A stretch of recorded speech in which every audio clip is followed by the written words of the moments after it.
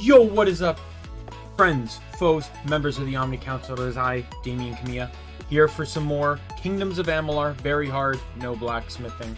Let's go. I don't really know where the progress is going to be today. Simply just because... Oh, there's a small update for Kingdoms of Amalur. Interesting. Don't worry, it's like 50 megabytes. It's fine. It's a patch for Fatesworn. Oh, I wonder if they fixed the quest at the beginning. So there was a quest right at the beginning that basically almost required you to persuade someone, and if you failed the persuasion, they would turn aggressive, run, and then you'd never be able to talk to them again.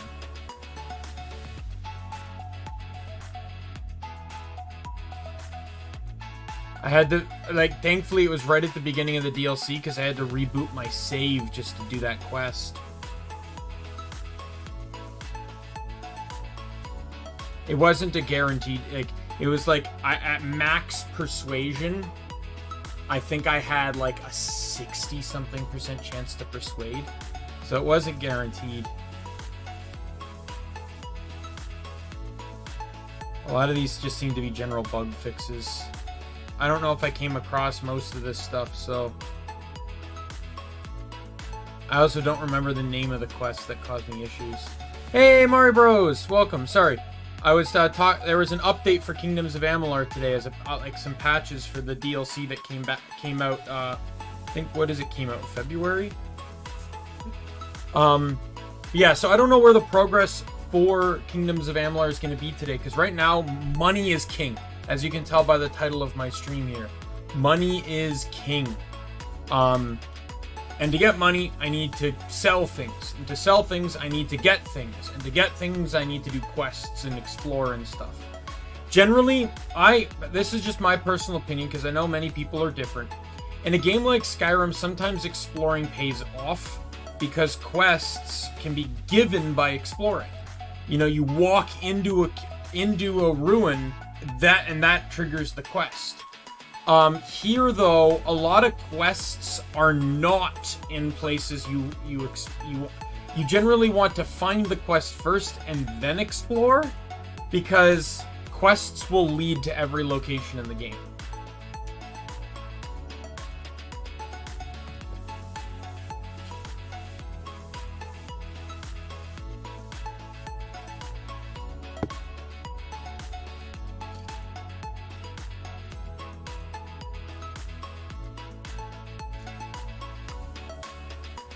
Mario Bros, how have you been today? How's your Digimon going?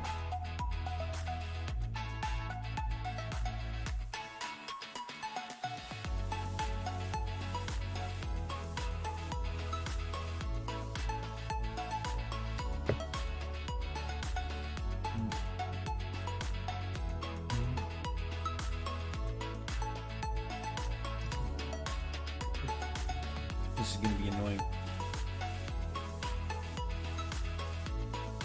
Because I need to get 2 Karns that are literally surrounded and protected by enemies. Oh, no, just 1. Okay, never mind. I think. This is war stuff.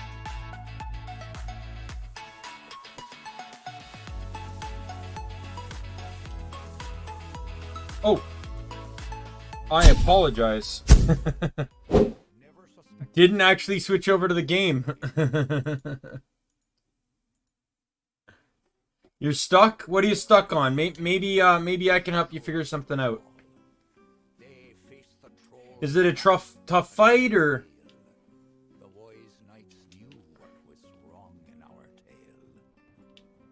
Oh no.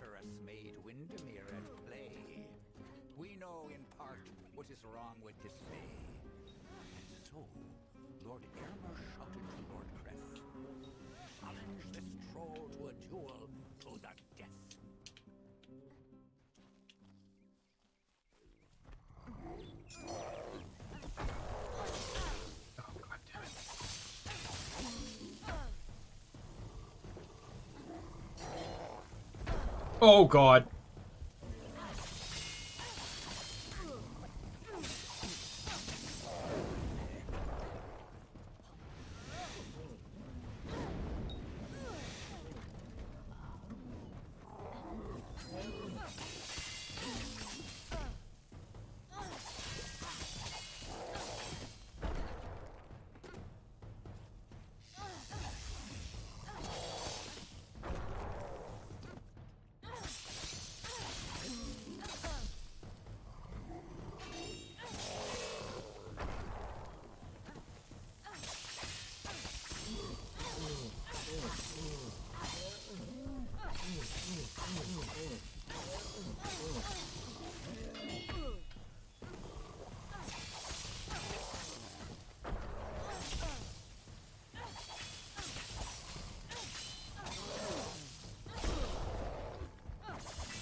Thank God for the poison.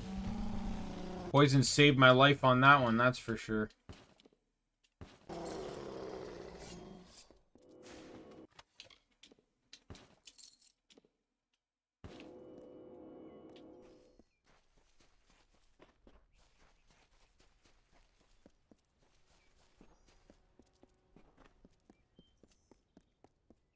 How much money do I have now? Okay. Actually, I have a lot more money than I thought. Okay. Well, one thing I can do in regards to my money situation, I need to get this, my next level up, I'm putting it into Sagecraft. Because I only bought one trainer. Then I'm going to buy the other trainer, buy the next trainer, maybe seek the skill book. I'll do the same with Persuasion. Get those out of the way, just so Persuasion can help me a little bit further down the line. And then say, if I want to get Sagecraft up to at least tier 5 here. Because then I can create the best quality gems that I can use for... Because then there's some gear I can buy that has like 3 slots in it. It's nice to finally gaze upon the new Sagril. I am Sir Airmer. This is my companion, Sir Creth. Welcome to Thunder Caverns. If you come in search of the Maid of Windermere, I must disappoint you. She's nowhere to be found.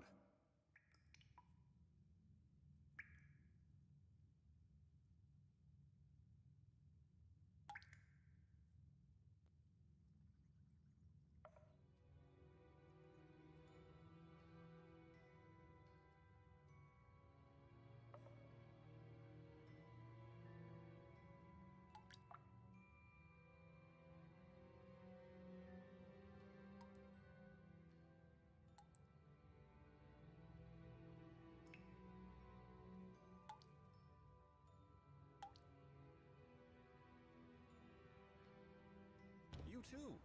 Well, I managed to find one, but there are plenty more. The maid had them. She was here one moment, but gone the next, as is her way. She did leave behind her old ally, Nyx the Troll, to give her trouble and slow up. So, the best advice I can ever give you is there's 2 people to talk to. Whenever you're lost or confused as to what to do, you either talk to Kyoko. Kyoko will generally always give you hints, and if Kyoko's hints aren't good enough, you can always ask Mume in the Digilab. Either one of the 2 of them generally gives you the hints on where you need to go next. There are 3 different knights you need to find. And Kyoko will tell you where all 3 of them are. Because I remember that, because I got lost a lot during that quest line too.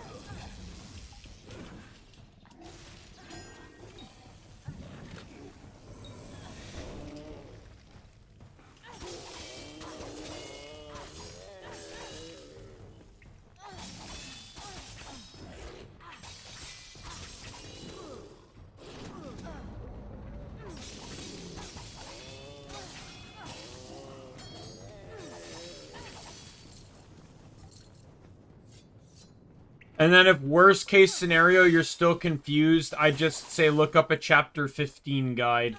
I think I also had to do that as well. I got a little bit confused too. It's kind of one of my minor pet peeves in games where the game, it doesn't feel like the game gives you a whole lot of direction as to what and where you're supposed to do, where you're supposed to go. I had that issue with some of the earlier Ys games, like without quest icons on the map to tell me where I'm supposed to go. I got confused to hell.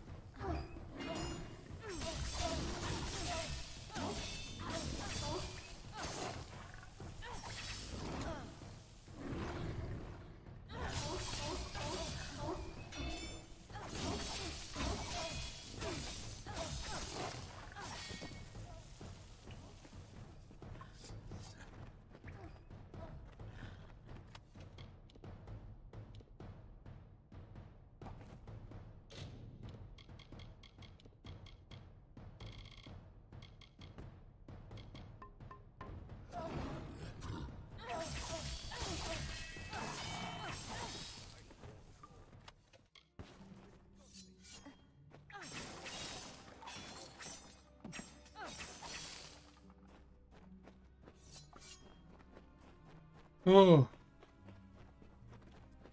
Yeah, I don't really know what weapon, like, my plan for weapons isn't necessarily set in stone. It's really whatever I find. But there are some nice,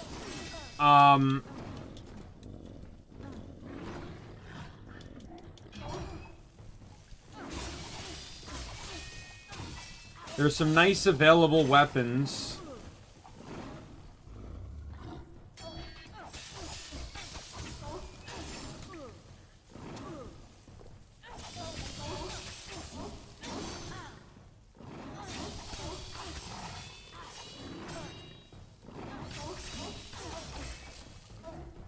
There's some nice available weapons at the Rathier shop that all have access to 3 gem slots. And what I can do is I can slot them. So there's no damage gems. My best bet is I can run mana and health regen, which could help me, maintain more mana and health. Or I could run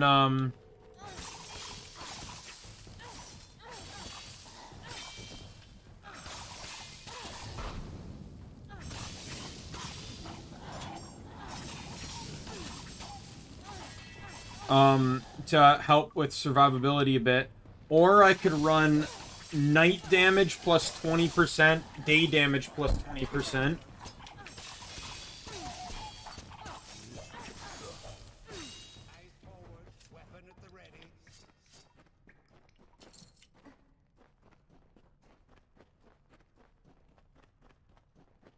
We'll have to see.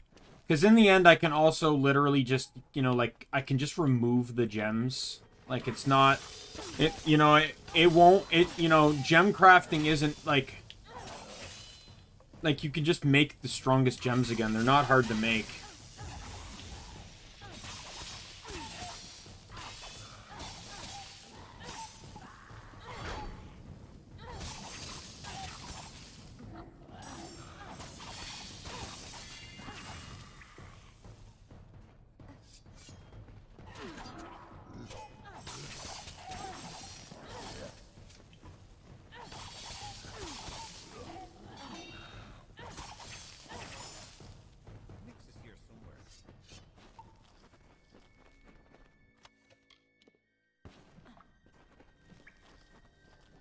Yeah, I don't know how helpful these guys are going to be against Nyx, because they've already died twice.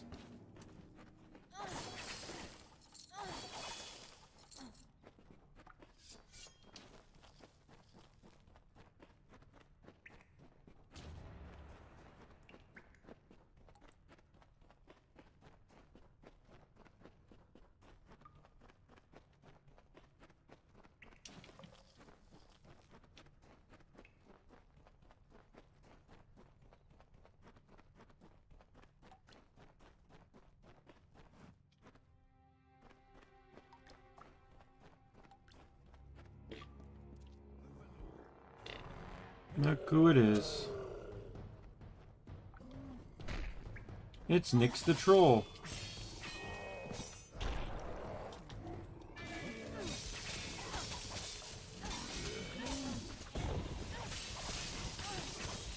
And guess what? He's dead.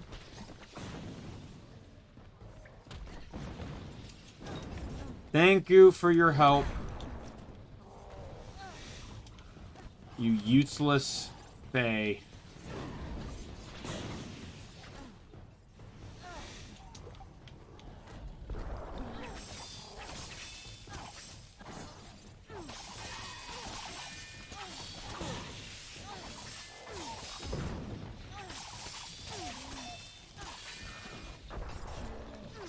And he's back up again.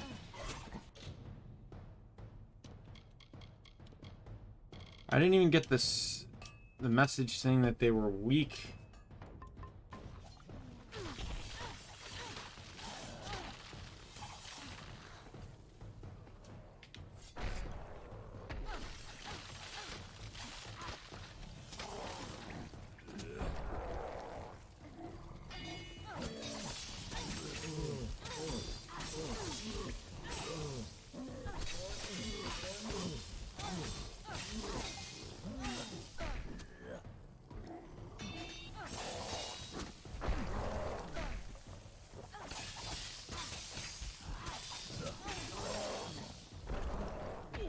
I do know that I want to run bladed weapons, though.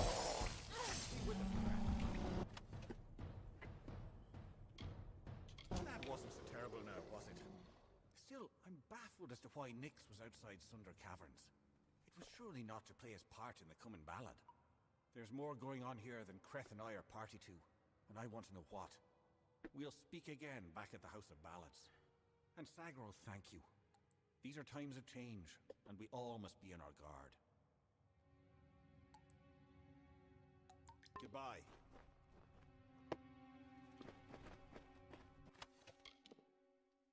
I really like this quest line because in some ways it shows you how it's a very, so with the Fae being very mysterious beings to the mortal races, it really is nice to have a quest line dedicated to the Fae and how, you know, like, and how they, like, the Fae literally live in a cycle. When they die, they're reborn, and they live basically the same life. It is a rinse and repeat. So it's nice to see, like, in the face of change, you literally see how the Fae respond, right?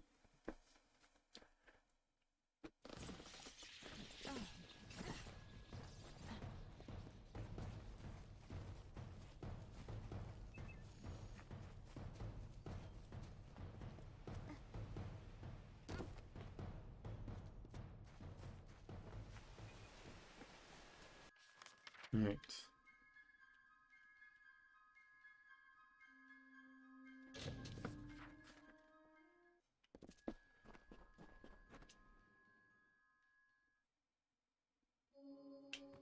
Excellent. But you've returned without the most important cairn of all. Troubling. But this is a challenge for later. For now, you must break this cursed spell. As you've no doubt noticed, those cairns are warded and will not reveal their secrets. They will, however, last an eternity. Perhaps even longer. How do you use them? Cairns are like lore stones, but special. They're enchanted, and the only way to unlock their contents is to use the Echo Stone. The one in the next room is one of Hallam's early attempts, but it should work. Go listen to Two Knights and a Troll. Find the words that will free me from this prison. See you soon.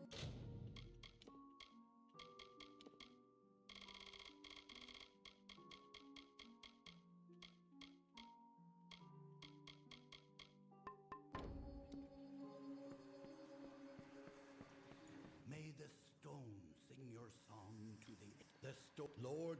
Here is the tale of how they that I shall grant your wish. Just gonna speed through this. Heart, what is that? Then the troll and but again. Did you discover the words to the counterspell? That's it, that's it. I will sing of you, my friend. Hear me, and forget a word. What Hallam feared is coming to pass. Somehow, using a new and twisted magic, the Maid of Windermere hopes to alter the telling. At this moment, she possesses the single most important song in our canon, the hero and the maid. If its story changes, we are all at risk. You must warn the House of Ballads. Time is running out for all of us.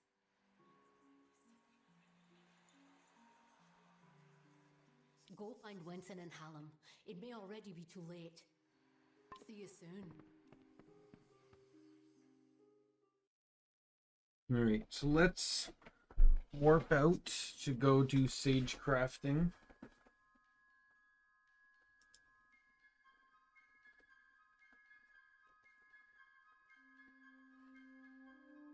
It is in Yisa.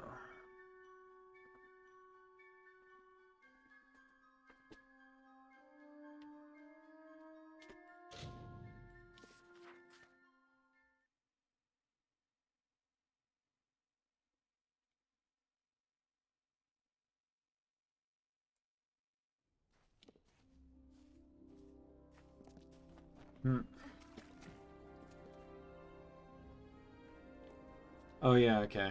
I know where it is. Meow.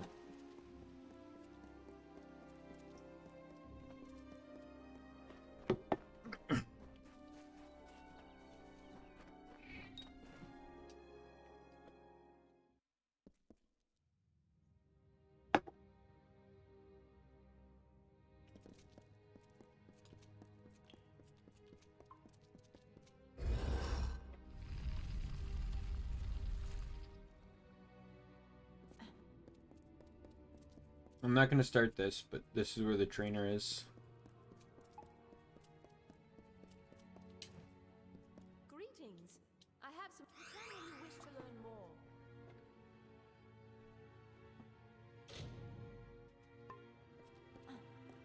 Alright, so now I just need to level up. Well, not necessarily. I've gotten both trainers, so if I get the skill book. Oh, that's easy. It's like the easiest skill book to get.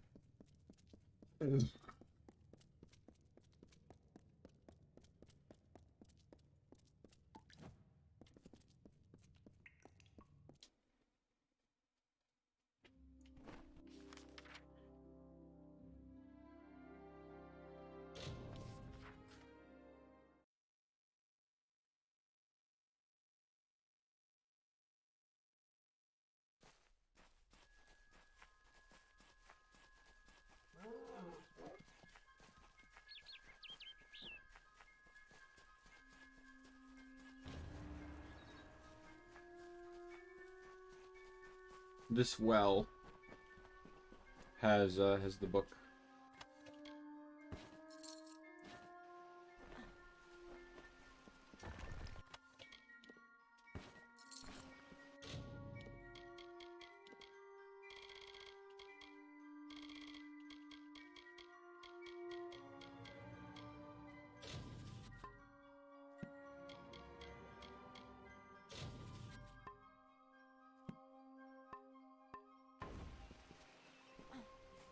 And with that done, I can now do the next tier of Sagecraft training.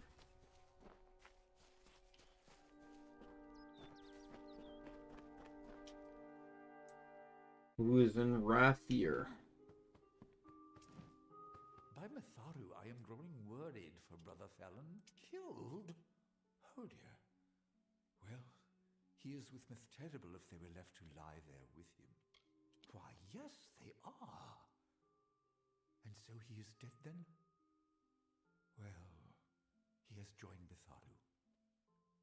You should know we have a tradition.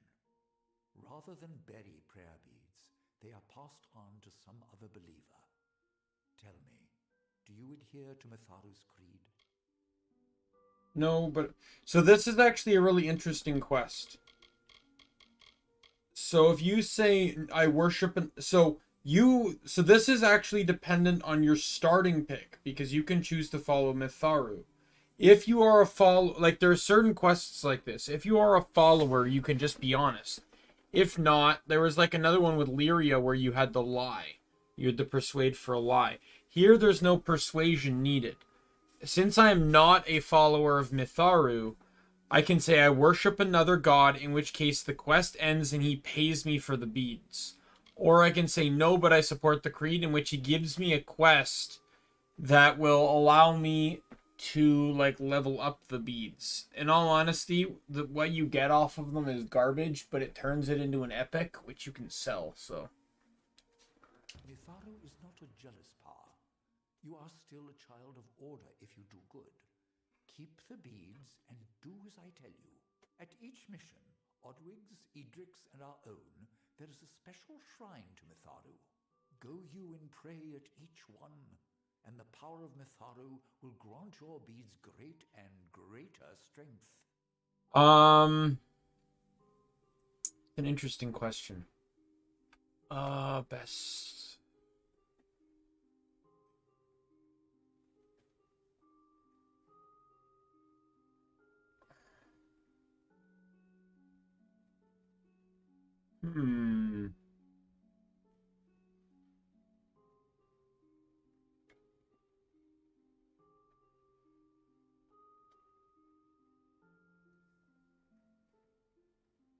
I would probably say Takuya, because he had that whole moment where he had the option to go home, took it, and was turned into Flamemon, and then had to realize his like.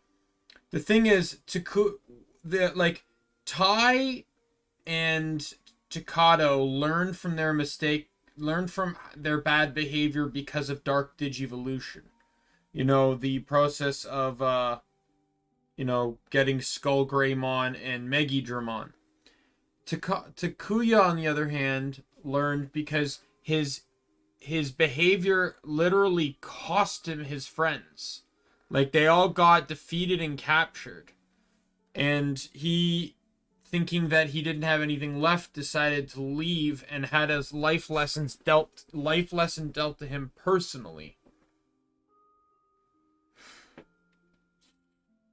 In which case he ended up better off for it. It's argued that he's the closest with his spirit than any other Digidestined in that season.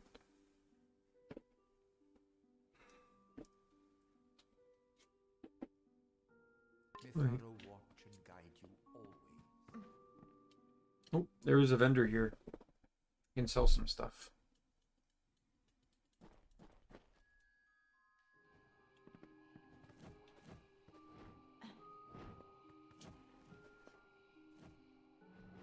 What brings you to our humble mission? You have heard of our remarkable shards. A follower of the great order of the world. Here's Persuader. You are, of course, welcome to our humble mission, and all of Mitharu's homes.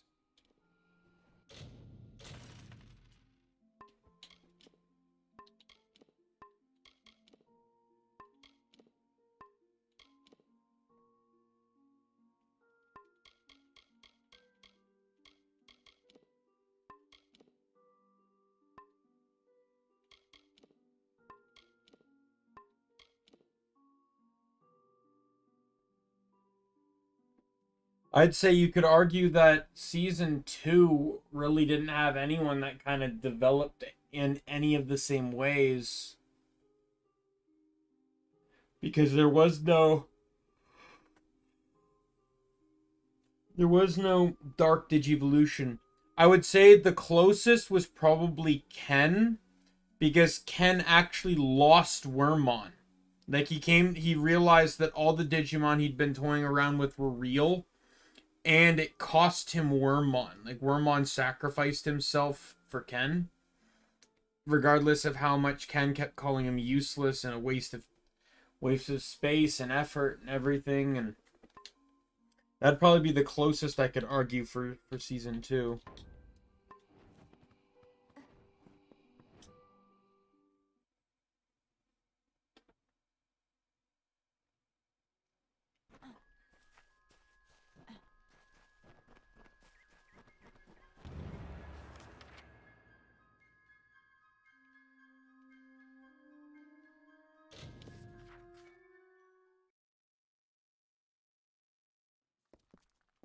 I don't think it would be Imperial Dramon. Because the only, like... So here's my opinion. The idea would be, potentially, that it would be exclusively Davis in an attempt to get V...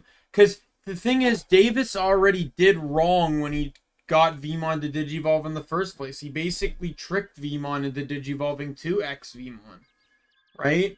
So there's the potentiality that, you know, Davis could have forced Vmon to Dark Digivolve in his incessant need to have it Digivolve. But the other idea is through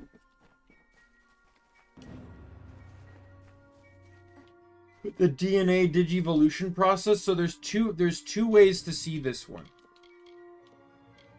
That's what it is. 15% damage against Niskar. It was kind of useless. So the first one is that it's Imperial Dramon. Because there actually is a corrupted form of that. It's called Dino Beamon. And they could have used that. And it's this idea that when... You could use the idea that when, you know, pushing for the DNA Digivolution...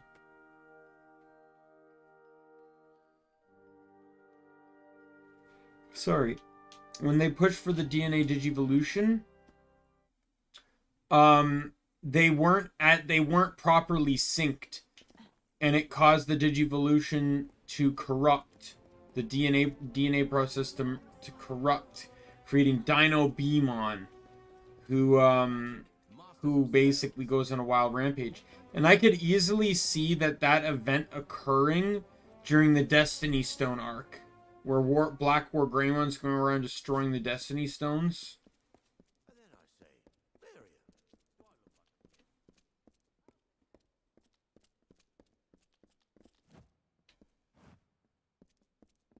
Good day, my lady.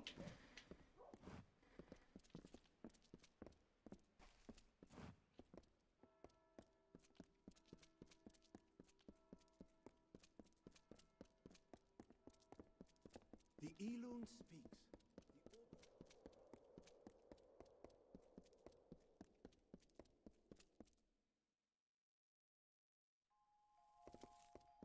But I don't think there'd be an evil Imperial Dramon. All the evil I can't even say that, because technically Mega Dramon was Mega. I don't know. I don't think it would be Imperial Dramon, especially with Dino Beamon already existing. Hello.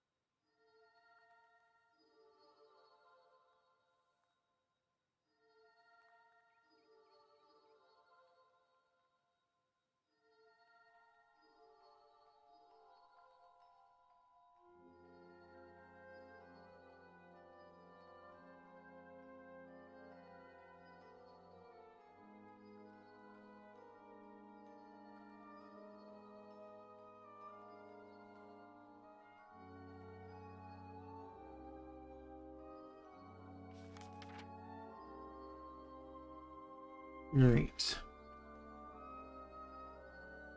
Oh yeah, I guess there is. I don't know. I could see it. I could see the process too, where the like while DNA Digivolved, Davis and Ken desync in terms of the Digivolution, causing Pyldramon to Digivolve to Black Imperial Dramon. But I don't know. I think Dino Beamon would be a better choice.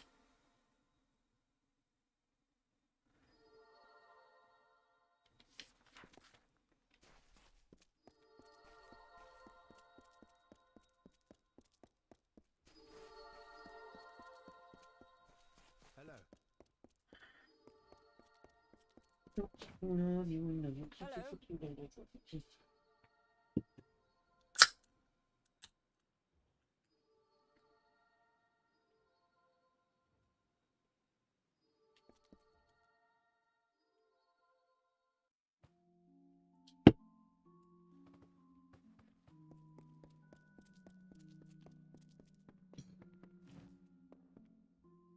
I've been providing. Alright, so there's 2 utility slots. That's the best staff in the game, if I recall. Or, yeah, best staff. Though it is fire damage, so you don't really get to pick on that one.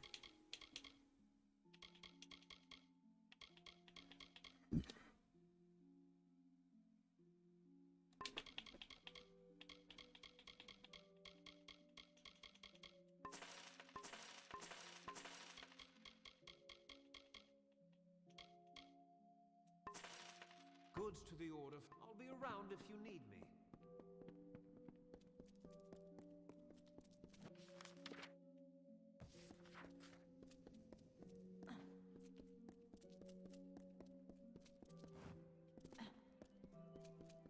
I'm sorry, but the symposium on the...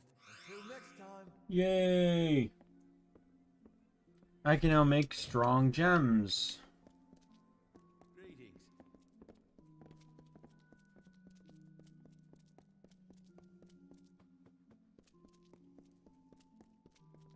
Greetings.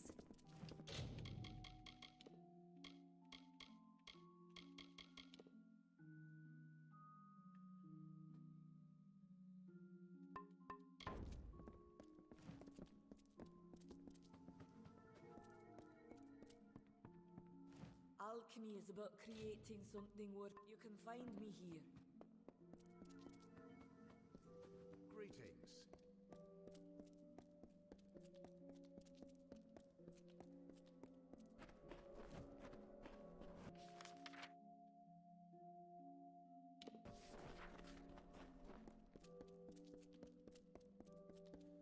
Greetings.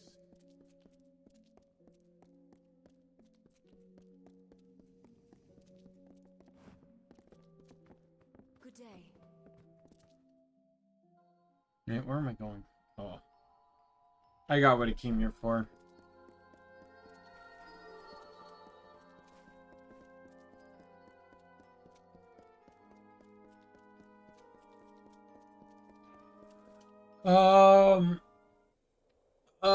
To be honest, I'm gonna go tried and true with the original one, but I like the forms they take when they ultimate digivolve. So when they change colors, I like those forms.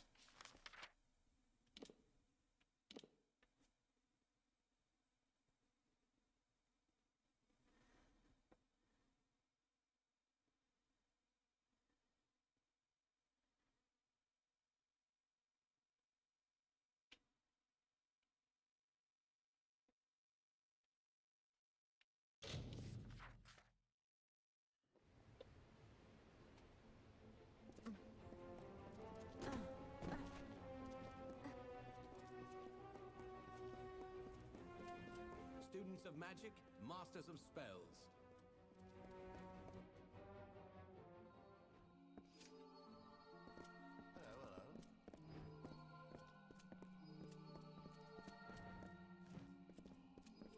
For common goods, come to me. Gems and shards may vary.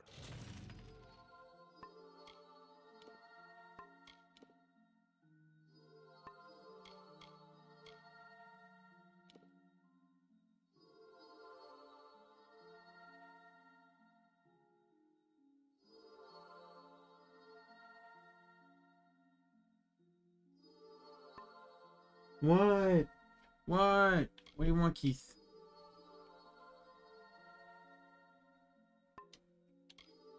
Mm.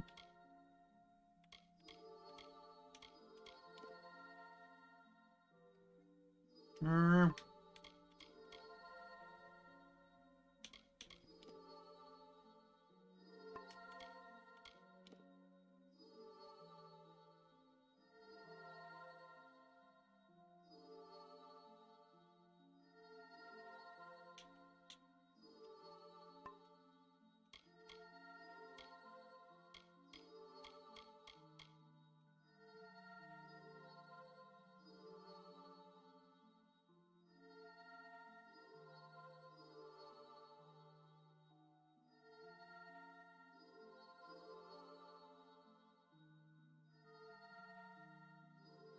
Alright.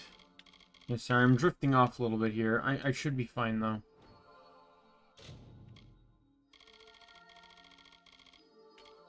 I cracked open a rock star here.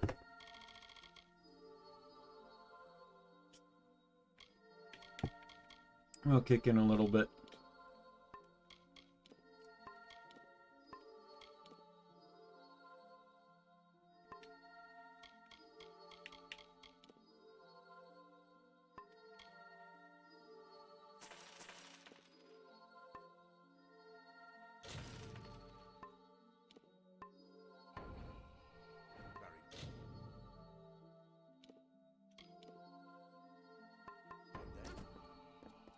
Merlin. Merlin. Oh no, you're Keith. What do you want, Keith?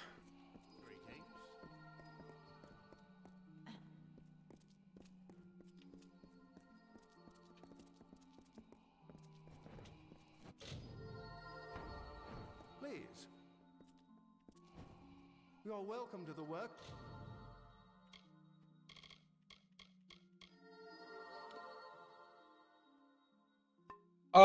Probably yes, but it just depends when a slot opens up for it.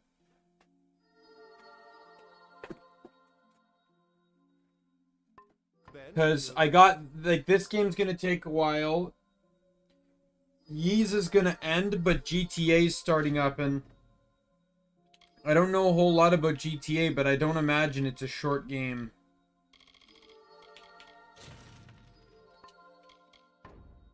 Goodbye.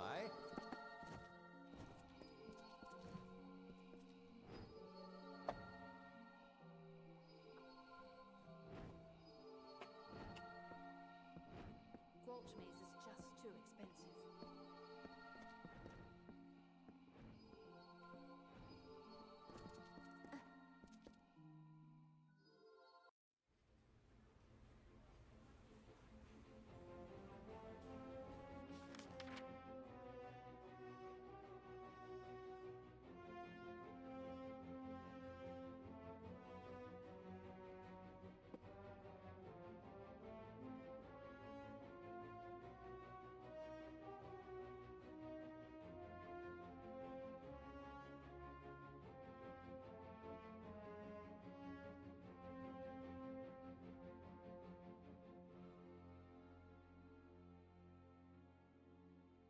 Oh no, it could probably be afterwards. I don't know, cause like I still want to do Hacker's Memory too, but not after how long Cyber Sleuth took.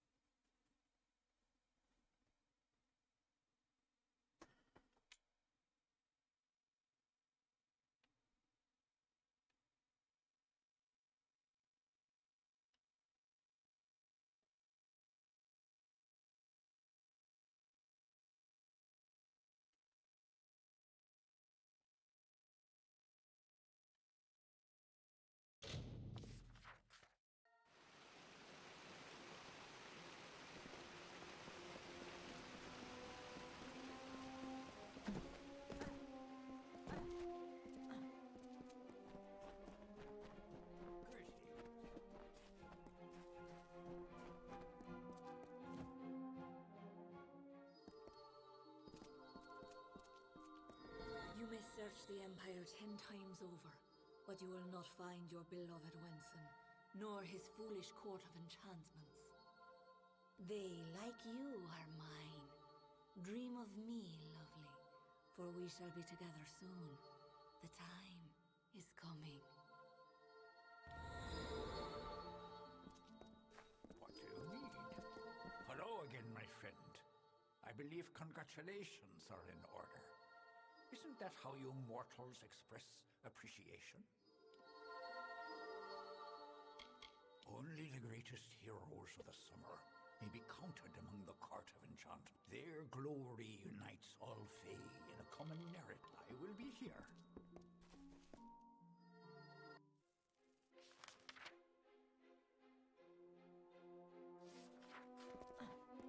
Good. You are well. The same cannot be said of the king, nor of the court of enchantments. In my absence, the maid has taken them all. Tenwa says that the greatest of ballads, the hero and the maid, was not recovered. This song above all the others must be found. You have acted as our agent thus far, Sagril. Do you continue to stand by us? With all our heroes gone, you may very well be our last light in the darkness.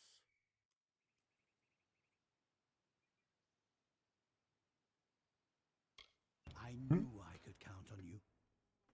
In the face of uncertainty, your loyalty has proven steadfast. It is no use for us to combat the Maid of Windermere when we do not understand her new magic. There is only one man I know who might shed light on our... It's a tie between Omnimon and Susanowamon. He is a monk and an alchemist, and a trusted friend.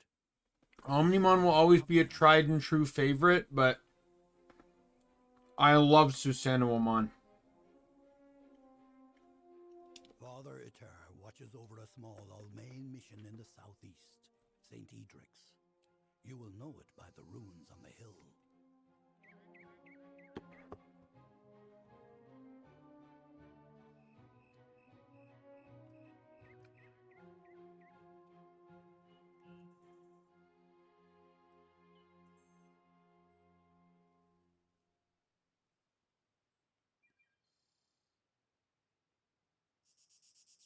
Go. Find Eter. I am at your service, Sagril.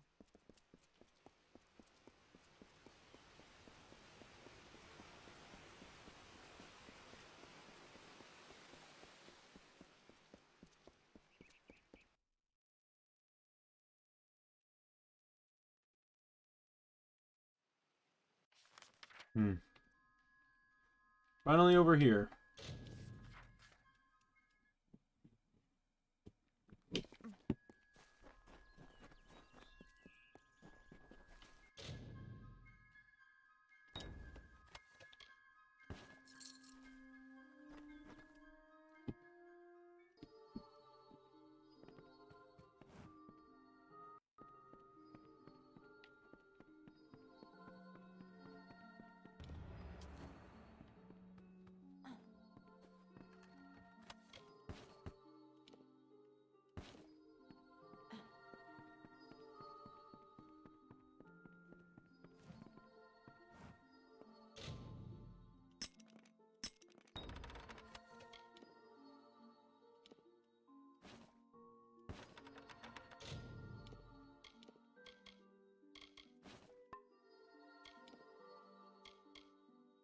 Gotta read that book.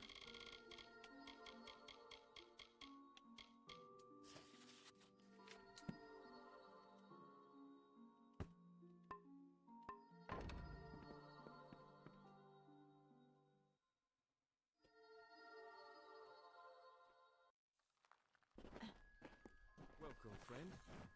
Welcome to St. Edric's. You're here to meet with Father Eter, yes? The father's always played. His quarters are on the second floor of the mission bunkhouse. Most of his days are spent inside working on his research. I don't understand a word of it. No, I knew that they were arguing, but I never imagined that it would lead to murder. It's enough to make a man question his faith.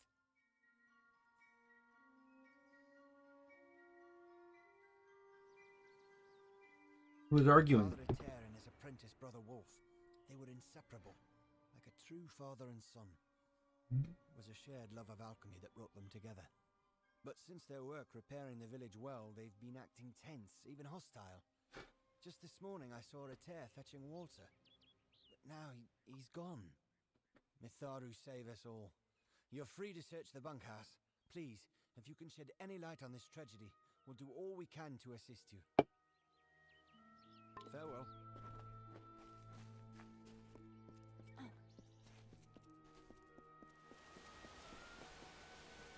Since I already found the book, I can just jump straight into the well. All honesty, that was so many years ago. Probably watched Pokemon first, but they were literally on the same hour-long block. Like, it was like 4 o'clock was Pokemon and 4:30 was Digimon. God. I need to suddenly feel like it got so much louder.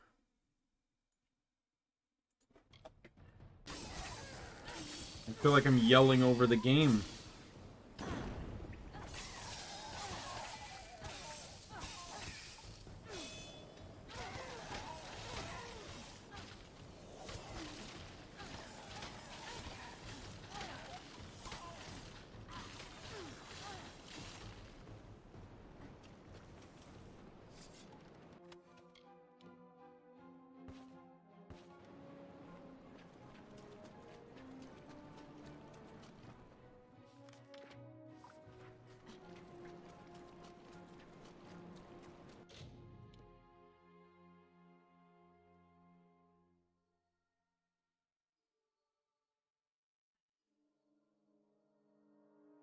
Let's see.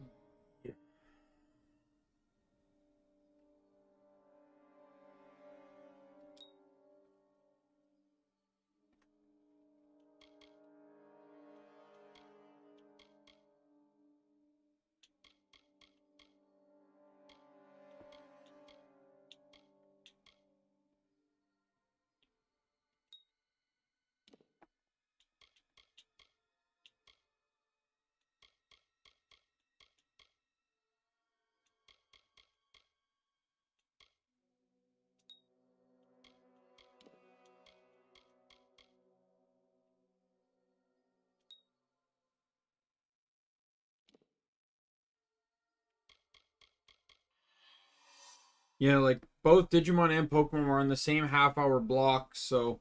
But it was first season of Pokemon, first season of Digimon. I remember them both. Though I remember season 1 of Digimon probably more than the first season of Pokemon.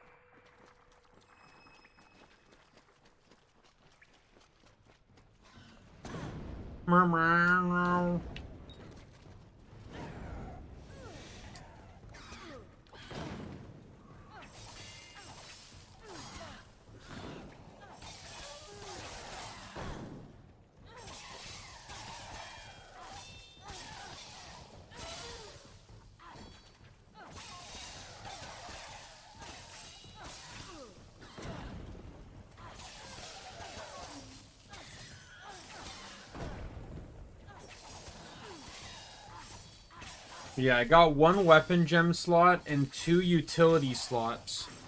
So I need to decide what's generally more important. Right, like I can run some damage buffs, but I am also considering running magic regen or MP regen so I can use MP more.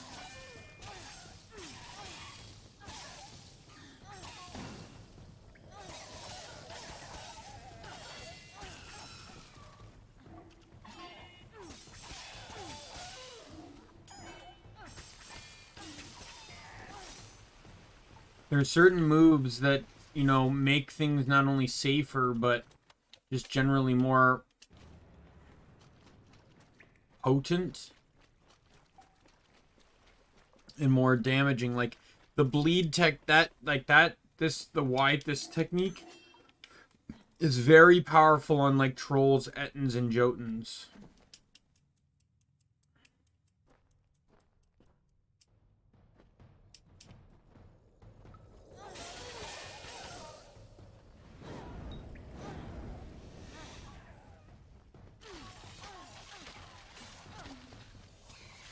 And especially if I'm going to run the damage reduction bubble and the poison, the venomed edge, I definitely want, you know, it definitely would not hurt to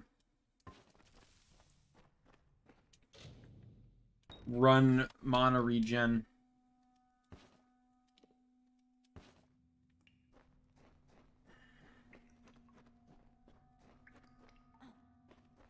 But I could also run like 2 mana regens and then run night and day gems.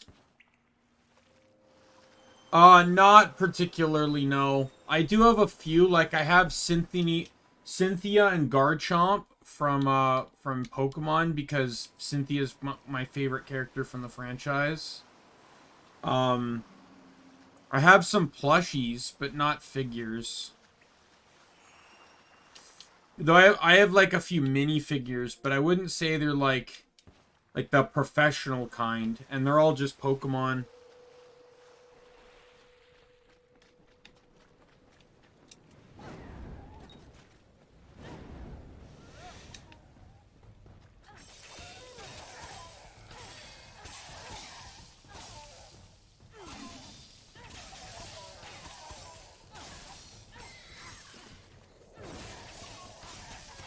I just I can't really necessarily say because I either bought them at a convention, I bought them on Amazon, or I bought them like at a local store, like not like a Walmart or something or an EB, like an actual local store.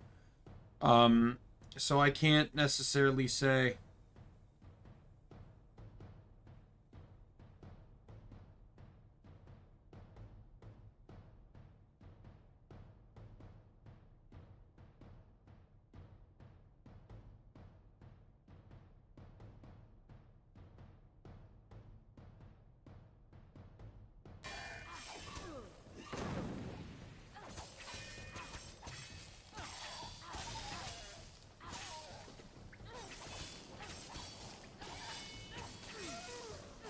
But I think I'm just gonna run full magic, and then like obviously the weapon gem I'll use to buff weapons. And the reason why I'm thinking of doing that is pretty much just because a lot of utility is going to come from the utilization of abilities. If my you know, especially in very hard, if my weapons get start to break down, I want to have the backup. If I feel like I'm threatened, I want to move to range.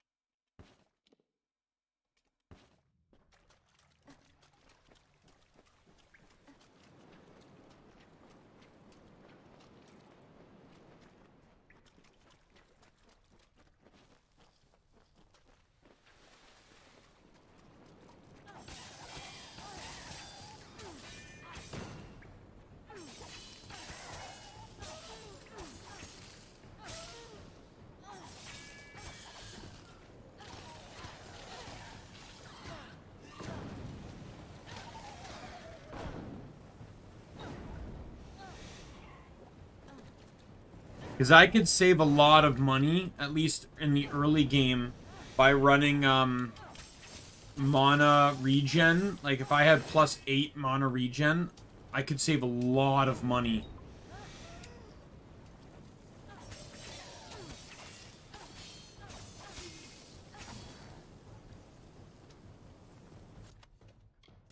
However, I will say that if I'm going to, if I'm going to do that, I want 3 weapons, because I want a weapon of each element. I don't care necessarily about poison or bleed, because I can easily get either of those as long as I'm not running.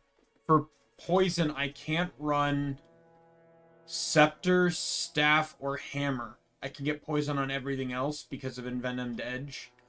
And then bleed I can get from the ability, so I'm not too worried. Oh, Guilmon plush? I don't know. Like, I'm not going to say it doesn't exist, especially since it was a main character. But the plush I've seen and gotten were mostly from Season 1. But that's because those are the more well-known Digimon. Like, so I actually have Gabumon and Agumon as, like, these little, like, they were the mystery collectible figures. I got them from a store near where I live. And then plush-wise, I have Patamon and Agumon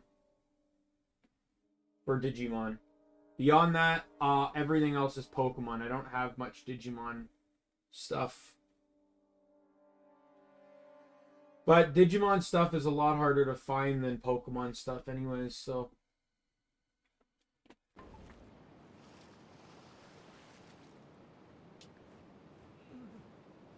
Stay back. I don't know who you are or how you found me, but you will not have the crystals. I had no choice. The strange woman was right. When she left, Father dropped the crystals back into the well. Your curse is broken. So this is the effect that Dispel can have in certain conversations if it's high enough.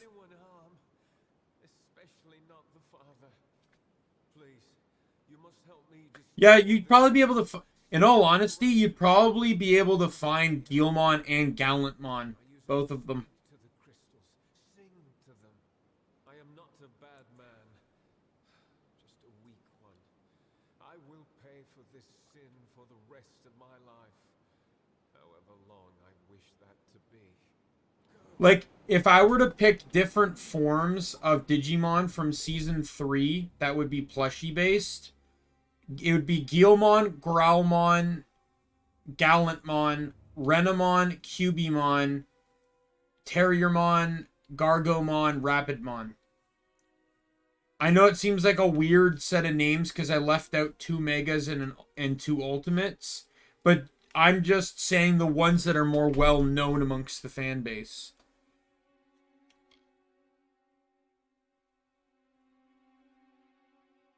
Well, if they announce that, then it probably exists somewhere.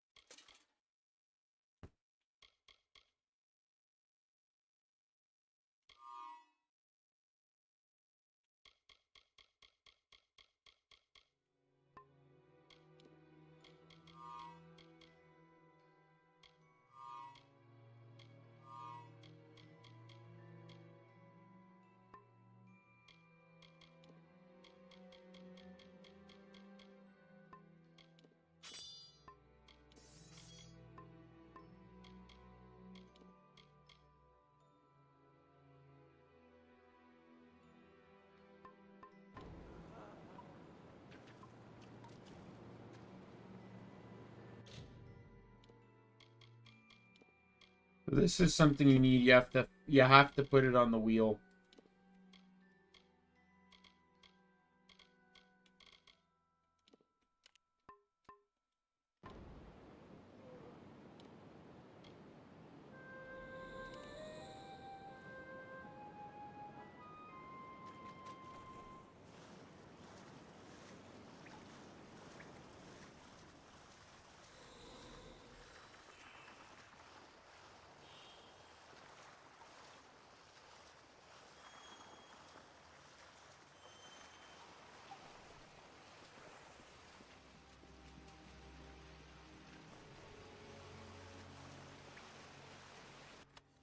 Yeah, I'm sure you could probably find a Guillemon plush somewhere. Some certain things, though, you have to look a little bit more, but I'm sure you could probably find it.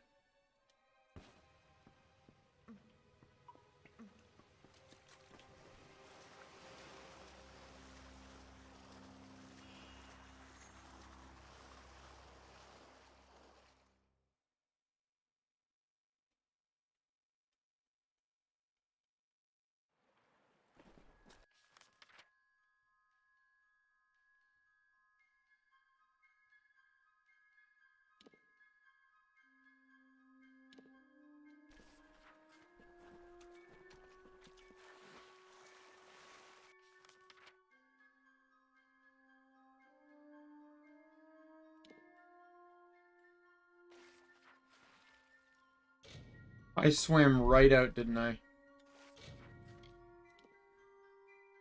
Yep.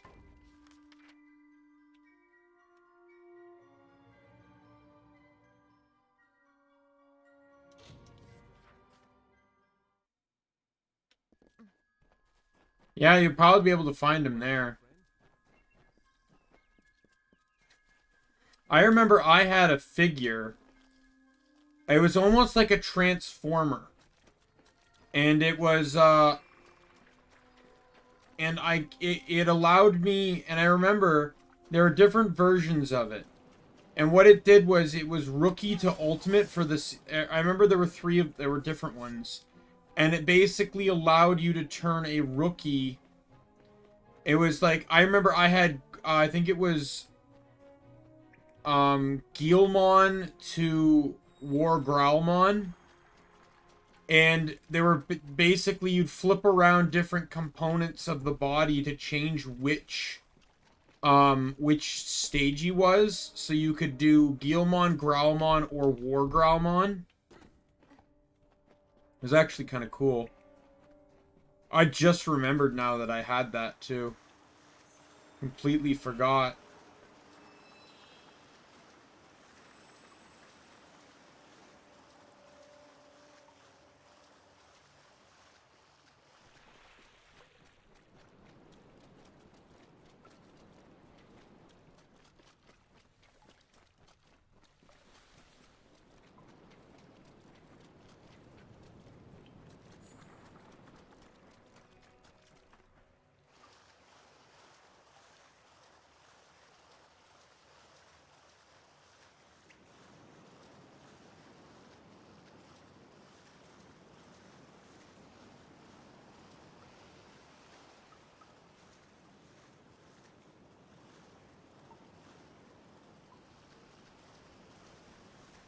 Yeah, I didn't continue my statement earlier, but yeah, in this game, for very specific situations, most of which are in this quest line for whatever reason, if your dispelling is high enough, you can actually just remove, like, brainwashing effects on certain characters.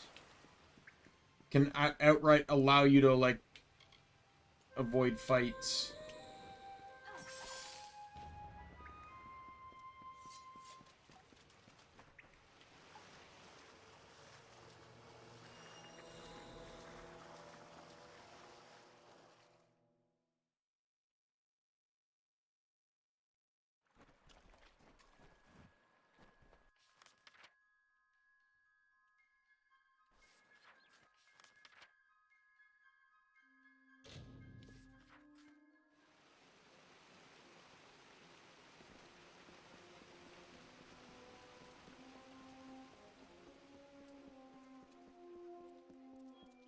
Yeah, it was. I remember it was a really old toy. I vaguely remember it, anyway. I swear I had something like it.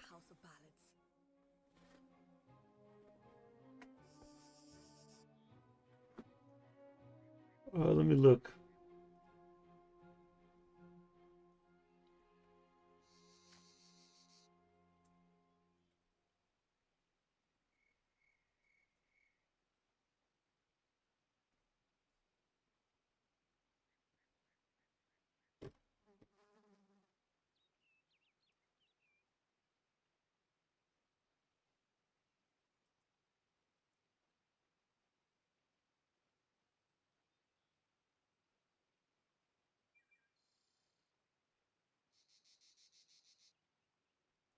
Yeah, you can if you yeah, it was War Growlmon. It was Growlmon to War Growlmon is what it was. You could, if you just search Growlmon War Growlmon transform toy, you'll see it. That's literally the toy I had.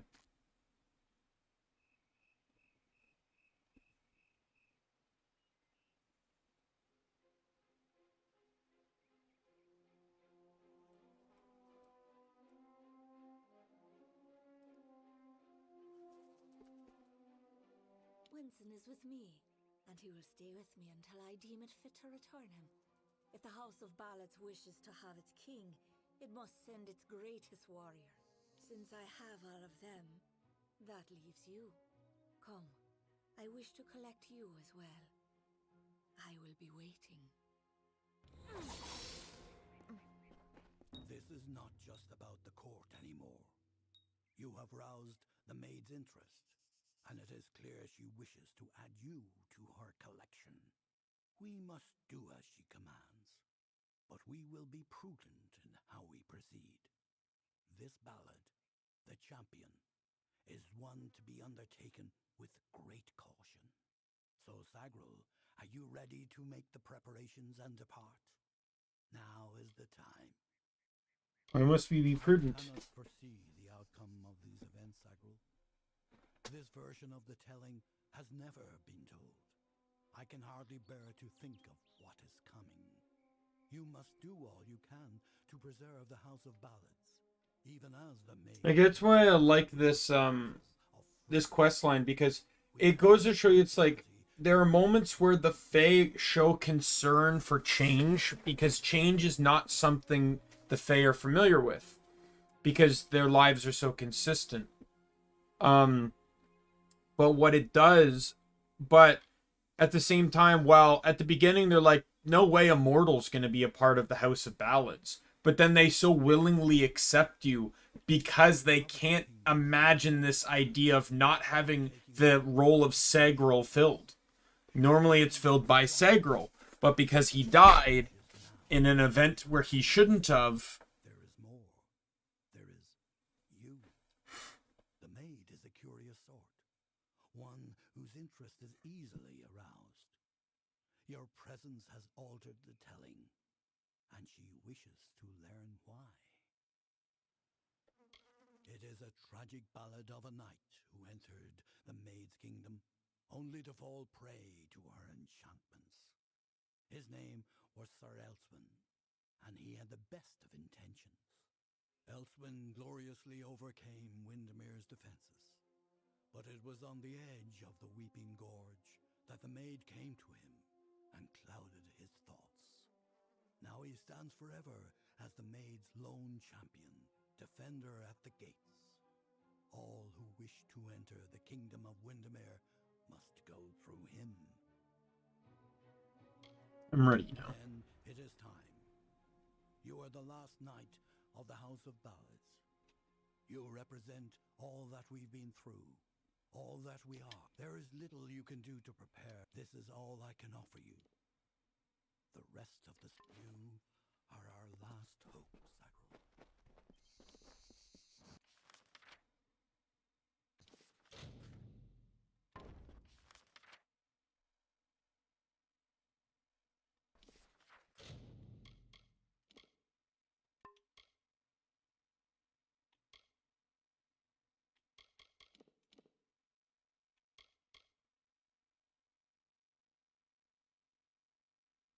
So I can get one more point into Mercantile, and then the last point will have to come from the Mercantile trainer.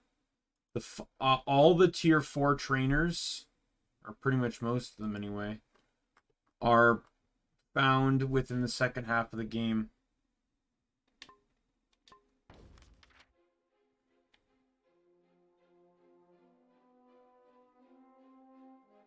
Yeah, it says Clericon, which is this region right here.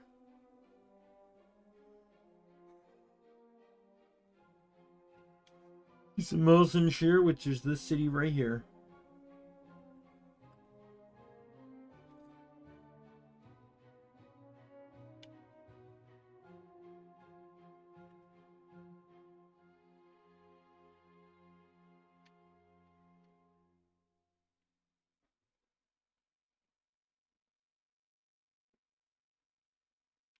Alright.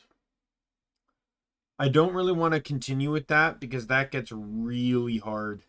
The final boss fight can be brutal.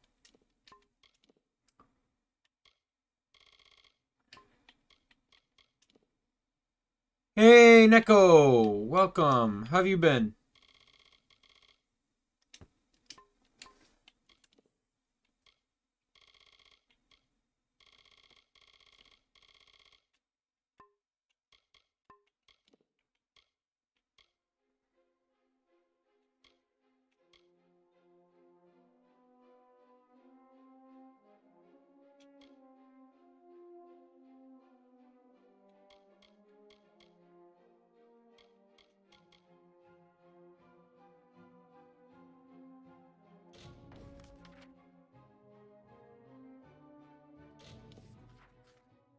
Wait, I already did that. Never mind. I had an idea of what I was going to do next, and I just realized that I already did it. So,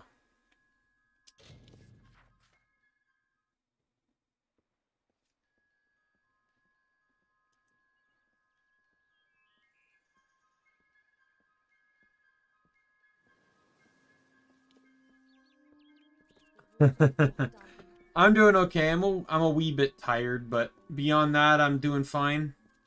I'm just trying to get enough money in the game to buy a couple things that'll help me push the game a bit faster. It will last for a while yet, at any rate. If you have a need for healing, do come back. On with you. Get.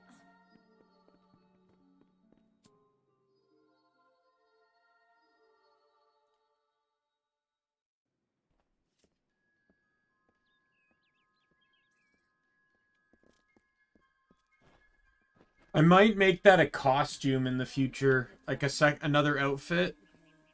I might actually full on make a Joker outfit. The thing is, though, I want to be careful about it. Like this is just a personal thing to me, but I personally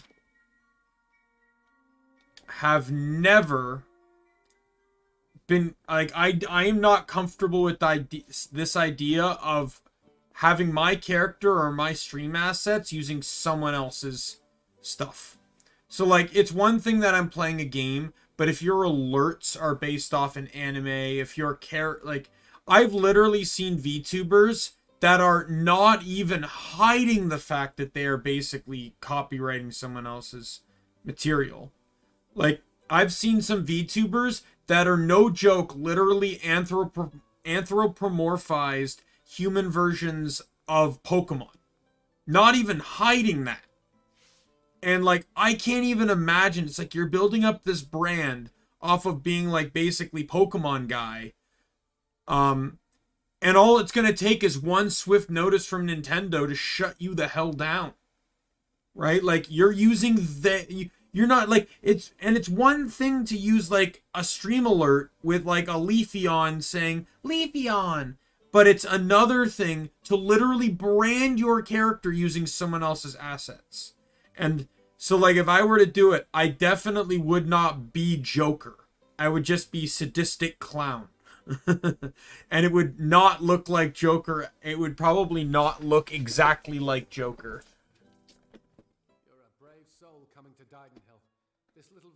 Faring pretty badly, and I would know. I was in the war.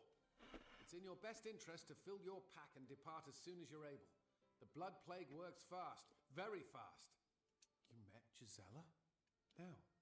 I said she cannot know that I survived. I cannot subject her to the nightmare. I don't know.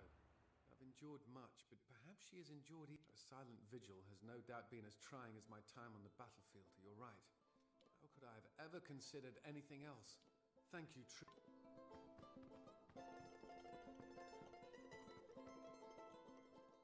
Like, I can't imagine you're building up a fan base, 1, 2, 3,000 followers. Everything's looking good.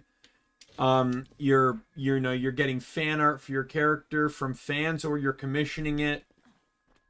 You're working on projects. You're doing this. You're doing that.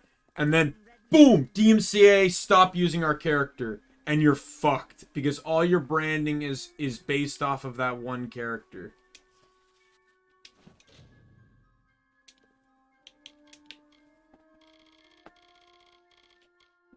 Like, if you want to do it, all power to you. I don't care. But like, I couldn't do it because I'd be way too yeah. I just could not I'd fear the idea of getting hit by that, because, and the thing is, it's like, it all depends too. There are some companies that literally don't give a crap. I could make my character based off of Kingdoms of Amalur, and I don't think anyone would care. If anything, THQ might, you know, if I got big enough, THQ might even use it for branding. But like, you know, like a mini like sponsorship type deal or something. But like, we're talking about Nintendo, we're talking about Japanese companies, we're talking about anime companies. You know, like, it's one thing to say like, oh, my character's a ninja like Naruto. You're just kind of utilizing elements of an anime you enjoy in your character. That's fine. But when you're completely ripping off and even using the direct trademarked name, you are risking a lot, especially with what you're investing.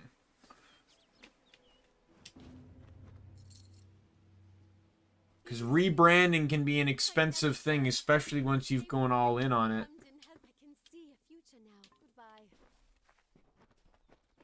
Like, there's a content creator, his name's Dr. Terawatt. Prior to being Dr. Terawatt, he used to be known as Dr. Holocaust. And obviously he rebranded. But you know, he still had all this previous merch that he had to get through.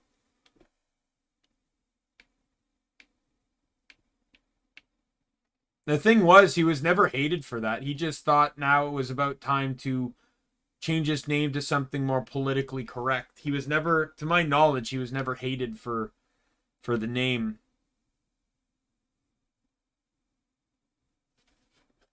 At least I think that's what his name was. Dr. Terawatt.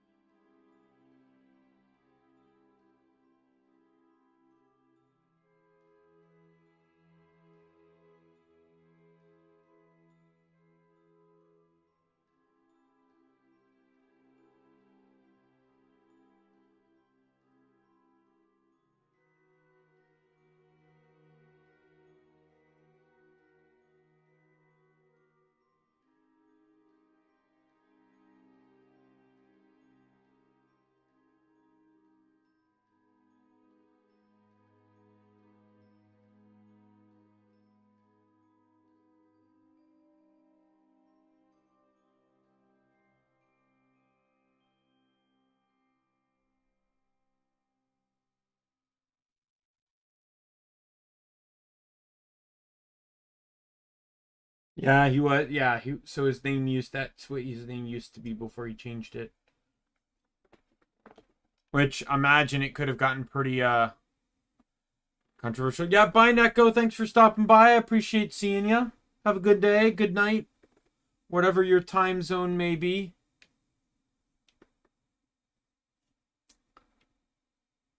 All right. Really just trying to figure out what to do.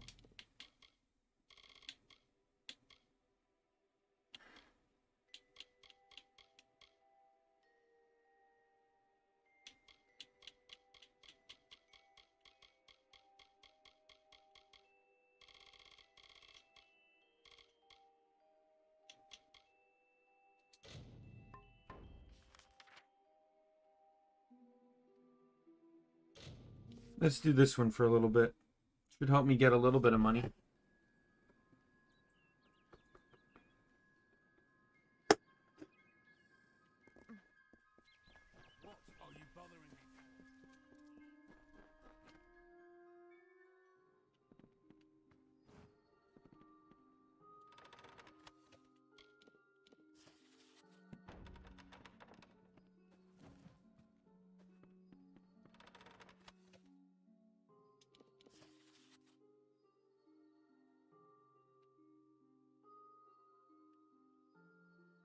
A is for arsenic, foul plant of the wood. B is for bridges that guard us all well.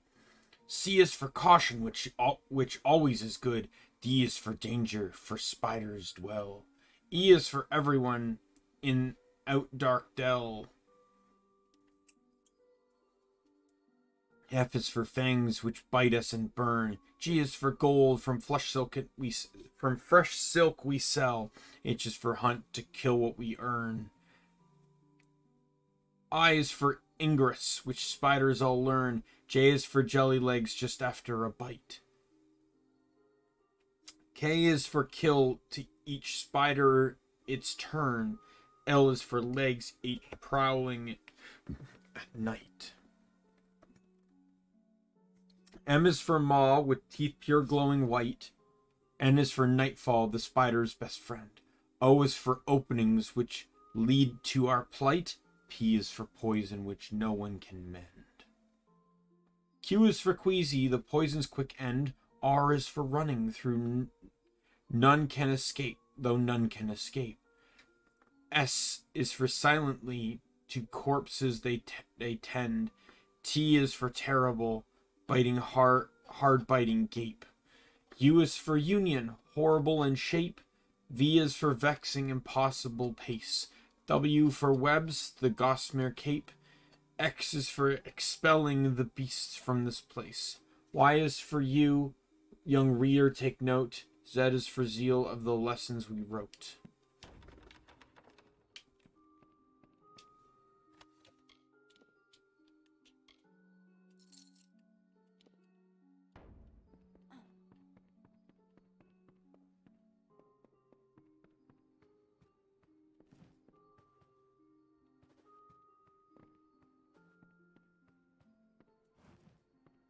Have you had any luck getting those poison glands?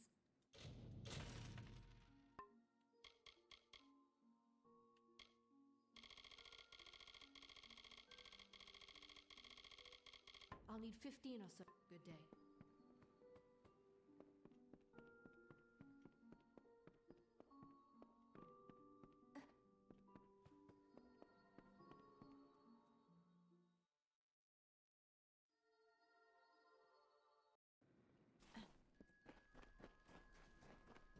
Hello again.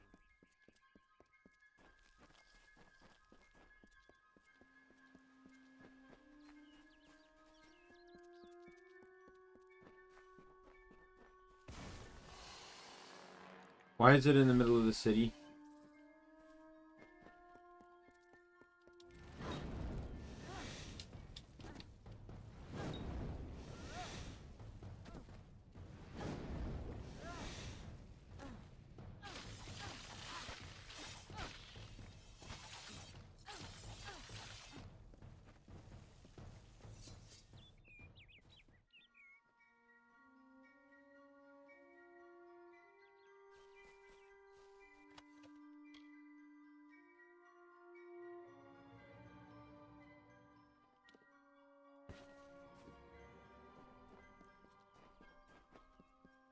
Alright, let's head to the next area.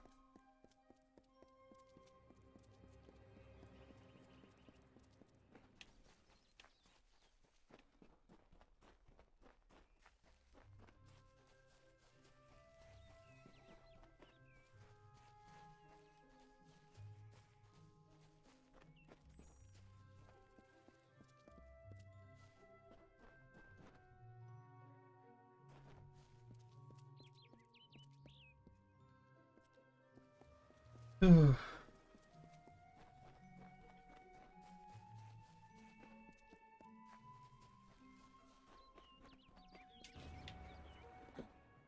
got a few more bones to find there. Or stone. Oh, they said, it is not good to have a darkened summer, so I made a night. Oh, they said, to Yolvin you should look, so I found Cathras. Oh, they said, you have no food, so I brought water. Oh, they said, you have no homes, so I grew trees. Oh, they said, you have no music, so I laughed.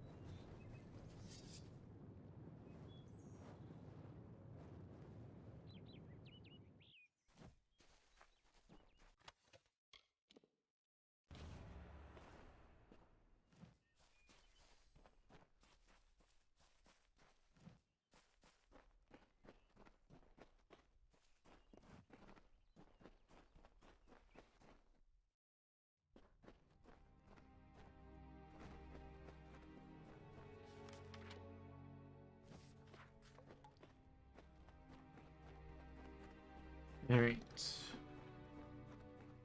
My eyes just really do not want to stay open. I already had a rock star.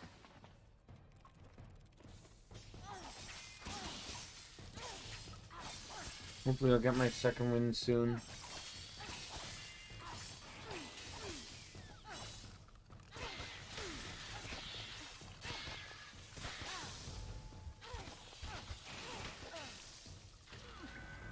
Oh, whoops.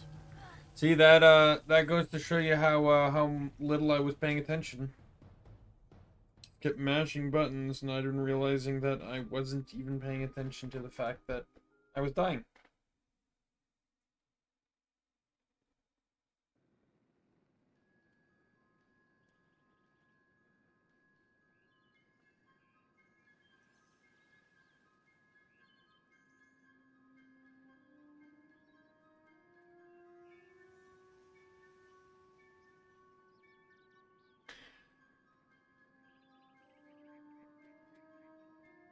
I got food in front of me. Let me just try and eat a small bit of this. See if that helps wake me up a little bit.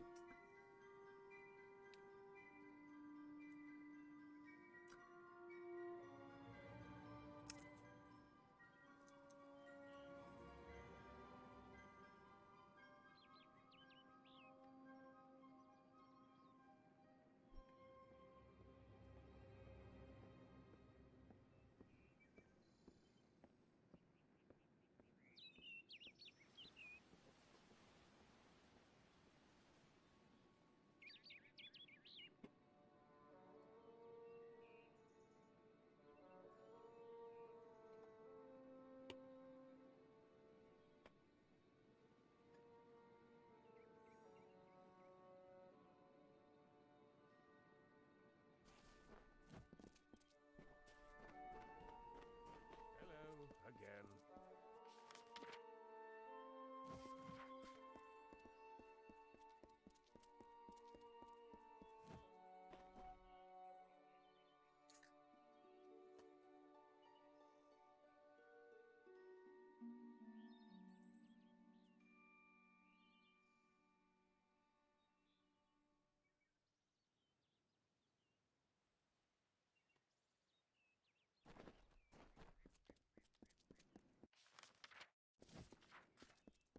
Part of me feels like I was sent further back than I actually was.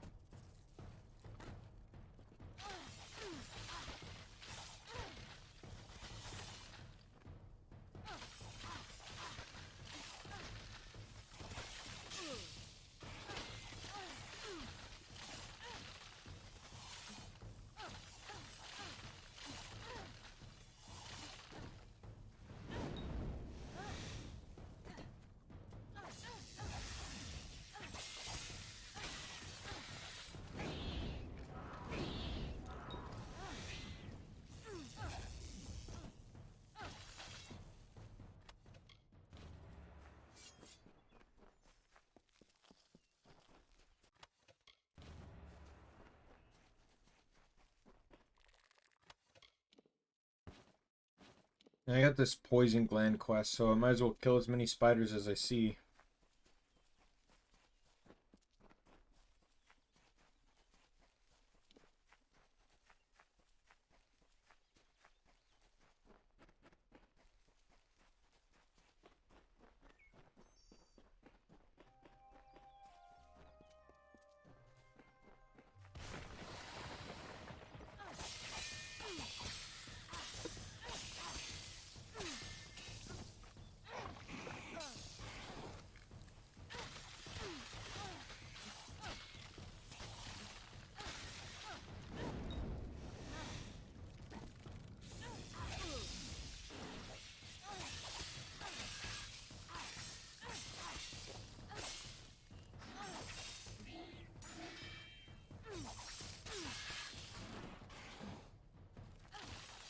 Combo-wise, I actually prefer Dagger over Feyblade. Thankfully, I can actually get a Dagger.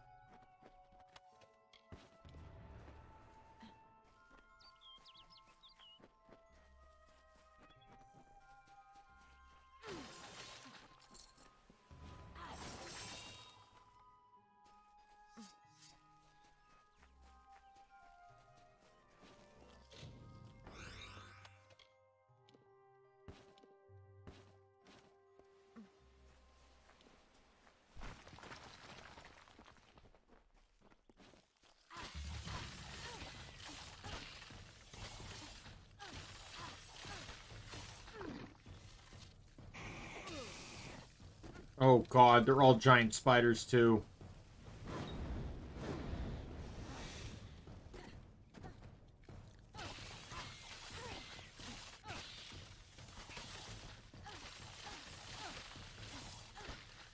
There is another achievement that's going to be a bit tricky to get, but you can get it with pretty much any Feyblade or Chakram. Super easy to get. Basically, you just have to hit an enemy like 4 times while it's already airborne. So you need a weapon that already has a move that can hit in the air and then combo. And both of those those weapons work well. Oh, they said, it is not good to have a darkened summer, so I made a night.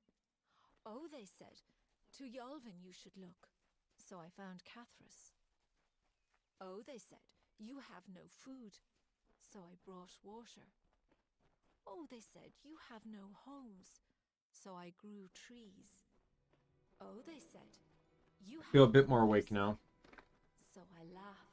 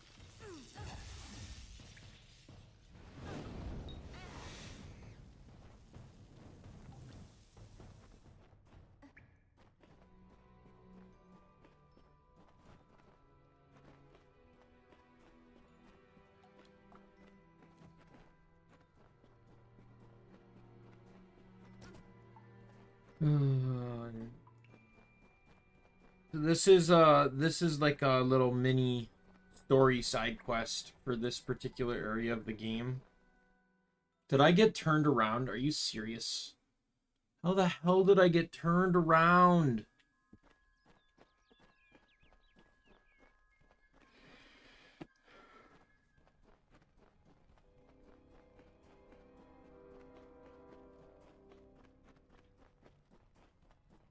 Like, I really don't want to... I really want to stream a lot more. I know I'm tired, but... Because I'm off tomorrow, so I actually had the potential of doing a pretty decent stream, and I really want to make some progress in this game. Because once I get to a certain point, there's not, like... With these equipment requirement reduction gear pieces that I have, I can really push...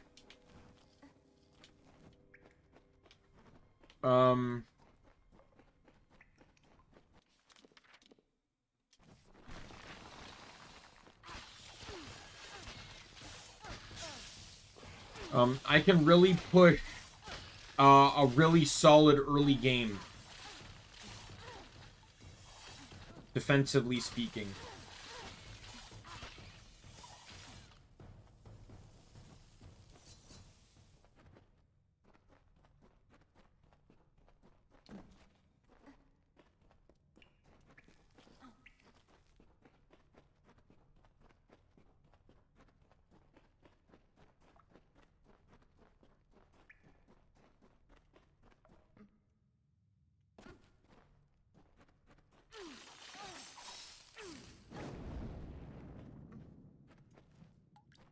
That's why having the magic spell is always useful. I've had it before where I come into a place like this and I don't have a fire weapon or anything, and I literally have to walk away. There's nothing I can do. I do know I want to get my armor, the set of armors that I want. And to do, like, there's an armor set that I really want to use for this particular build. However, the 6th piece is found like right at endgame. So I gotta decide when I'm comfortable enough to go and push story, and then just keep pushing story, and then run to get the gear piece, and then I can just finish up the game, and then I can come back. So basically, there's you need main, or where's the, there it is. You need to do main story to get to Melsenshire.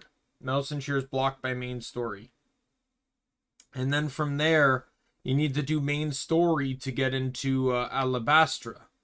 And it's like right near the end of Twilight Pass is where the final armor set piece is. So it's really awful, personally speaking.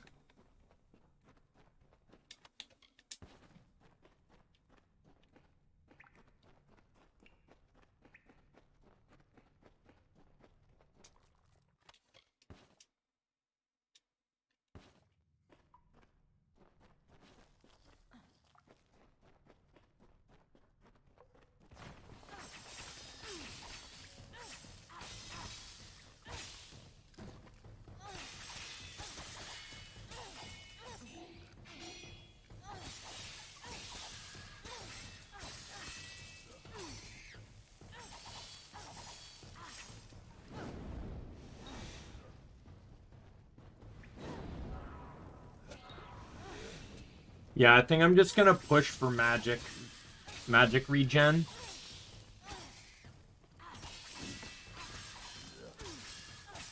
Me right now, utilizing magic seems to be far more important than just having a little bit of extra damage. Especially since magic, in some cases, can be stronger than any extra damage I could deal, so...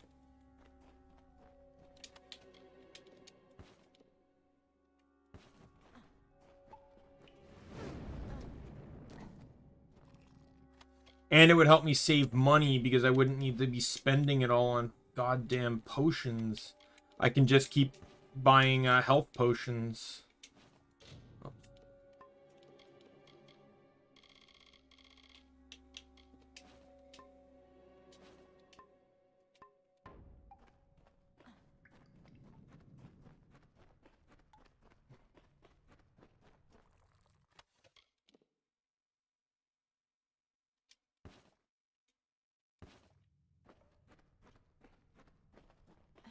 Stay back.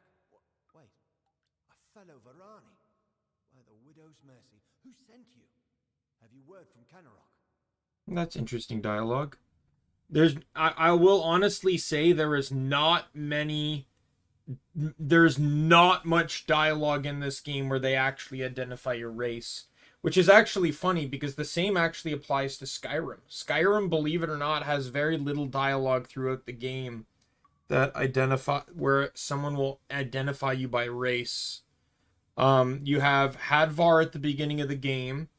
Then you have the chef when you're pretending to be the gourmet in the Dark Brotherhood line. And then there's apparently one more side quest later in the game. Yeah, and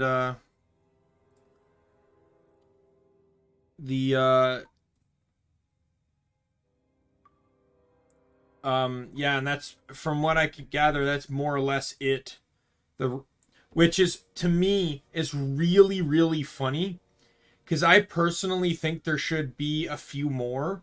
Most notably, I think the most important one should be if you choose to join Ulfric, if you choose to join the Stormcloaks, he should make a comment on your race. Like, if you're Nord, he comments on, joining the side of your brothers and your sisters, kind of thing.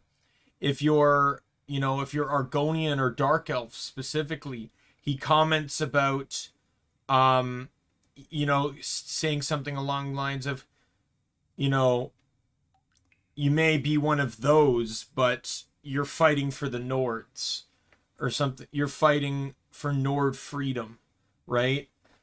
Because it's quite clear that Ulfric is racist. He, you know, because he does not care. He does not care nor protect the citizens of Windhelm unless they are Nord, or at least, you know, some, you know, at least man. He does not care about the beast races or the mer races. If you're any kind of, if you're a Nord, he has a particular dialogue. Each man race should have a dialogue, but they should be like second to Nord. And then the elf and Argonian and Khajiit races should all be very like semi, you know, racist in a way, I feel like. Just because that's how Ulfric is. I'm the only one left. My men and I were ambushed when we entered the cave. It's as if the damn spiders set a trap for us. These spiders are somehow using strategy, tactics. Simple ones, but enough to overwhelm us. I think someone is leading them. It's all over this cave. Footprints, torn webs, but no body. That damn... This whole suicide mission was his idea. And now he tries to have me killed. I need to tell Canarok what has happened here. And deal with Garrett. Speak with me, please. So if you kill this guy, he dies and the other guy pays you. If you, I don't know, I forget what the reward is if you save this guy.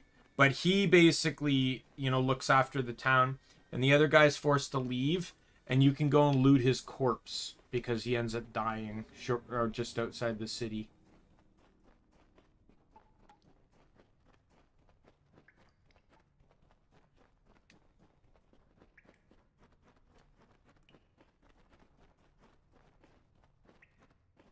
Yeah, I'd rather have magic anyway, because magic will also save on damage for my weapons, so I don't have to repair them as much.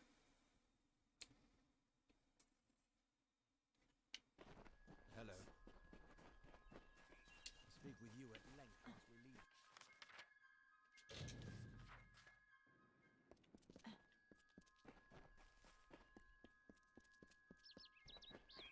For your part in saving me, you have my thanks. And you're welcome to Gossamer End, a house in the village. Billis Ade, the town blacksmith, will make repairs if you need them. For his treachery, I have banished Garriner from this town. The widow take him. Enjoy your new home, but do so quickly. If the widow is out there, we must send someone to Castle Yolvin to find out why. Information. Castle Yolvin was a Fey bastion long ago. They used some form of the magic to pacify Webwood. Perhaps they can tell us how to calm Webwood.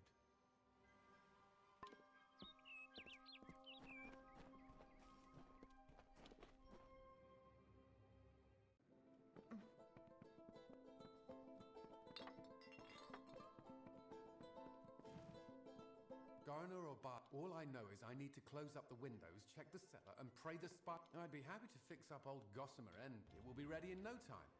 Well, it sure would be useful to have. The alchemy workbench should come in. So there's no marriage in this game, by the way. When you see that, well, I'll have to watch out for the river. I'll go ahead and set up the basement. If you're interested in more storage space, be careful when you go in there. I can do one last expansion. This will be the last upgrade I can give you. I hope you like everything I've done. Keep safe.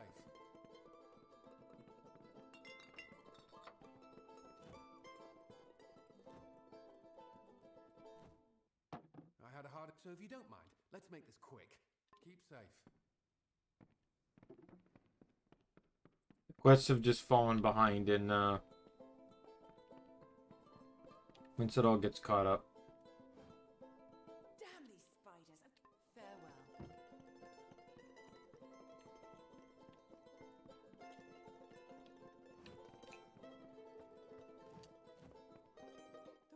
I've seen.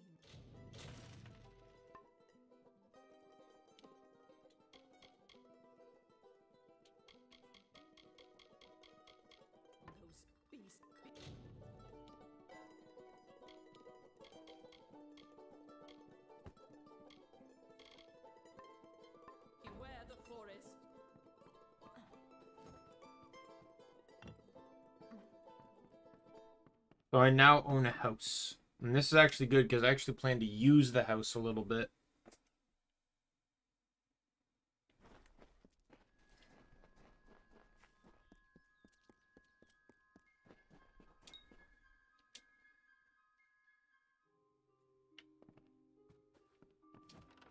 Everything in here is mine.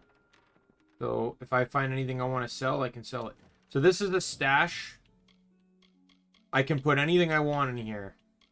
And I'm going to do that. I'm going to get rid of all my skill books. So I've used those. I don't like selling them.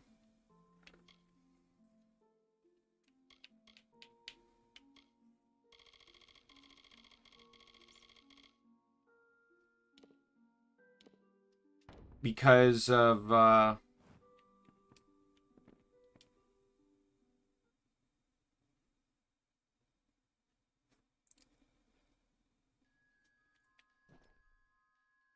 at least not, usually what I normally do is I just keep them all and hold them, and I don't use them until I've obtained all the books.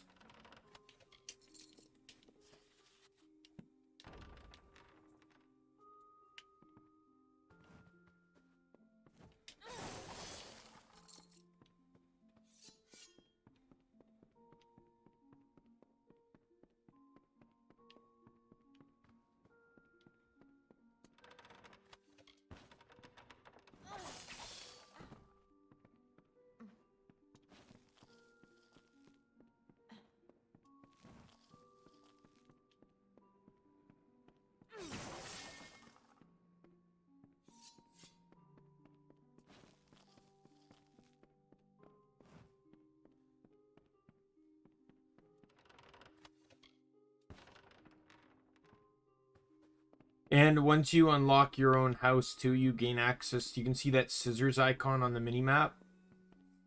You can change your appearance.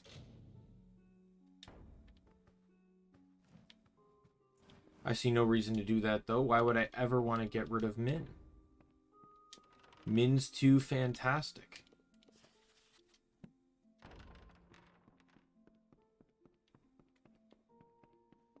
By the way, this is...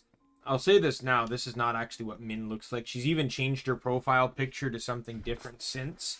This is just the image of her avatar when I first met her. Like the profile pic avatar she used. By no means does it signify what she looks like. I'm just using it as the reference point.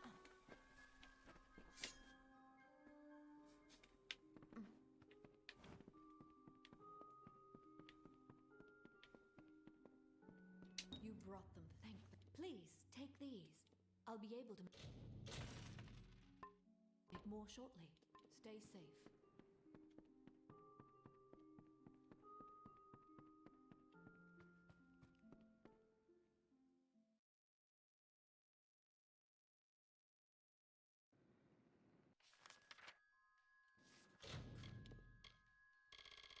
Alright, let's go back to the bottom of the list here.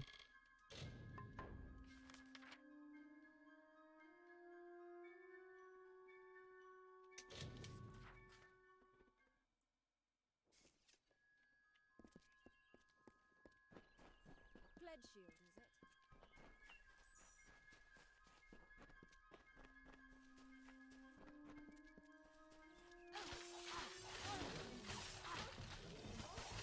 Yeah, my goal right now is the shield, because getting that shield is generally just going to be very huge. Then I want to get those Prismeer, you know, at least 3 Prismeer weapons that have 3 slots on them. And that should basically carry me for the rest of the game. Because I can do 1 shock, 1 fire, and 1 ice, and then I can switch between them as needed for enemies that resist.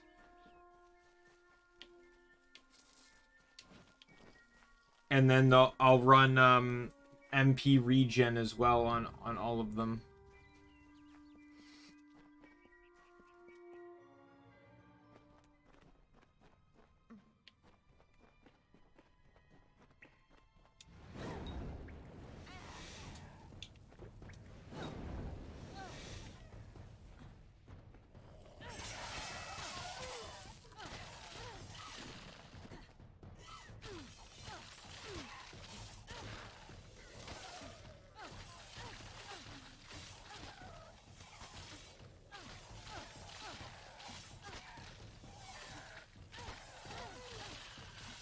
There we go.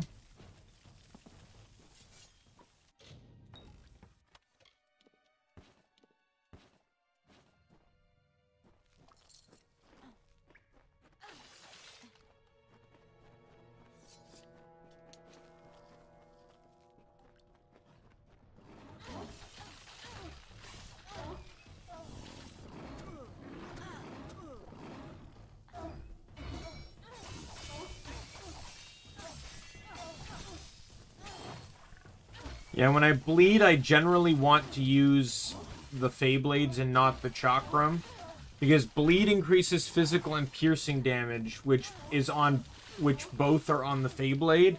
However, Chakrams are physical and magic, so only half of them gets boosted.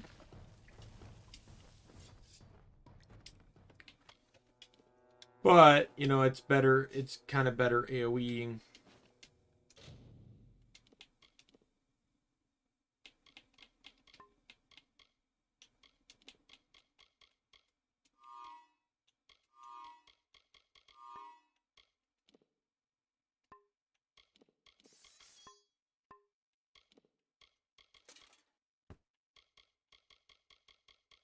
I feel like this is going to become a reoccurring thing until I can permanently equip this stuff.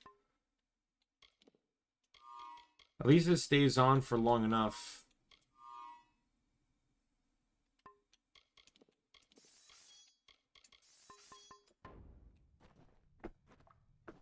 I do want to try to avoid magic weapons for the time being. Oh, I guess it doesn't really matter. Magic weapons cannot use attack gems. Scepters, stabs, and chakrams cannot use attack gems.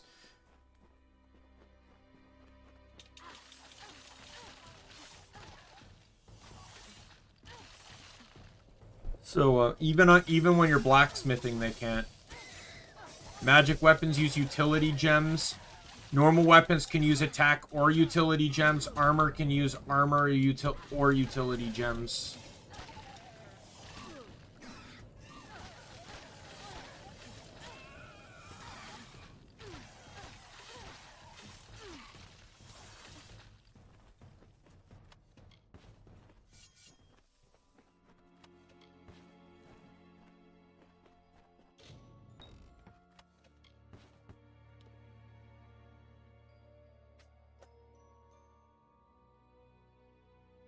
Alright, bug.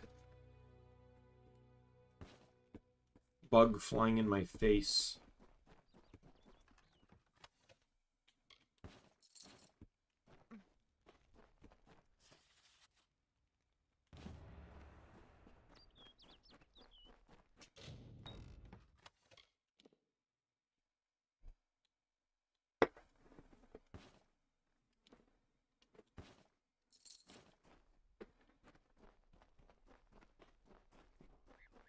I'm excited for the post game weapons though, because I'm pretty sure they're the strongest ones. So not only are they stronger, not only do they have a unique effect, but if I recall correctly, so you can either buy them or you can craft them, and even if you craft them, you get gem slots. But if you buy them, I think you get 2 attack and 2 utility gem slots, making them even more dangerous. They're literally just having 2 attack gem slots makes them the most dangerous weapon in the game. No joke. And if you craft them, you only get 1 attack slot and 2 utilities, because you effectively use 1 attack slot when you craft to put in a gem. Has given you. Oh, but these days, if the on was good.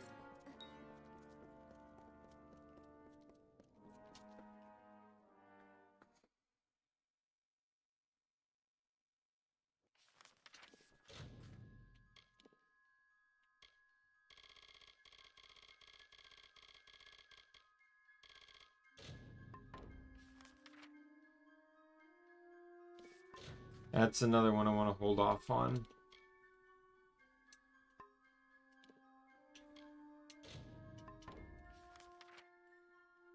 Well, this is the one I wiped on.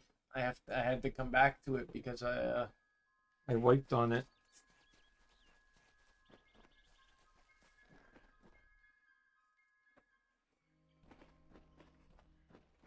Good. It is as we will need to find it and kill it. Be careful. The teeth of a brownie can leave a hideous scar.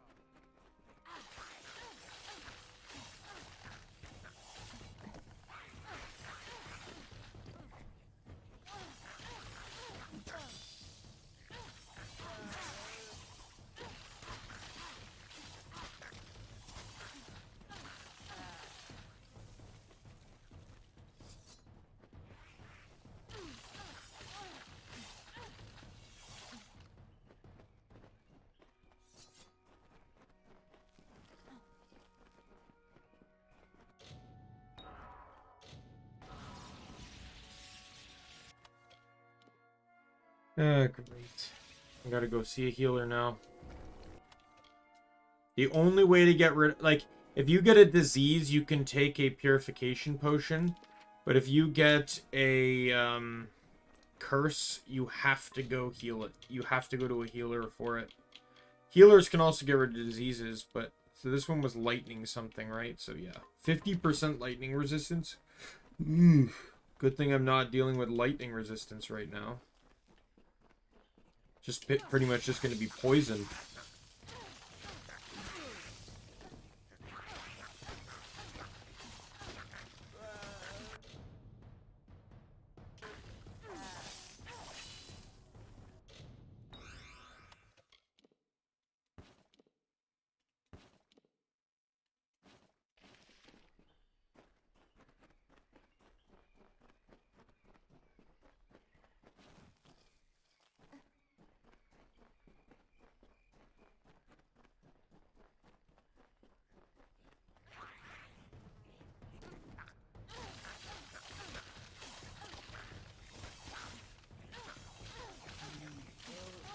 If this game is going to go anything like my previous games, where I'll end up doing all base game side quests and the like, and I'll still be level 37 upon beating the game, I'm going to ensure I try not to max Blacksmith.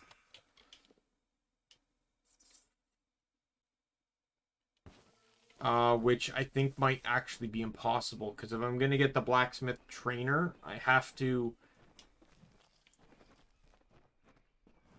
I don't know. The reason being is because the Fatesworn DLC adds in another thing, another skill, but there's really no reasonable way to max everything. The only way I was even able to get close is because I was playing Universalist, and that gives me a guaranteed +3 to all skills. And I wouldn't even say necessarily the new skills useful. And I'm pretty sure you can get potions for it, too. Like, if you get potions for it, it's fine, because all it really does is just allow you to, like, find the portals on the map, which just makes it easier to find them all.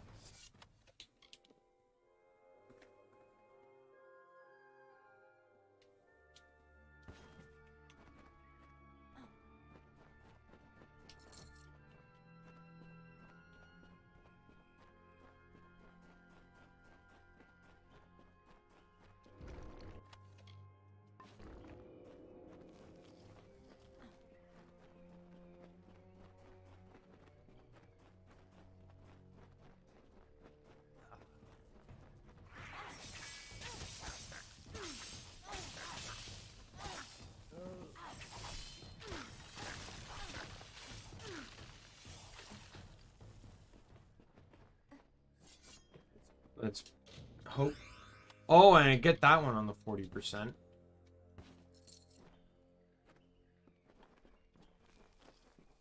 Let me check something, by the way. I was doing something earlier, and okay,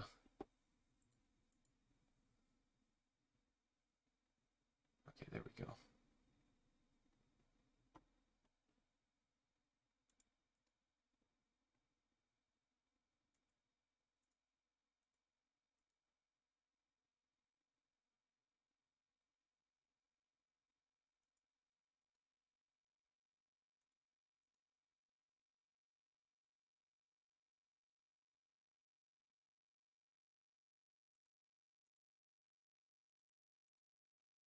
Sorry, there was a web page I was trying to look at, for personal reasons, and it just wouldn't load on me.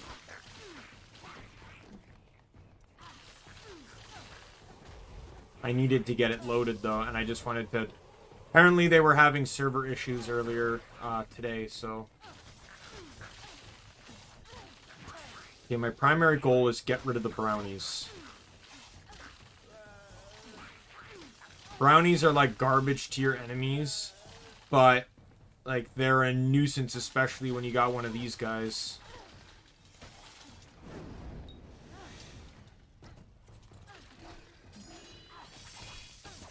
Dead.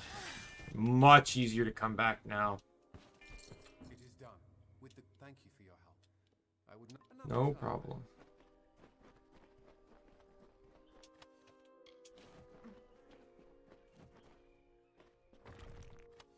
I think this game would be cool if you had followers, but I really don't know how that would work.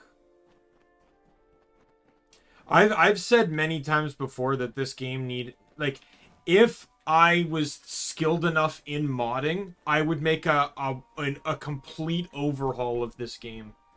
What I primarily do is I'd overhaul abilities for the characters. So my personal opinion, first things first on finesse, I think all of these traits for Bo is completely unnecessary. Why does Bo get this level of not only special treatment that the other weapons don't get, but it also effectively hinders players that unless you dedicate enough points into finesse, Bo, like, Scattershot is the best trait for Bo, because it effectively allows your bow to perform Envenomed Edge, which on large targets is effectively a one-shot.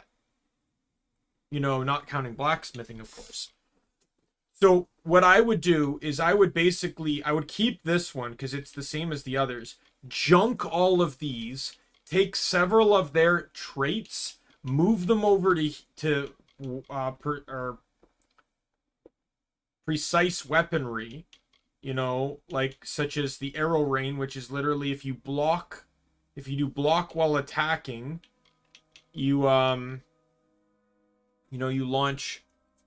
do an arrow rain based attack, you know, and scatter shot like would be a hold attack, you know, a charge attack like there.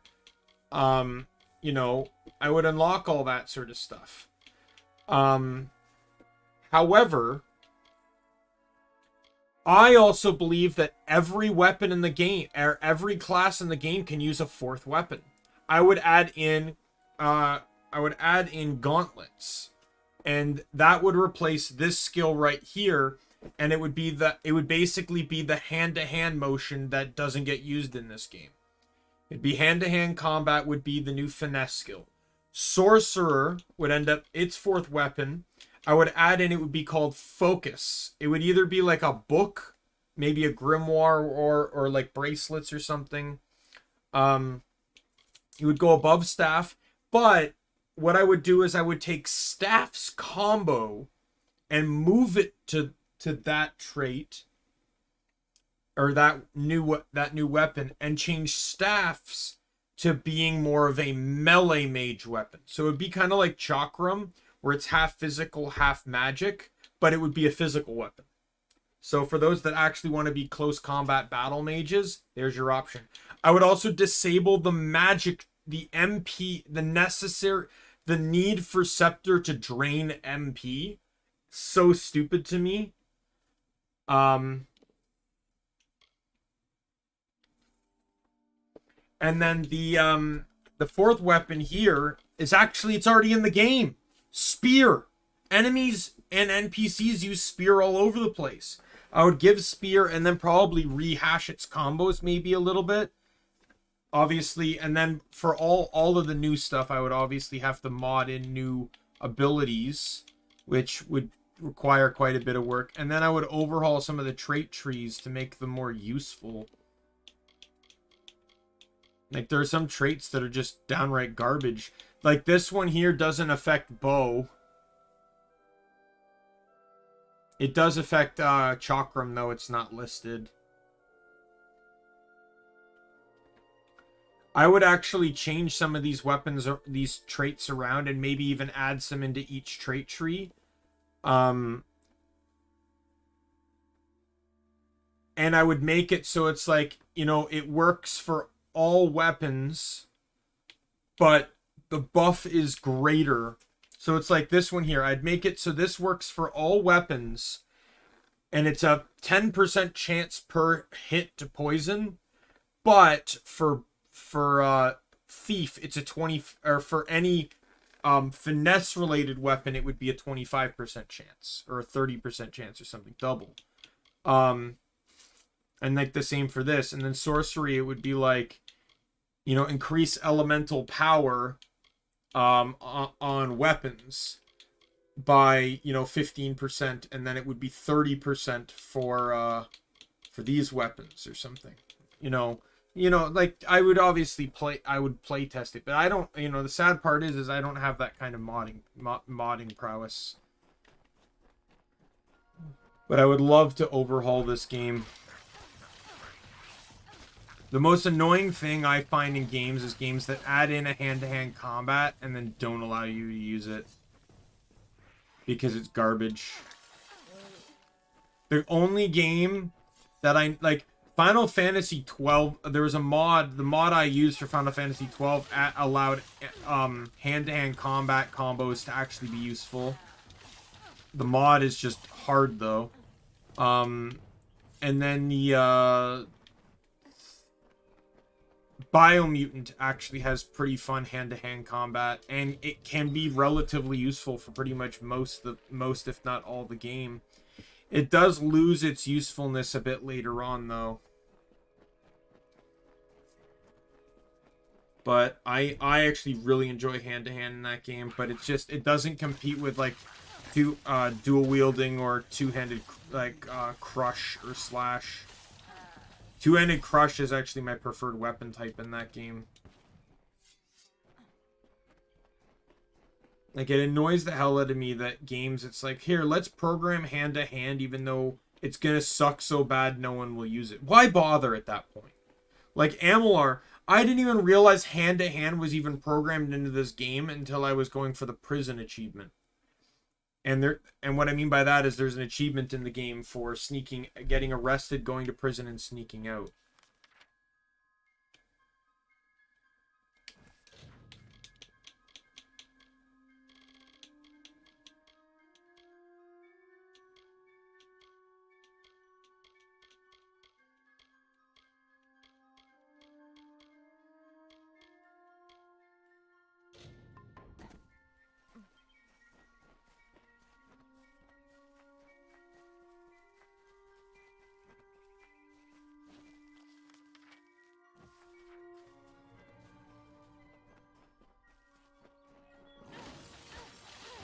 And what happened was I got caught and I realized that hand-to-hand existed. And I'm like, what? Excuse me?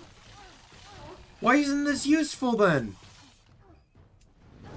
You know what? I just realized, like, literally this second that it makes sense hand-to-hand's in the game because there's a lot of NPCs that use hand-to-hand when they get pissed off.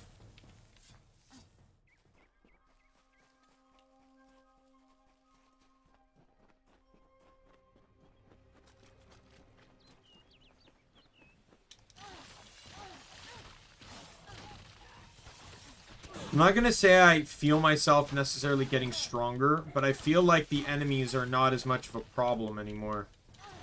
Some of them, anyways.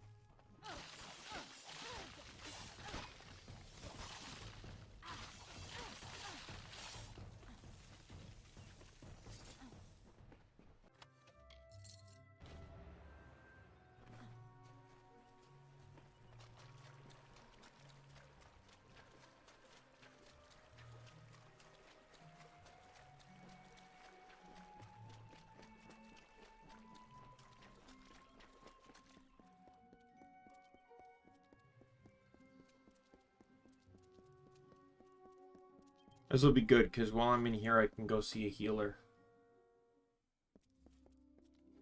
Where's the healer?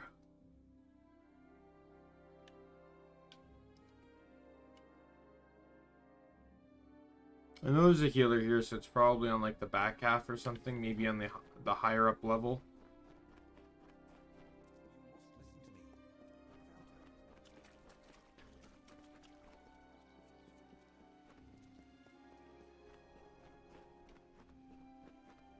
There are a couple quests I can do within Yisa as well.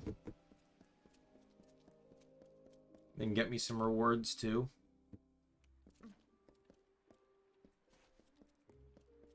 You've returned. Have you found them? Oh my god, I can buy it. Then you must tell me, please.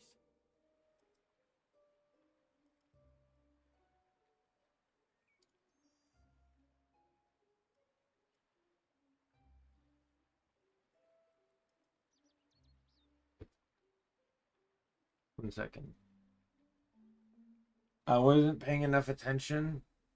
But I generally just use guides for these ones. There's this quest and one other quest.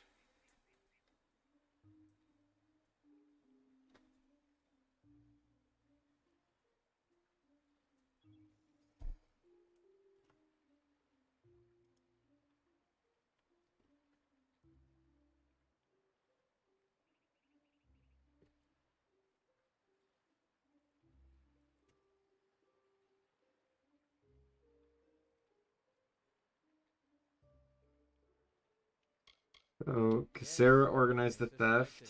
Very well. What happened next? Burton was murdered. Regrettable. And so? What of the third? Beasts killed Aloran. Yes. Aloran often trusted too much in his own skill. And did not. Those fools. All this blood. In addition, I will discount my services to you, should you ever be in need of them. Thank you again. Until next time. The funny thing is he gives you that gem and it's garbage. It's 17% mana. That's garbage.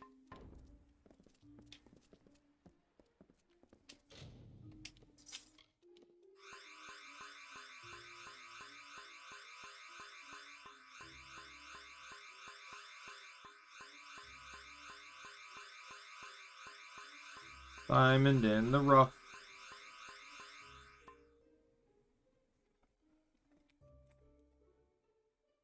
Craft a pristine shard.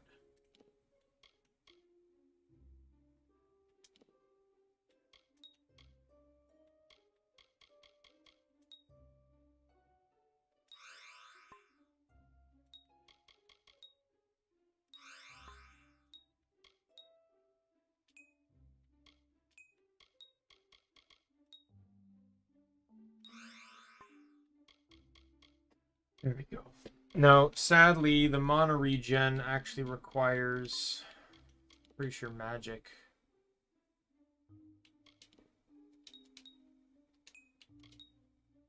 That's 1.5, but I need, yeah.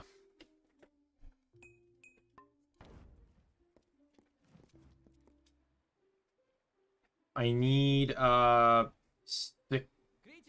of them. Is one of the primary arts of the Scholia Arcana. I need 6 gems in total, so I need 12 of them. And you have none of them. Until next time.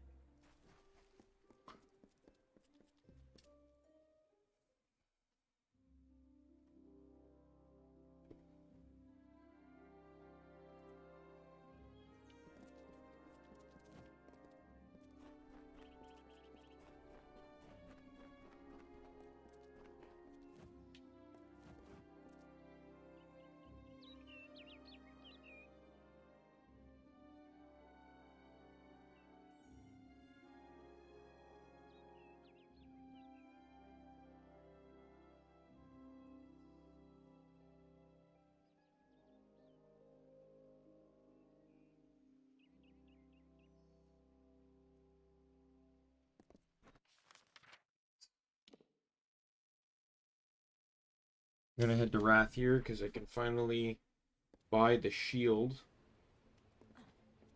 So this is gonna hit my thieving stuff pretty hard because everything's gonna drop 2 points. Students of magic, masters of spells.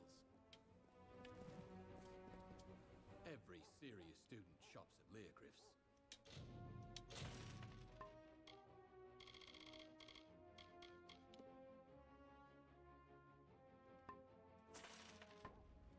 Go forth.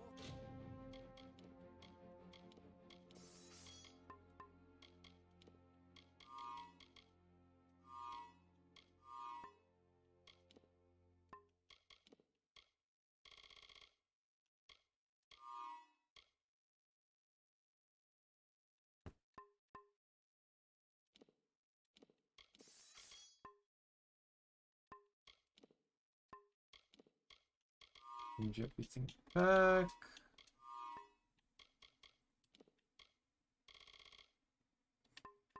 That shield is going to be a massive DPS increase. Just an FYI. Shops at Leogriff. Go forth, live boldly, then return to me.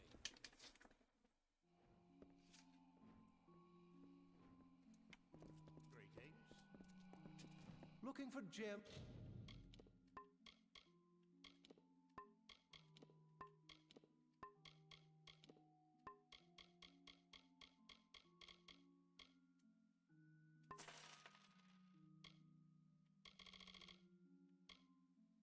Or shards? So long.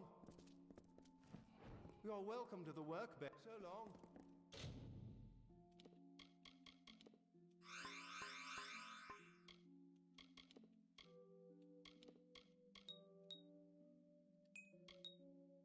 Yeah, there we go. So I actually don't need that many. I only need 6 of them then.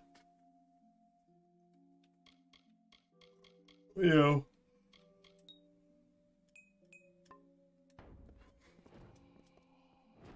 I have gem.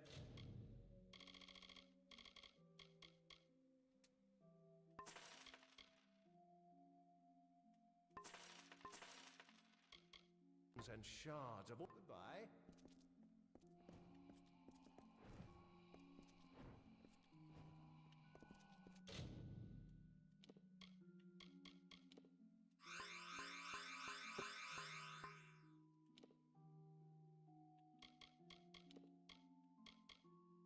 Yeah, I need 3 more pristine magic shards. And since this guy will sell enough that allow me to get it.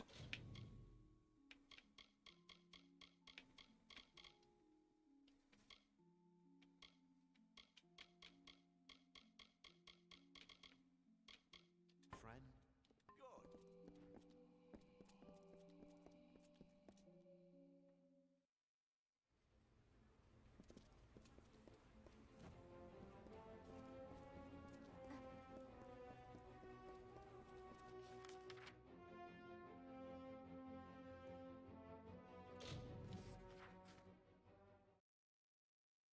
Good. Run back here. Gonna go home.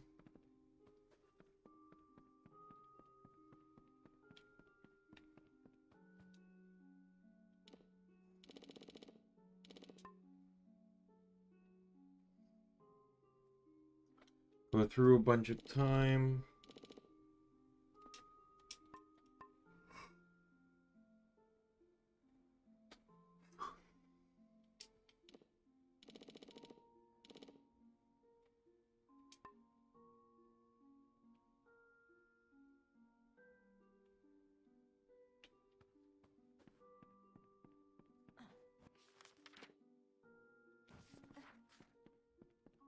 Is there a...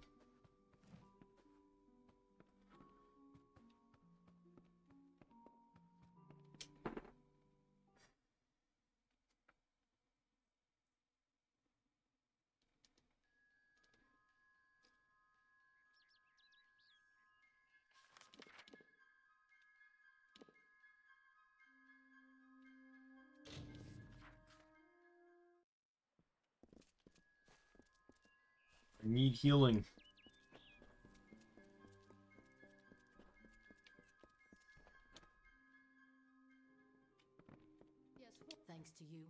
I've enough plague. When this plague shield runs out, I don't know what we'll do then. Well, on your way with you. There we go. Curse healed.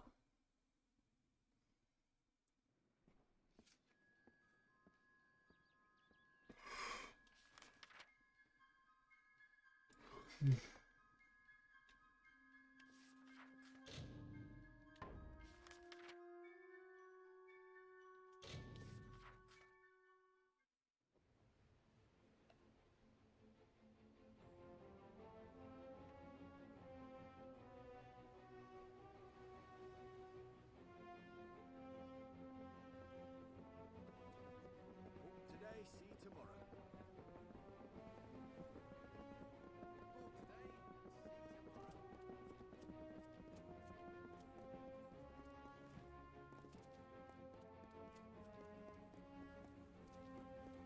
Students of magic, masters of spell. Hello, hello.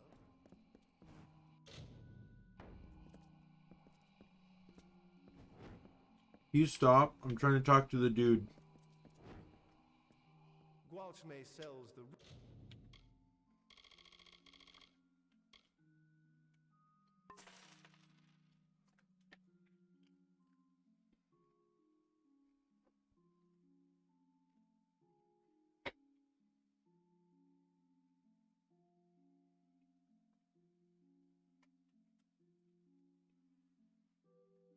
regular things. Goodbye. I have gems. Oh, and come on.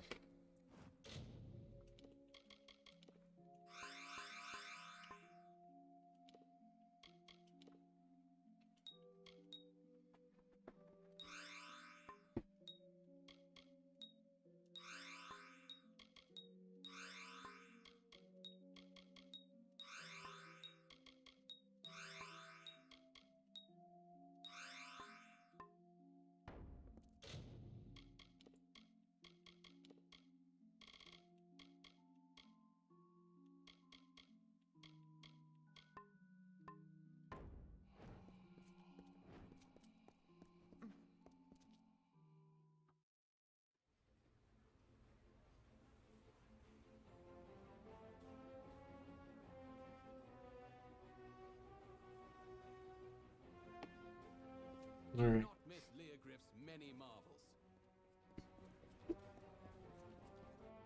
Go see the cost of this stuff now.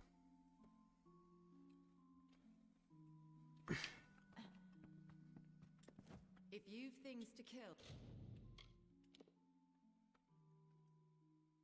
So here's Prismeer Chakrams, and that's shock. So I could run these as my shock weapon if I really wanted to. Just keep in mind they're not much stronger than my current chakrams. In all honesty, this might be a good other weapon. Here's Ebony Bow. That's the strongest bow. So this person here has daggers, Feyblades, greatsword, bow, and chakram. Can't afford any of them.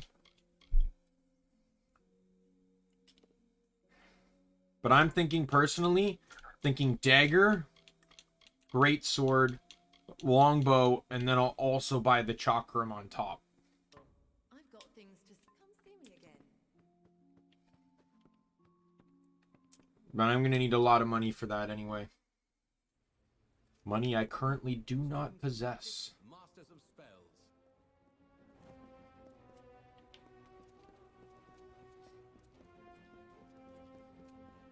Curio.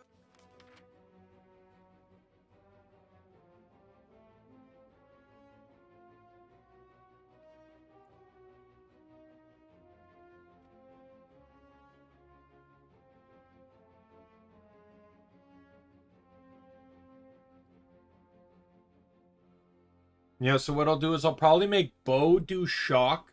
So that way, no matter what, it's a ranged weapon that's going to do shock damage.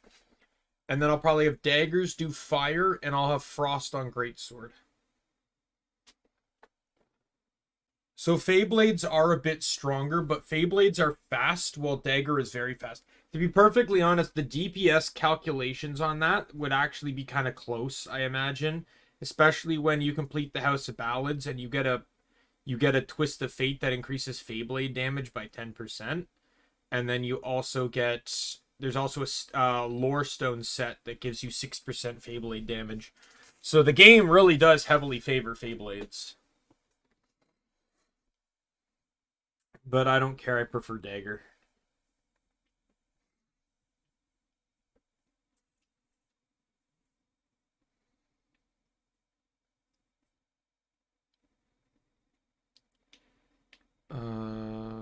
So what I want, I'm gonna go back. I need to rest up because knowing that I didn't realize that person was actually selling Chakram. So knowing that they are indeed selling Chakram means that I can go and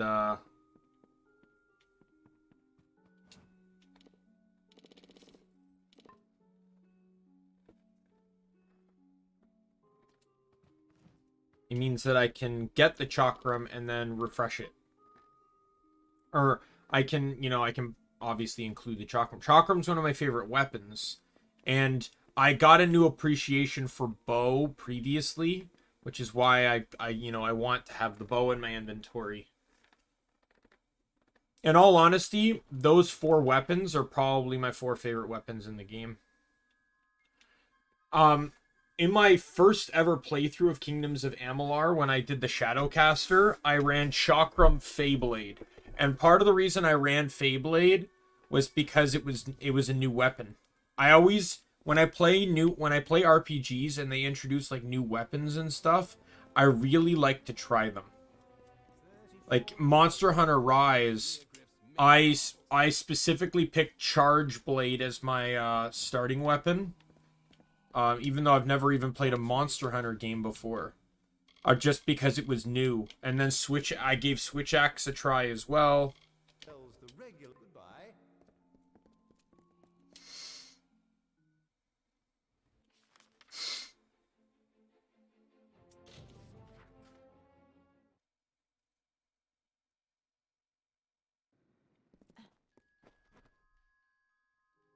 And I didn't mind Switch Axe either. Charge Blade took a little bit of getting used to.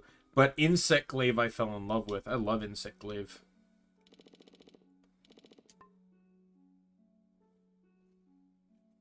Man, I loved Monster Hunter World. I beat the main story and everything. It was really fun. And I was really excited about having my Insect Glaive build, which required using the Final Fantasy gear, or the gear from the Final Fantasy crossover gear. And then they completely ruined it by having having the Iceborne? Or whatever, that expansion, just completely throw everything out the window. None of the previous gear was upgradable to a new level. The lowest defense gear of that expansion was like 50% stronger almost than the highest armor with upgrading. Let's have a look. Goodbye.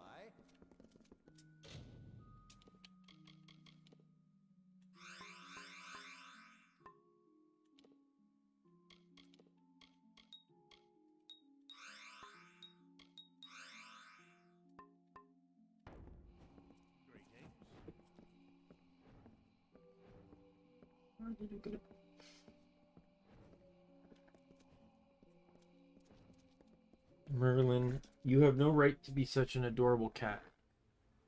I'm just telling you that right now.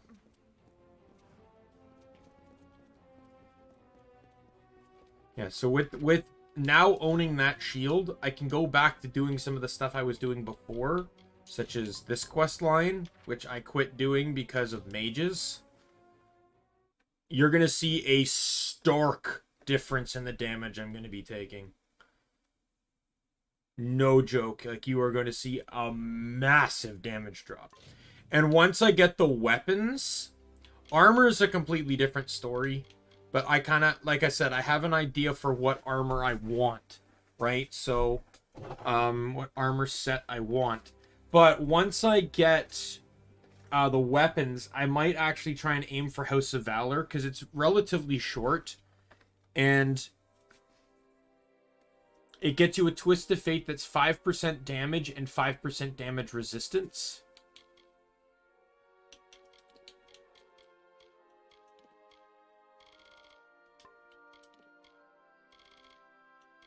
Basically this thing.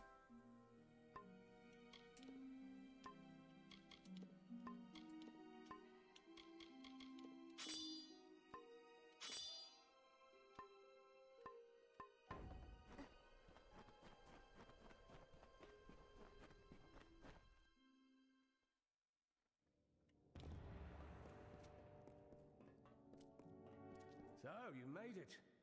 Right. Looks like there's a lever on my side. Looks like it opens something on your... Good riddance.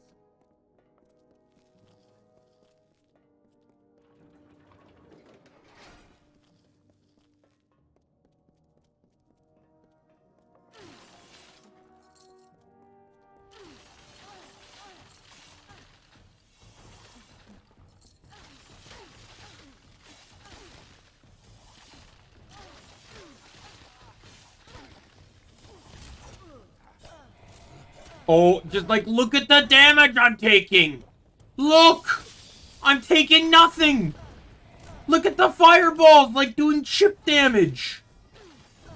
Remember, these were the attacks that were nearly taking out, like, half my health! And they're doing chip damage now! That's the power of this shield! It's so broken! I don't understand why the devs would put something like that in the game.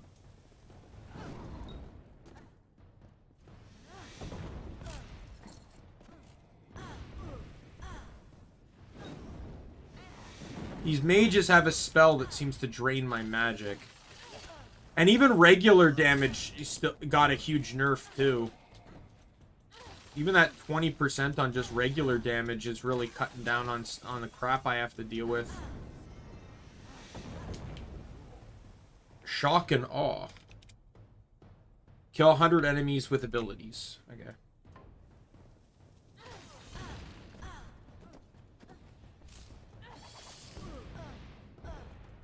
Like, these are all mages that are left, so there's literally no threat to me.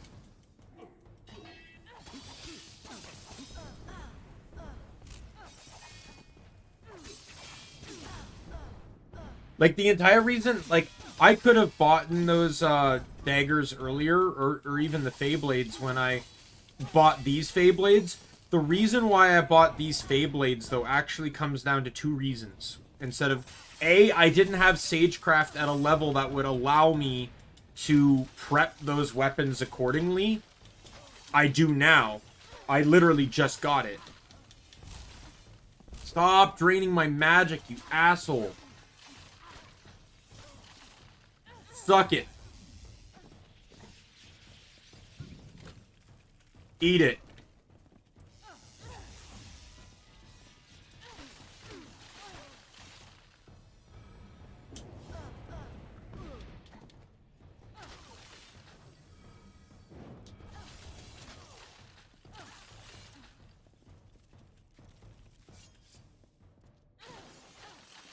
Yeah. See why I said that this shield was the best shield in the game? Mages get all the luck. And it's disgusting, in my personal opinion. And in all honesty, with the new expansion, any class can get it now. Because you only need, like, level, what, like 28? Or, like, you only need, like, 30 points to equip it. Well, with the level cap going up to 50, you can now put 30... You can fully master a trait tree and still get 30 points and do another skill. Because you only need 123 points to max a skill tree.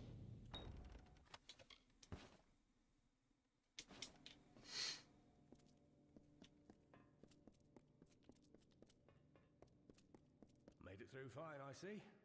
Time to return the favor. Good riddance.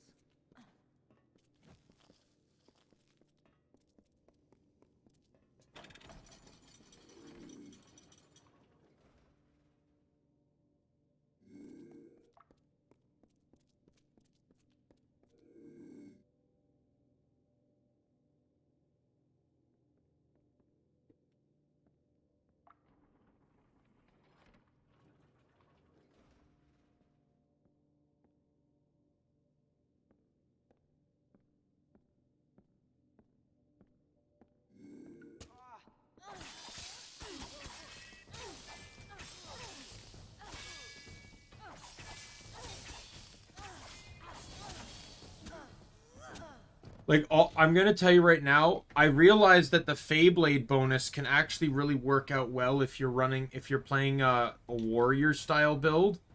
Because the Feyblade stealth dazes, like, stuns the opponent. And then you got this trait here, concussive force. So that's 20% more damage to a target. It's the default, the base is 20, it goes up by 10 every point. So you can end up with, I think it's 80% bonus damage if you're going 7 out of 5. 80% bonus damage to stunned enemies. Which, like, let's be fair, is pretty broken. When you can basically get it off a stealth attack. I don't know, for me I'd rather just use the dagger and just get the kill. I don't even remember the mages being able to siphon your magic.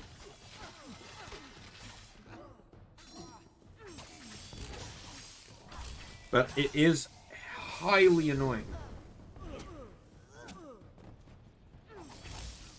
But, like, literally being able to just, like, they've hit me God knows how many times, and I've taken, like, so little damage.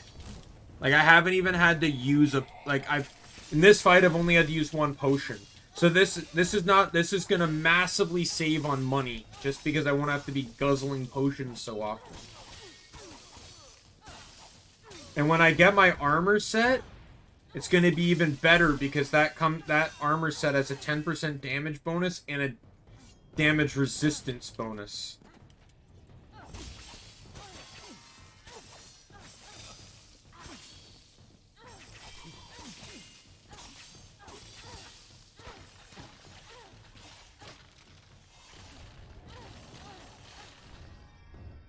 Eat the earth!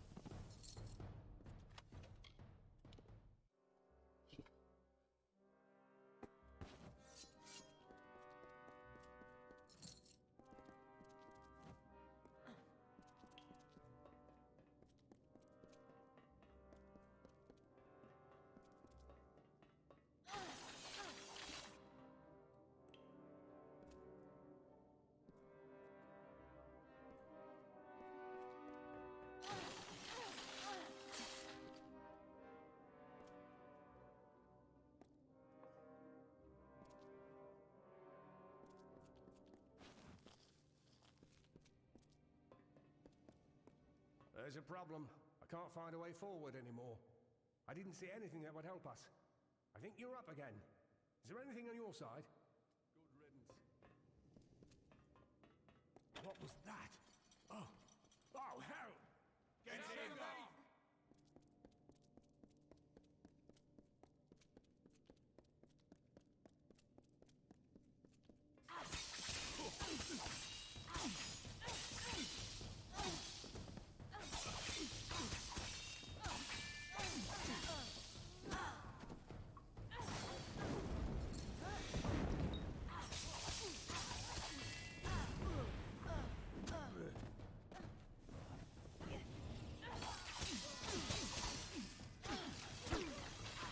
One is dead.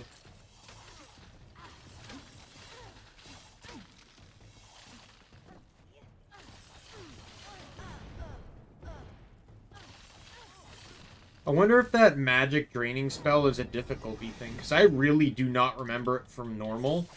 And they may have used it on hard, but again, I'm blacksmithing. By this point, I'd be one-shotting everything. Like, when I play with blacksmithing, basically, if you look at my skills, basically where lockpicking is, all those points would probably be into blacksmithing.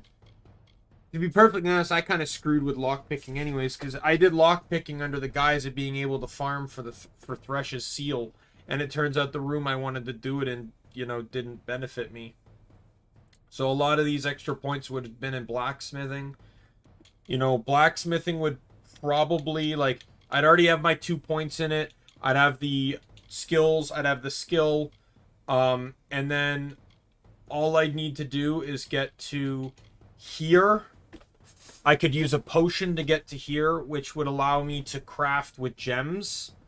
And then when the opportunity arises to get this, whether through potions or through, you know, Universalist or whatever, I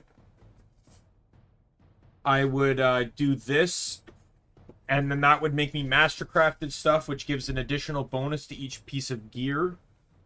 And then from there, I would probably make one more final set of armor once I get like the top quality stuff like Prismeer.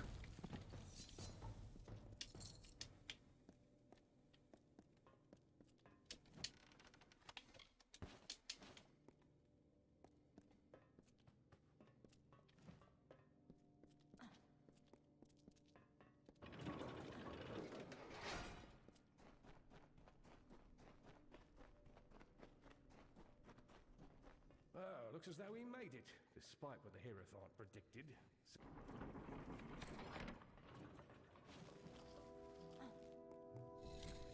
What are you looking at? What? Ah! It burns! I can't move!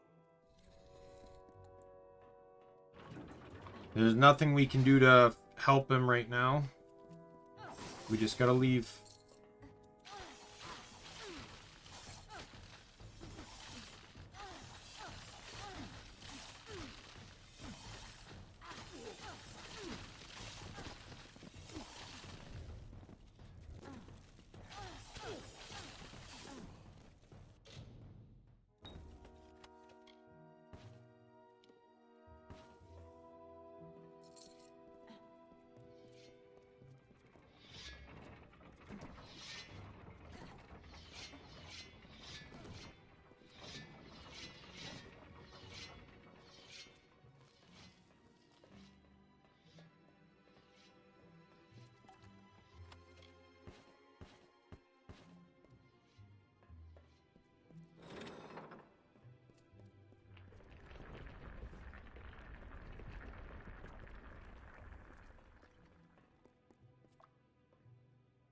Ain't this a sight to take in? My own little dove, all grown up and robbing this place with no care for want. Took a bit of doing to track you and poor Phasma down here. But when I heard what job you were on, I had to find you. Where have you been? Hierophant had it in for me. Meant to see me on a noose for not being a quiet little servant. So I left the travellers. I guess as long as I got a message, it didn't matter if I was dead or not. Hierophant's mistake. I had to learn what I could of the Hierophant, and that all brought me here, to you. Good to see you. I've been off in the dark for a while, Dove, and I'm sorry for that, after all you did for me. And I'm gonna be just right back. I had to do a little digging, and I found a bit, Dove. I found quite a bit. I told you the Hierophant set me up. Well, just in case you had any doubts, the Hierophant set you and Phasma up here.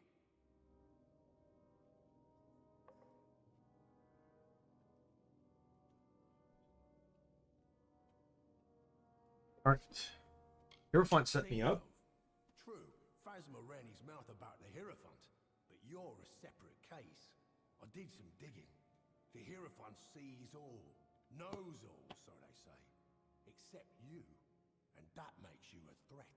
You were both sent here because the Hierophant knew at least one of you would be cursed. So I came to help.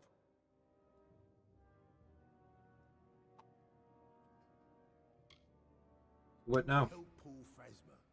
I heard the job would take you to Rhythm, and I learned about the amulet. This gem should be able to negate the curse. Give it to Phasma, will you? So the idea was probably that the Hierophant was hoping you would pick it up. Because the problem is you are an unknown variable. You can't be seen. So supposedly this Hierophant has similar abilities like a Fate Weaver. There they can see the future. And Fate Weavers can't predict your future, so it makes sense. As Agarth showed. So I think the idea was that you would get caught and then Phasmir wouldn't know how to fix it. You saved me. When I was trapped in that curse, I didn't know what would happen. But you saved me. And Grim's here. Grim Olwig. They said he was dead. You should speak to him. It looks like you're the one he came for. Keep going. Good to see Phasma's back among the moving. There's the Detect Hidden book. So I'll get, that means I'm gonna get the stealth book later. But on to other things. You've been running around these lands like a good traveller, Dove. But now, I have a job for you. We've all tasted the Hierophant's malice. Now let's make sure we return the favour. I got a plan, Dove. We're doing more than getting our revenge. We're removing the Hierophant from power to rule the Travellers no more. The Hierophant meant for me to die while stealing a certain book, the Missives of Sable, which you traded to the gnomes for my freedom. I can think of no better weapon for my revenge, but the gnomes have hidden it away. I need you to steal the glass of ambient to help us locate it. We're gonna find the glass. There's a Rathy ruin to the south, called the Blackened Hall. Between you and the glass is an army of demons and 3 trials.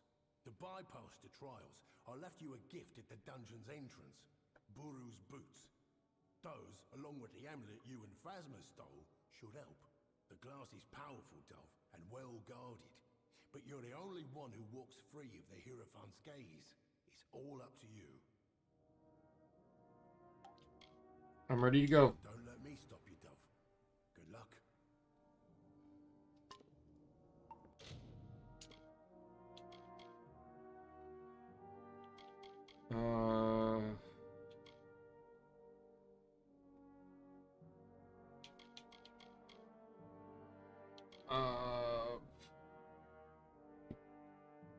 I can't do alchemy. I actually have to pay for alchemy now. I can't go higher on that one. I can do 1 point into mercantile, and that will theoretically max it. Plus, because of the boost to Universalist, I can now sell everything at I can sell stolen stuff to any merchant.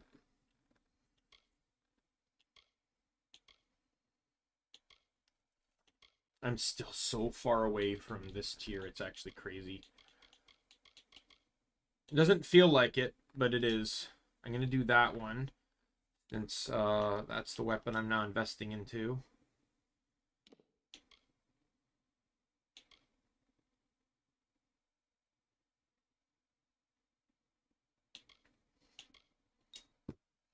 Next level up, I'll do Chakram and Bow.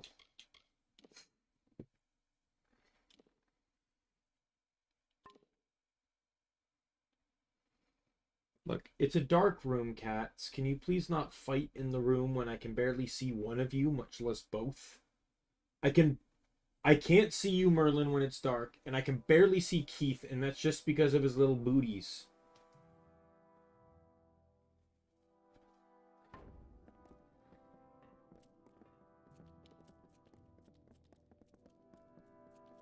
So the whole point of the boots is that you'll have basically a temporary item that will allow you to bypass these like massive trap areas. Like basically they'd be fatal to cross without it.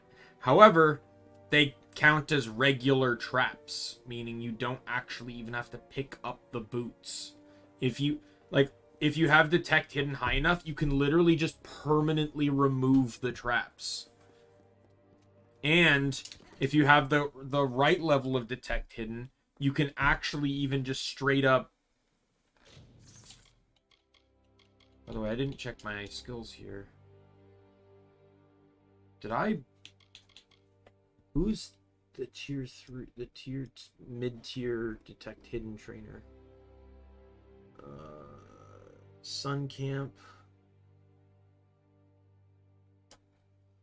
Let me go check on that one. I just want to make sure. I think I've probably gotten it, though.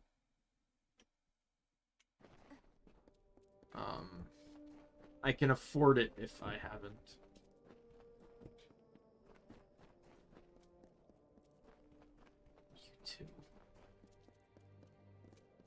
swear to God, cats. I see you. The blessing of the Hierophant be with you. I did not. Alright. Excellent. So that gets that to the next tier, and I can now use the skill book without having to respec now. I apologize. 2 cats in my house are trying to kill each other.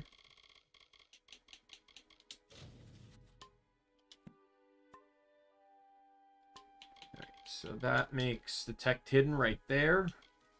Beautiful. So traps can now be salvaged for component parts now.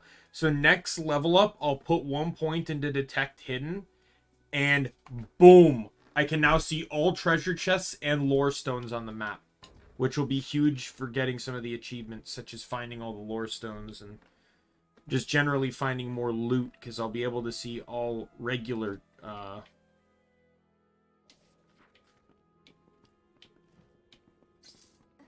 there's a quest over here from someone. Where you going? Dude, you're running away from me. Get back here. Nice to see a bit of foot traffic by Miles. Make my trade as a tinker, fixing pots and spades and shovels for common folk. But I'm too old to go around scrounging for bits and scraps. See what I can turn up. But I'm a tinker, mind you, not as well around, I suspect. Farewell.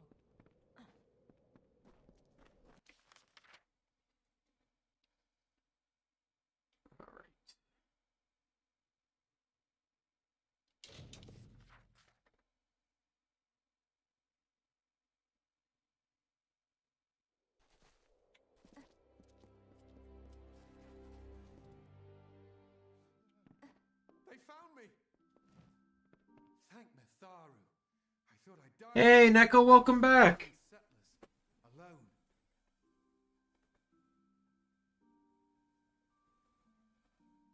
I've made some pretty hefty progress.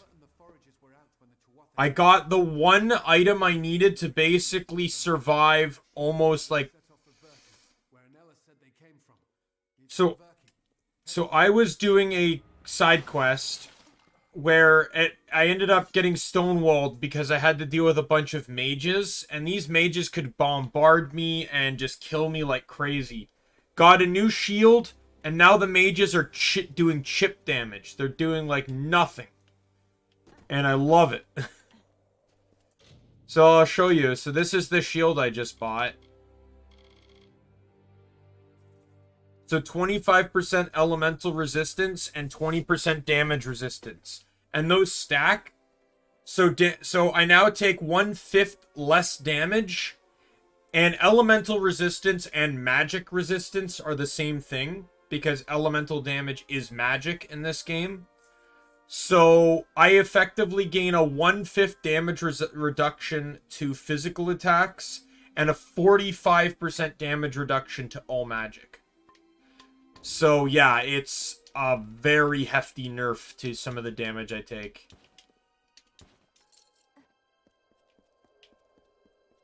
It's actually a broken item.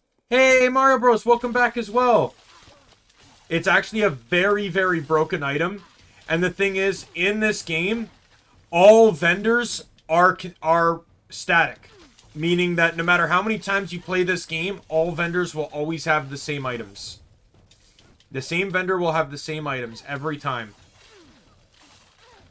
So I know exactly what vendor sells that shield. So I know exactly where to go to get it. And it's just a ridiculously broken shield.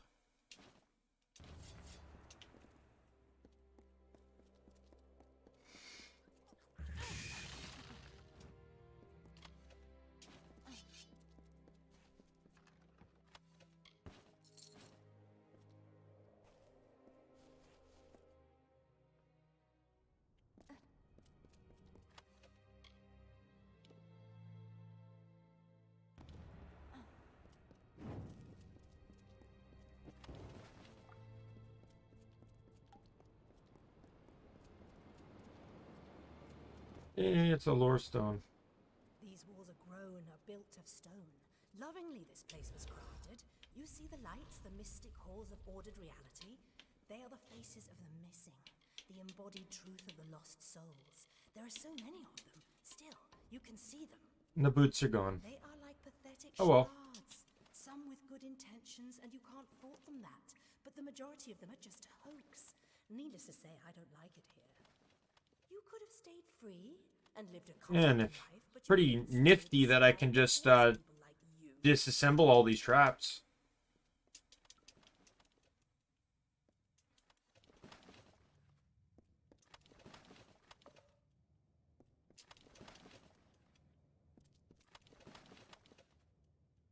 The story, I haven't really been focusing too much on the story. It's kind of like it's pretty much like Skyrim, right? It's like, is the main story literally the first thing you're gonna do? The world is your oyster. Do you really care about the main story, or do you care about exploring, doing other things, killing people, looting, pillaging? You know, all the other fun stuff.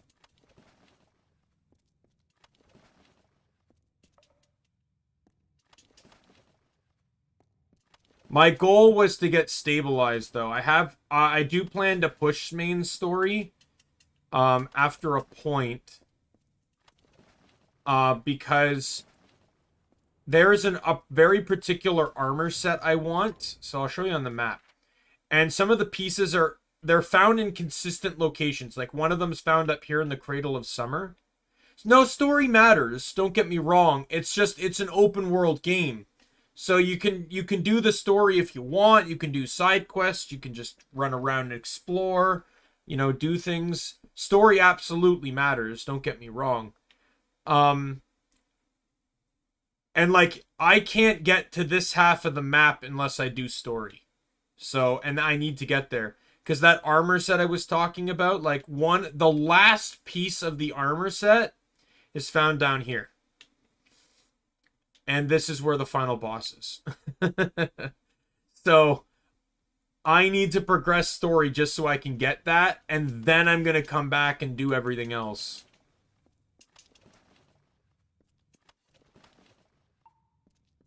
But I want to be stabilized enough in terms of, like, my damage and stuff before I consider doing such a thing.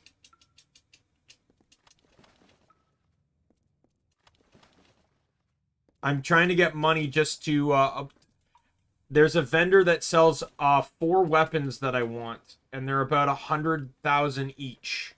So if I can buy those weapons, I'll be golden. Hardest game? That's a good question.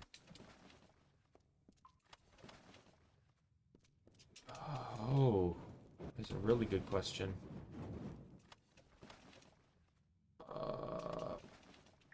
Oh no, the early Ys games were pretty annoyingly hard. You got, if you want to check, you can go and see my final boss fight of Ys 1 and hear me yelling and screaming at Dark Fact. That was, that's probably the hardest boss fight I've ever had to do. Due to the fact that the guy literally has an RNG factor in like 90% of his fight. I haven't played Cuphead, sadly, so I can't tip in on that one.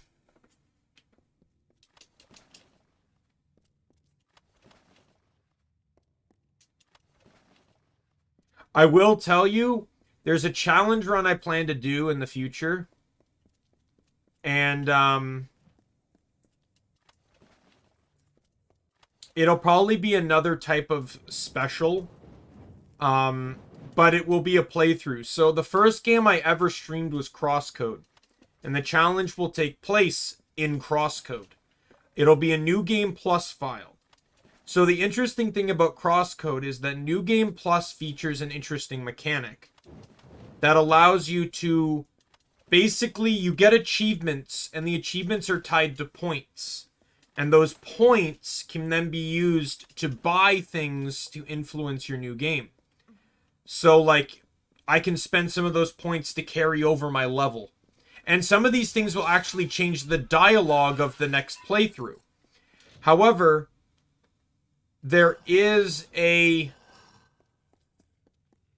there is a playthrough, or there's a modifier called Prepare to High. That modifier makes it so you will die. Every enemy in the game can now one-shot you. In a game that can be very dodge reliant. Every enemy can now one-shot you. And I do plan to play the game. I have other means that are also going to help it, like, make it so it's, like, a little bit more fair on my end. Since, you know, one hit will kill me. But I do want to try that challenge run. Ever since I saw that modifier, I'm like, I really want to try and beat the game with this. It's going to be hard as hell, because there are some boss fights that may literally take me days. But I do want to do it.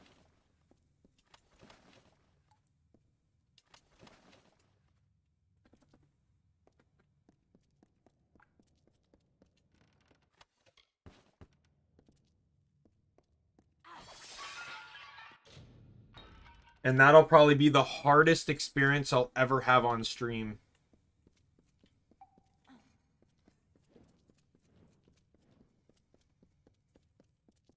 Because I literally cannot get hit by a single enemy, or I die and restart the room.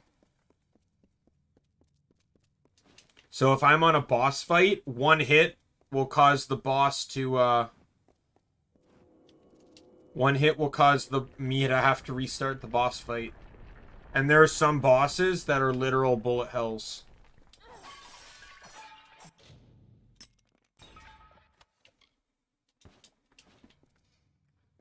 Specifically, 2 bosses that are in the DLC that gave me a hell of a time when I just played the game normally.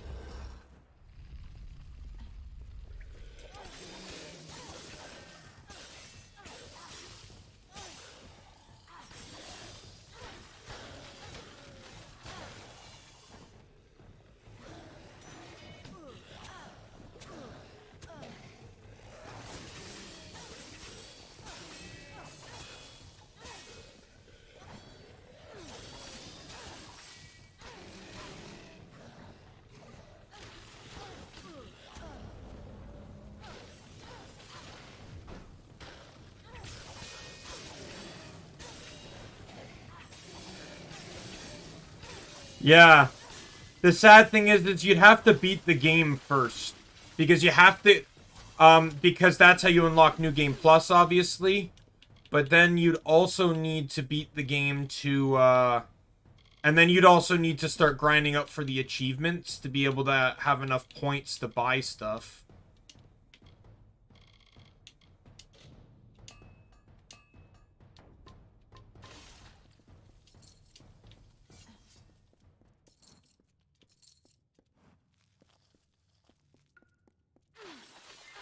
Though that modifier is one of the cheapest modifiers, but like I said, I just want to try the challenge.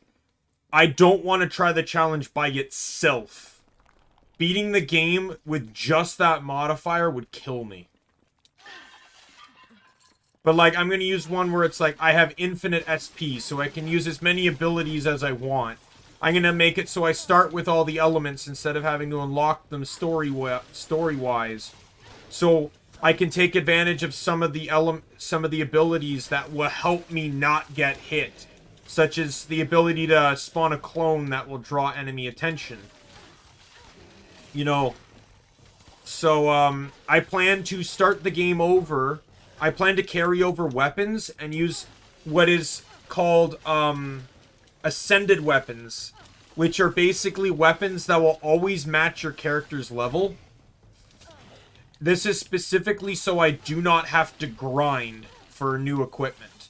I can literally equip the ascended gear I want and then never have to worry about changing equipment. And the really cool thing too is you can literally build glass cannon because everything's going to kill you in one hit anyway. So there's literally no point to even building defensively. The only defensive thing I can think that would even matter is maybe Bastion. So when you guard is like a shield. It only blocks the front of you. Bastion makes it so that guard now encompasses around you. And then if you get another Bastion, it's literally a dome. So you could probably use it to block, like, a large amount of projectiles. You could probably use it to, like, block a crazy hell amount of projectiles and stuff.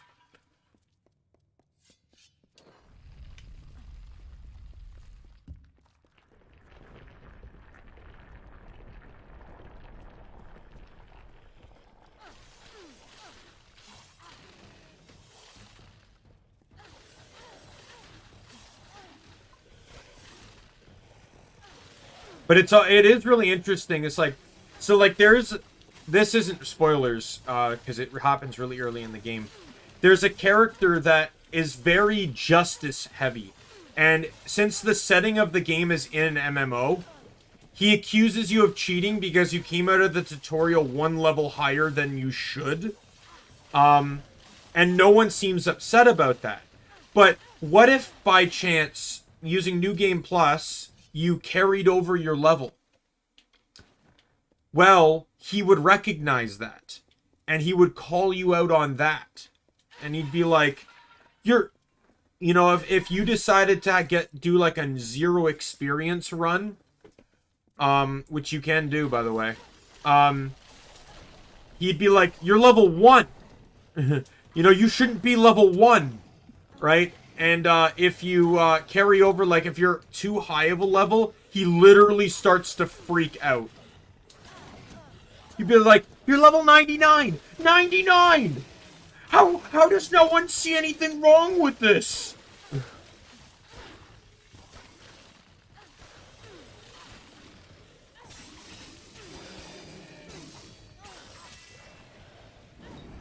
Oh. Niskaru Slayer. Was it Slay 50 Niskaru? I didn't really think I've killed that many.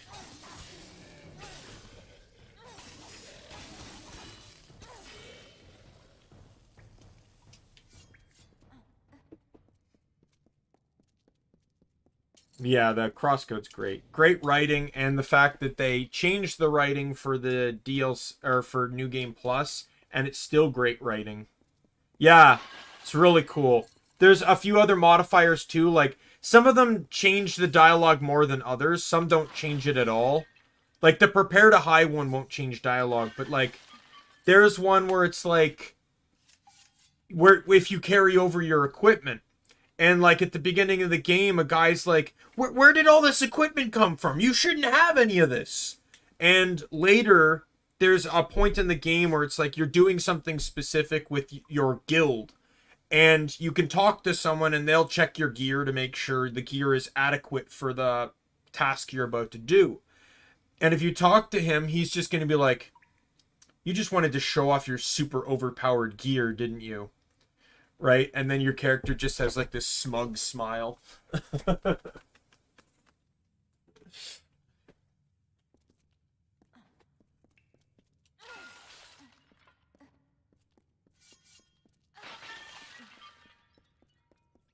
It's really great.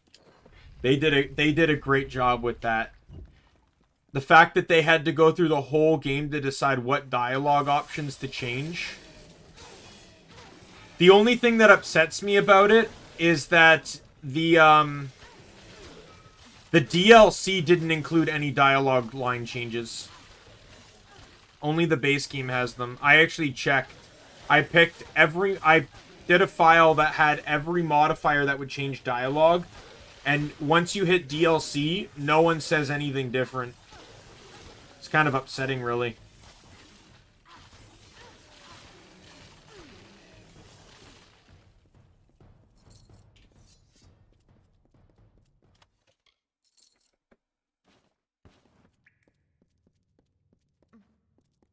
Because there were opportunities, but... Oh, no, sorry. There is one particular spot. And it's only one of the modifiers does it.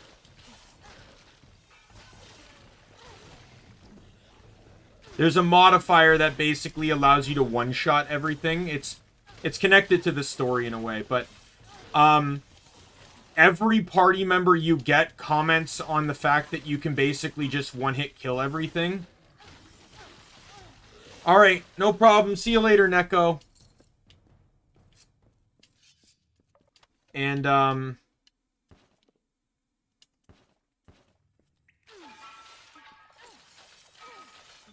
yeah, that you can, you know, they'll comment on that, and, but there's one guy you have to duel, and he literally made me feel bad. He absolutely made me feel bad with how he was yelling at me.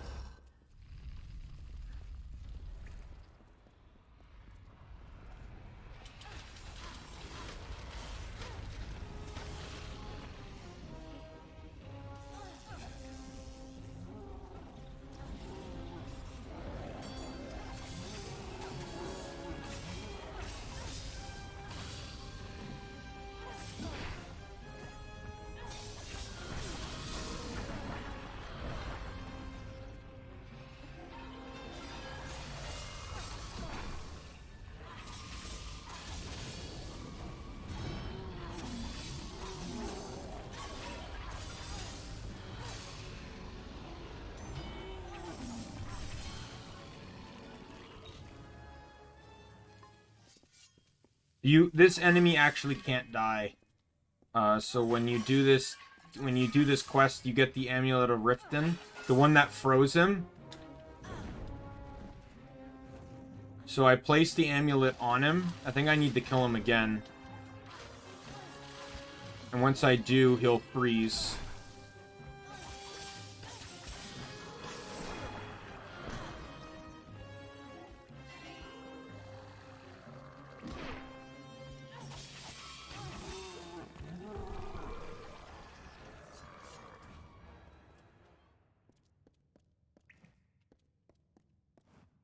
Oh, I see. I needed to take the tear off.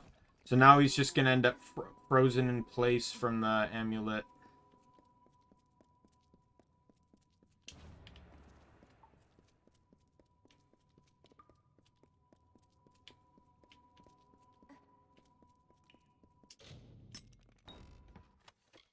Yeah, so the only annoying thing about this whole dungeon is that you have to walk your way back out. There's no loot to this one.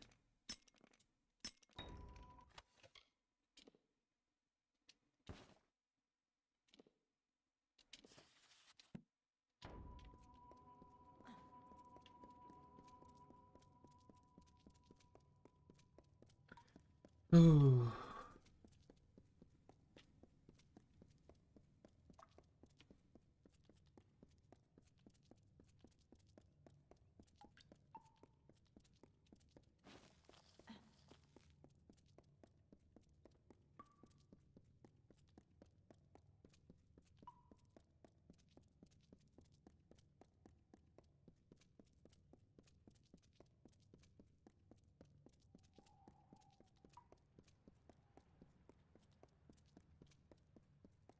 Altamont versus Beelzebub.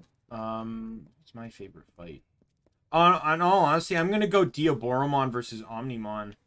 I still think that's one of the best. I still am in love with that fight to this day. It's one of my favorite parts of the movie.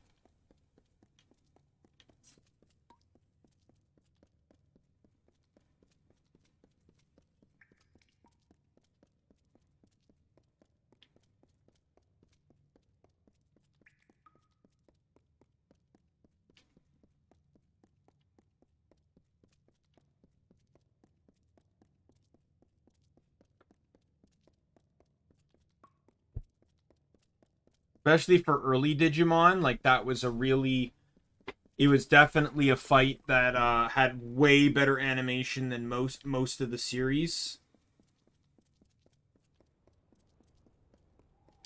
You could tell for the movie they definitely upped their animation because the animation actually does look different than the main series.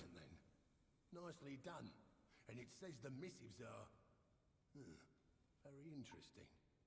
I'm saving that for another. Now there's one piece of this puzzle missing. We need to find out who the Hierophant is. And to do that, we part ways, for now. Your path lies in Sun Camp, to the south. Lay low, take some jobs, and we'll end this soon enough.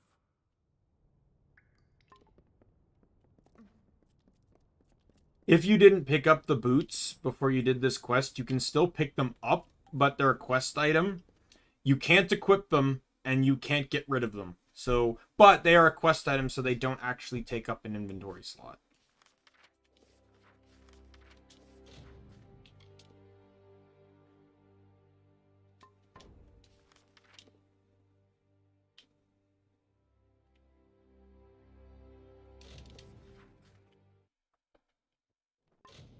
Now, what did I get the next book? I did not.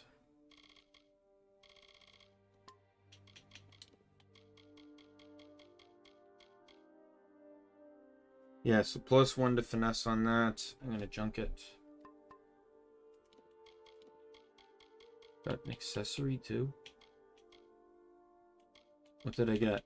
Oh, it's probably that necklace that I got rid of.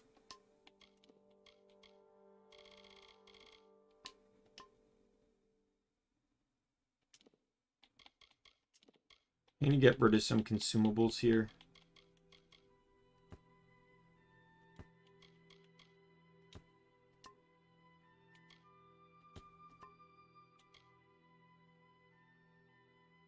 Oh, definitely Piedmon. I got a bigger connection to the first season than the third season. Beelzemon's cool and all, but I like Piedmon more.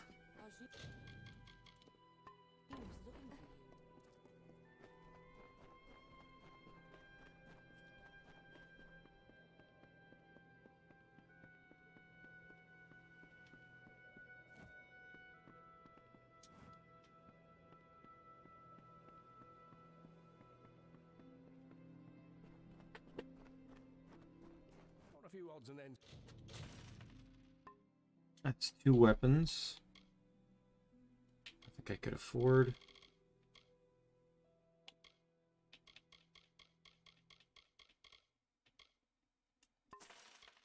For sale here. So long.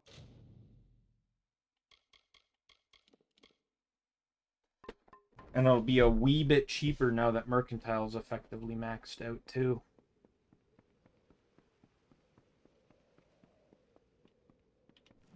Is that a book rack that may have books on it that I need to read?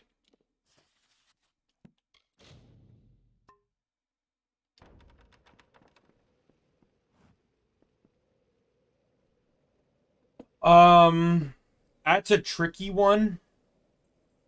Piedmon, I think, has more universal capability, but I'd probably go Beelzemon, because Beelzemon's one of the 7 Greek Demon Lords. And it's kind of said in lore that the Demon Lords basically rival the Royal Knights in power. So, Fancy to chat? Well, I seem to have attracted a guest. Oh, that would be the squeaky little gnome from Odessa. Smelled like vellum and book paste. I was hired to take the note from him. Sure as rain. A gnomish scholar named Aaroncourt hired me to... That's where you can find that letter if you're looking. And I can even... I suppose you're right. If you care so much about the little rag, I can part ways with it. Now don't say I didn't give you any... Good.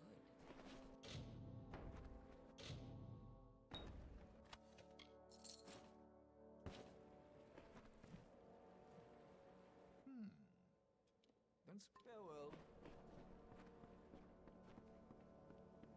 you also got to factor in, like, Beelzemon's other modes, too, like Blaster Mode, 2010 mode.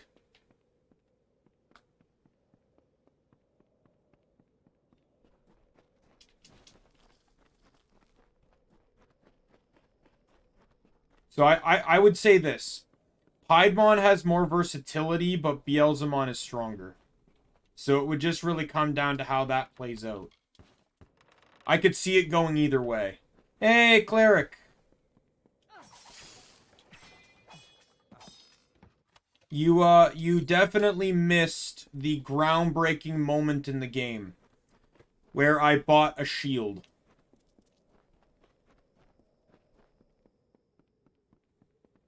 So, we have a new arrival in Sun Camp. Your arrival is a blessing of the Hierophants. I hope it very well. There are enough travelers in this camp speaking of this grim Onwig. We must show that the work still waits. You are versed in our order, and we esteem the blessed Hierophant highly here. Go to the shrine in camp and pray if you be gone. Sweet, I get to go to the shrine and disrespect the Hierophant again? Yo. So the Shade has come to Sun Camp. I have seen what happened to Phasmer, such a tragedy. Lucky that you escaped it. I am reminded of a desert parable. An eagle. The eagle took flight with its great wings to Spare me your stories. point, aren't we? And having made it all the way to here, you've made quite a journey. Now, you hunger for work. Shall we? Get to the point already. Your assignment is to steal the Master's pick. It is said to open any lock. I have seen the pick in a small jewelry box. On the person. 1 sec, I'm gonna be right back. Find her in the Odessa laboratories.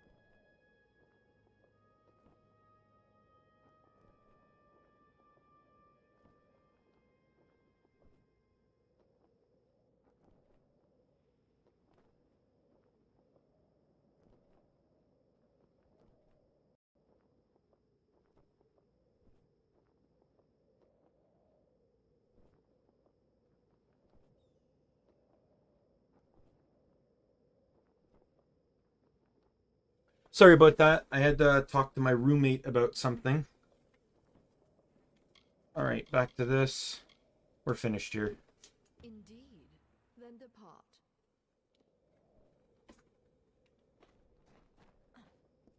Alright.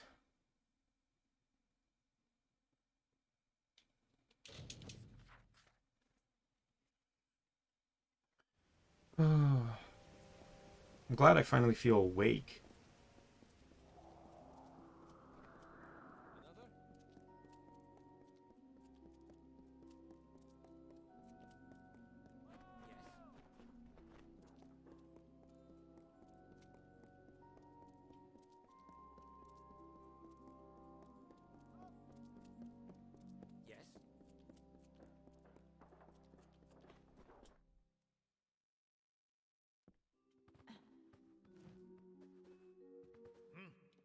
You look like all I need you to do is go to excellent.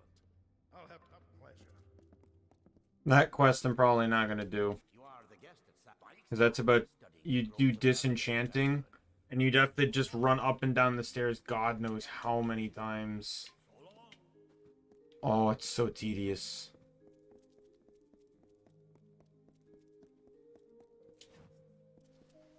Damn bloody fool thing, Lauren. What? What the devil are you... Just about the only possession I had that was wholly... Ha! And the next... I don't need some blundering thespian in my...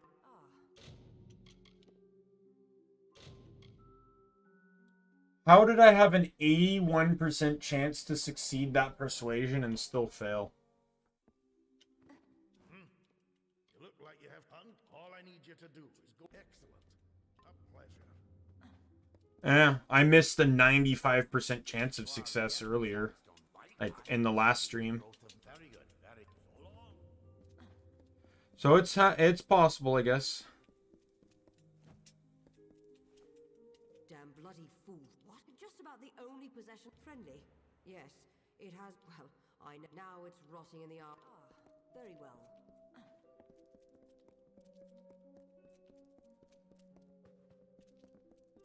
Bloody chest.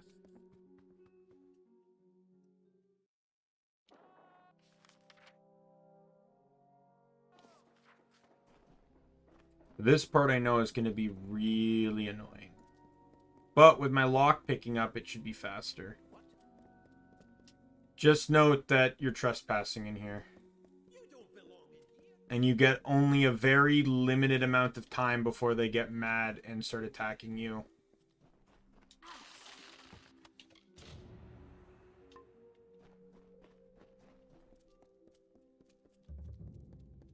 Yeah. Hey, fine.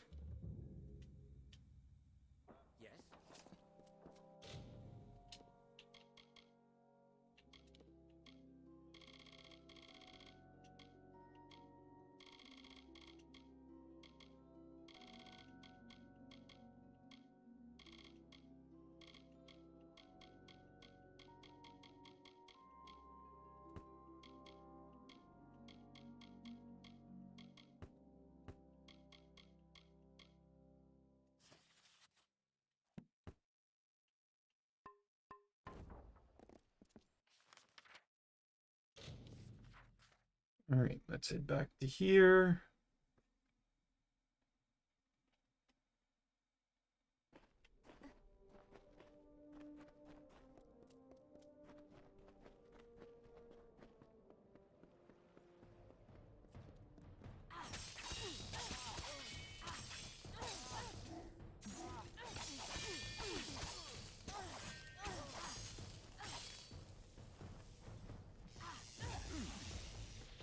Good to know it didn't teleport me to Sun Camp.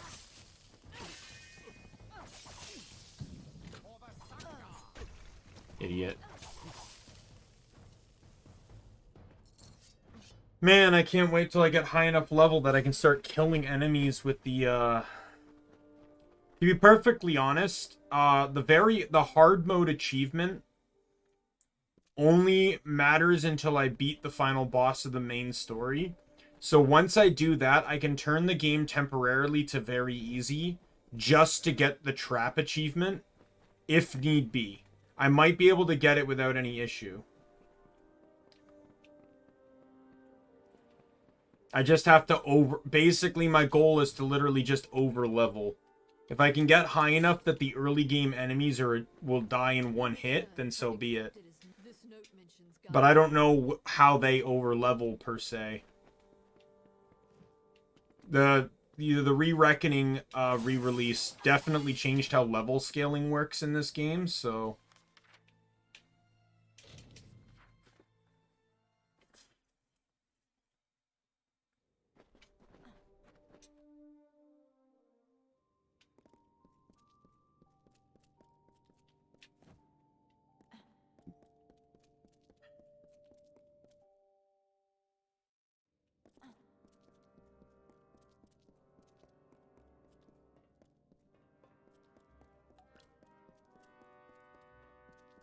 Hey, Cleric, are you, if you're still here, are you working tomorrow?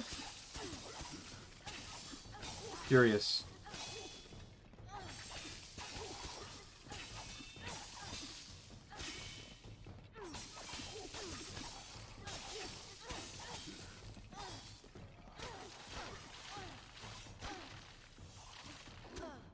I know normally you're off on Tuesdays. But I also know this week's a crazy one, so I could assume probably yes.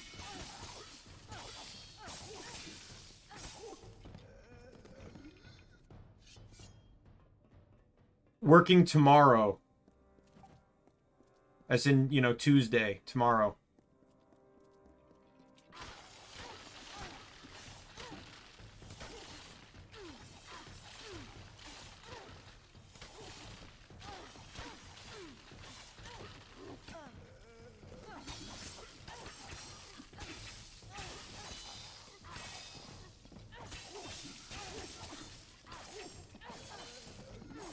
Oh, okay. Oh, I see. Well, you know. Wait, so you're doing 7 days? Are you actually doing 7 days this week? That's crazy. Man, you're gonna get burnout if you keep working that kind of hours.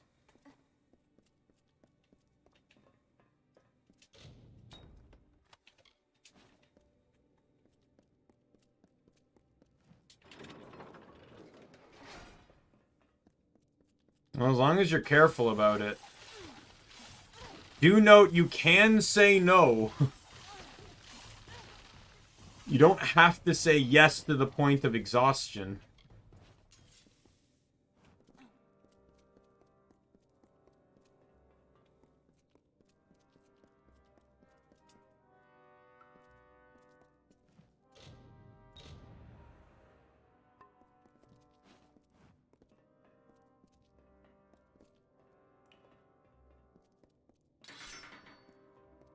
Oh, right. Yeah.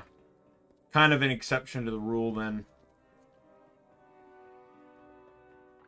I still need to do mine, but mine got put on hold because of all this moving nonsense.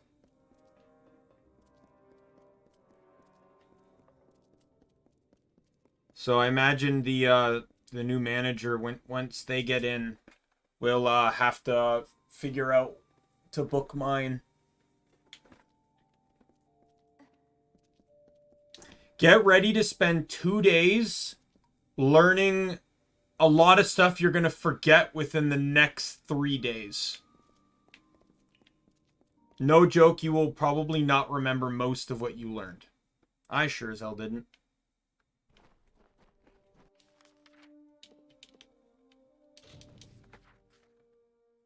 Hell, I got a question wrong on the test because I forgot something, and I only did a 1-day course. I did a 1-day course and still got a question on the test wrong. It still allowed me to pass, though. Like, it's pretty generous. There is something curious at work here. I've heeded Arcia for years, always speaking truth, always. But this job, this failure, is a fallacy. Never mind that. There is a more pressing matter at hand. The Hierophant has another task for you. Farewell. Hierophant sees. You must pray at the Hierophant. Be gone.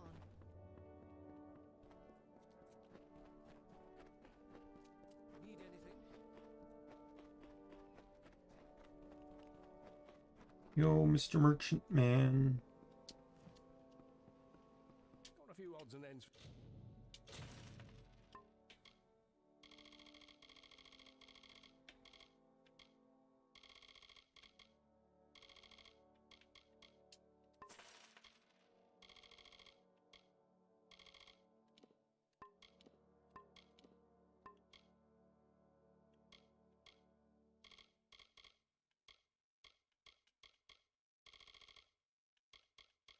For sale here, if you're so long.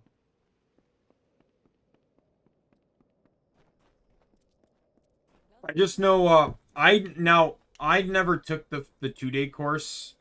I just know the 1 day, that on the 1 day course, they told us some of the stuff that was involved on the 2-day course. It's just like a little bit of additional stuff. So like, for example, like in the 1 day course, you don't learn about child CPR. So, you know, if a child's suffocating, well, good luck.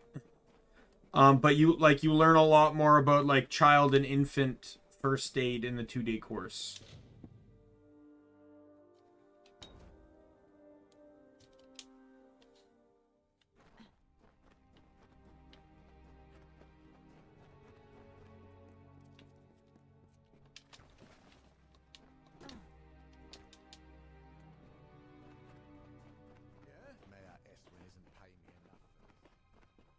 Well, looks like one of our machines, but Mon won't do that.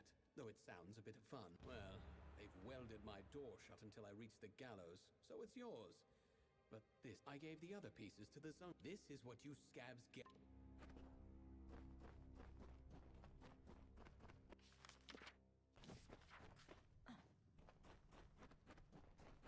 Be on your guard.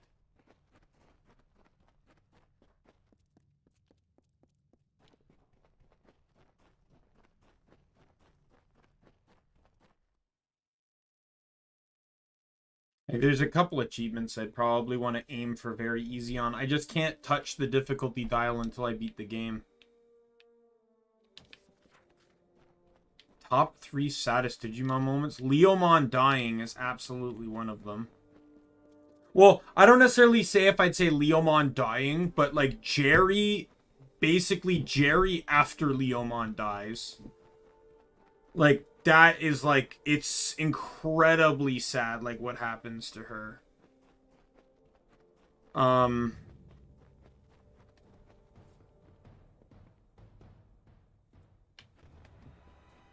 What else? I think,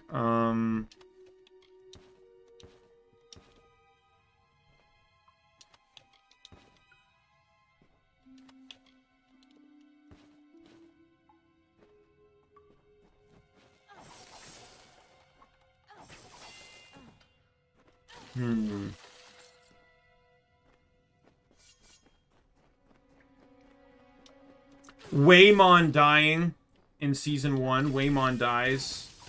That was pretty sad.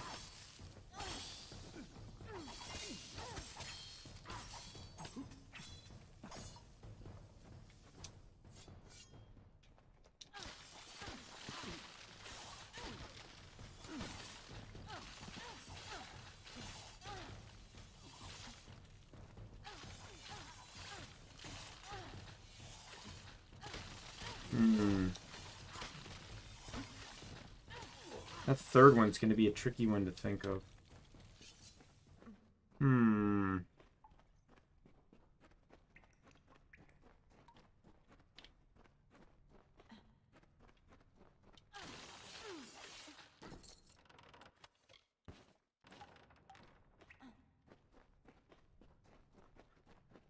Ooh.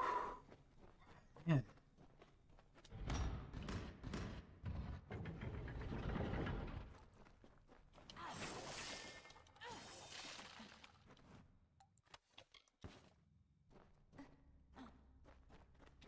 What could that third one be?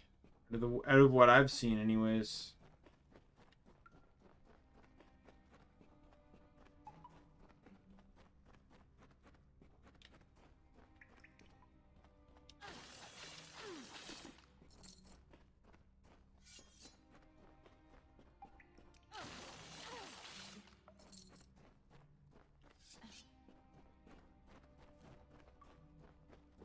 Hmm.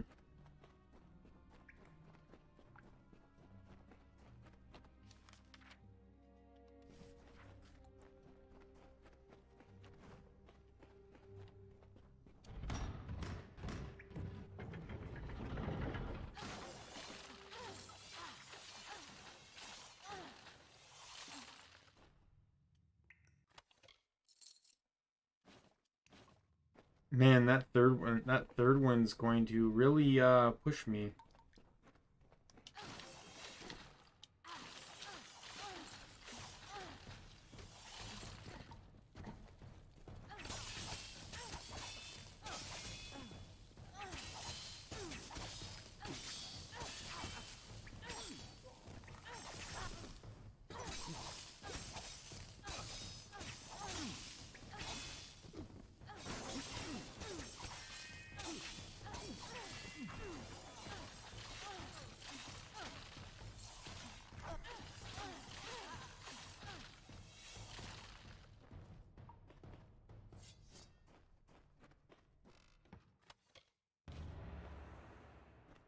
Oh, I don't know if I can think of a third one.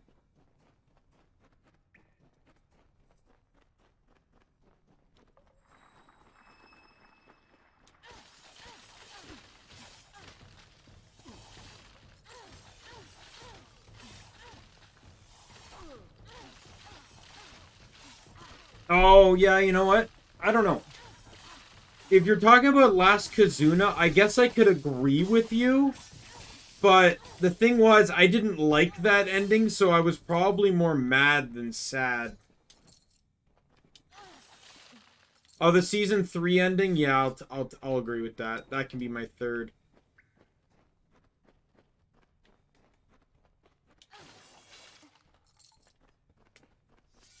Because I'll count that separately to Jerry. I just think Jerry was like a whole thing.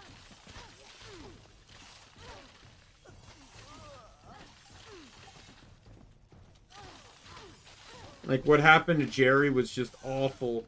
Like, her Digimon gets killed, doesn't come back, and then she's locked into this depression, and then she's basically used as in that depressed state, used as a fuel source by this weird being that is designed to basically stop progression and evolution, and is effectively trying to destroy both Digimon and humanity.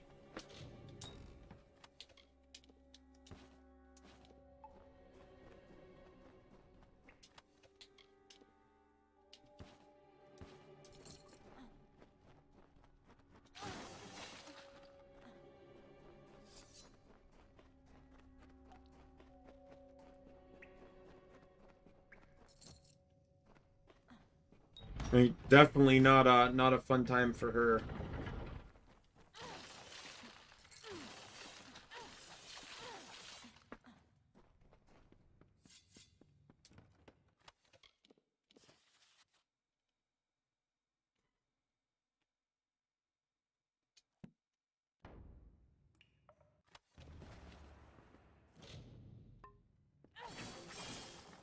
There's no treasure at all. It's all fake.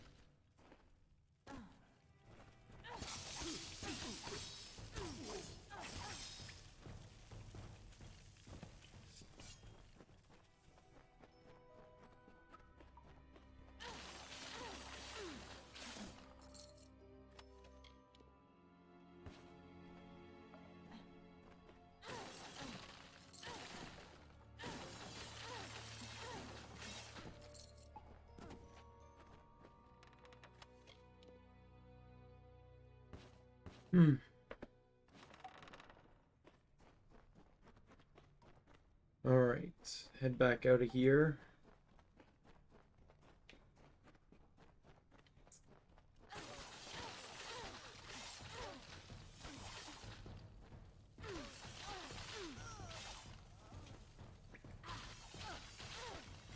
I think I'm going to start farming for the armor set that I want. I'm going to go run around and collect the pieces I can get now. Because I'm pretty sure I can get 4 to 5 pieces.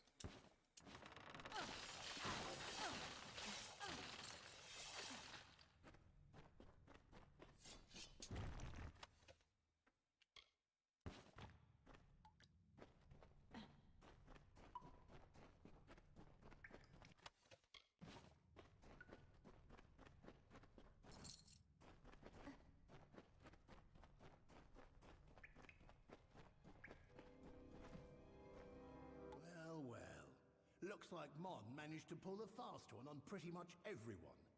You know, I remember a time when the Hierophant couldn't be faulted, couldn't be fallible. Guess that's just sand in the desert breeze, Dove. What are you doing here? The missives of Sable and how to get them. I need you to steal them for me. The Hierophant's power is clearly waning, and all the travelers will suffer for it eventually. I chose this path because of vengeance. I was wrong. It's the future of the travelers what's at stake. With a proper bit of skill, you're going where no thief of these lands has stepped foot, in the vaults beneath the Odessa Livrarium. Seems to be where the gnomes hide what they don't want found, missives included. I've arranged for Phasma to meet you there and show you the way in. Why is the book so important? Forget gold, wine, and power. They prize knowledge above all else. I suspect something to be in those missives that means a great deal to them. But who cares? They've got the book, and we want it. Now go. When you've got it, I'll be waiting for you with some friends in the Hospitalis quarters. Get on with you.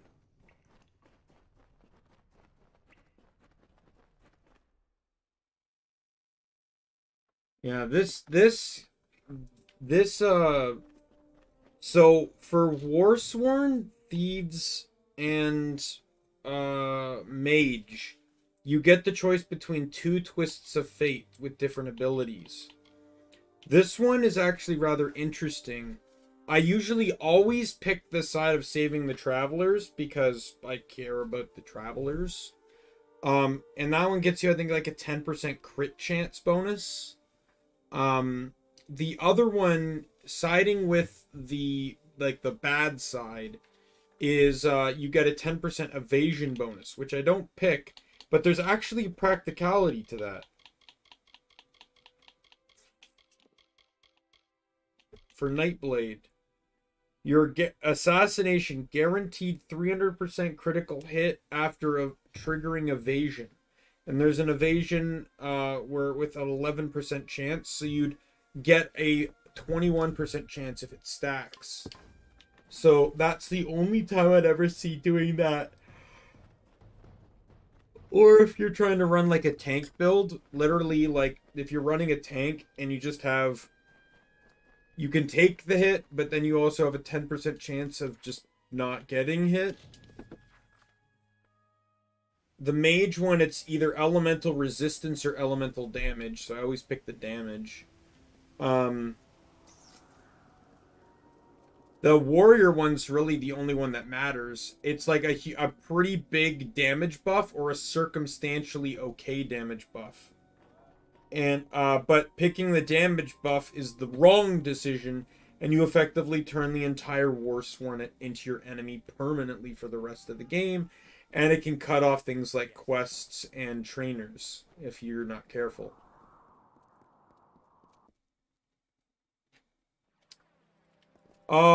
You know, I feel like that could have worked if they had done it correctly. Personally speaking. Like, I wouldn't have minded, like, they lose their Digimon, but not for the purpose of loss, you know, like, not... good enough. Like, no potential. That was such a stupid plot point to me.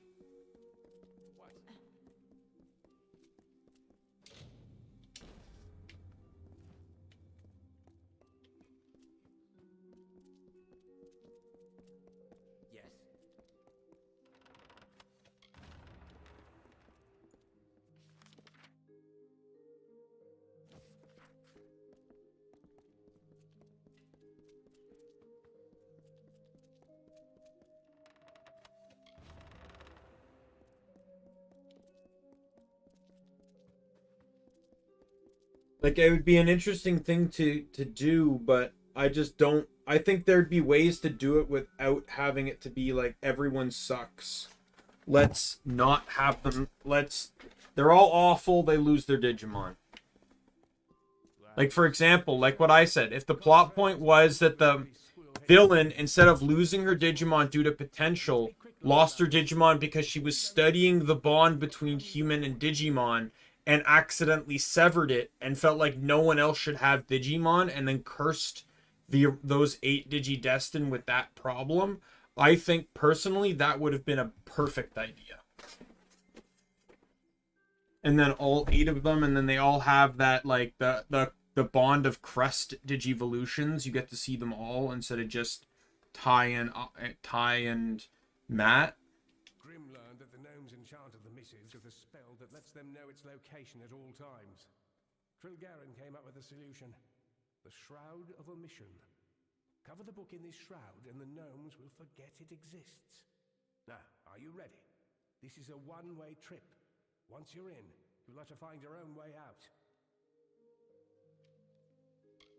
I'm ready. I don't know if Trilgaren made the bloody thing or stole it, but she said it's one of a kind. Place an object under the shroud and all the world forgets it existed. Seems useless, eh? But in the right moment, it's a damned waggish bedlam. I'm ready. Through this floor grate here. You'll have to do what you can to keep your bearings. It's a maze down there. And be careful. There might be pint pots, but these gnomes will become vicious if they get wise to you. Right, you better go. Be quick about it. I'll distract them. Let's do this. Just a second.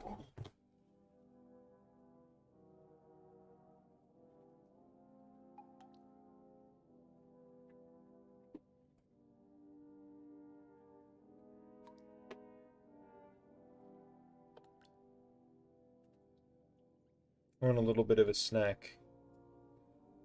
So,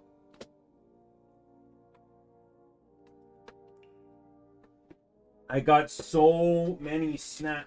I massively overestimated how much I was going to eat during that 24-hour stream. I didn't even end up eating all 24 pieces or all 20 pieces of chicken I bought. I had to eat it over like the next couple days. And then I still threw a few pieces out because I was just sick of chicken.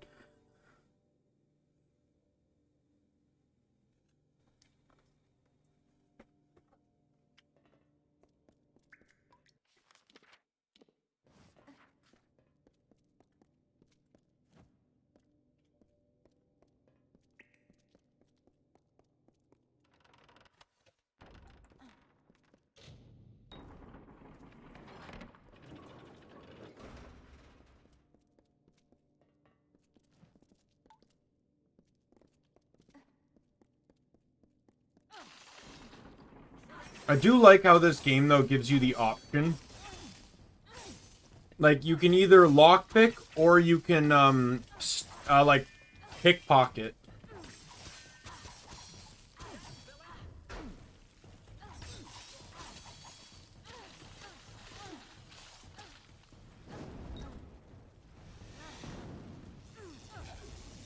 Bullied.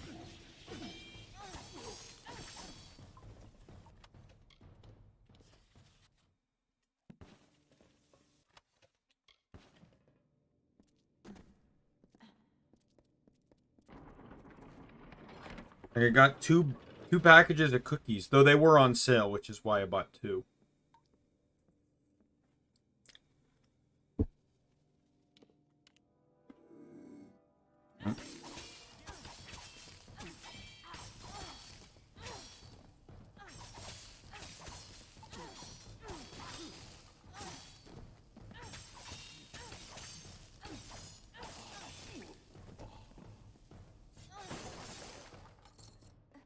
But, you know, coincidentally, chocolate milk was on sale. So, chocolate milk and cookies.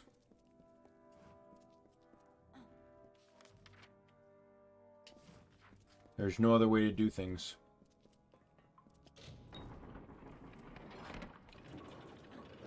Man, high lockpicking, like, I know generally it was a mistake, but it has served me well.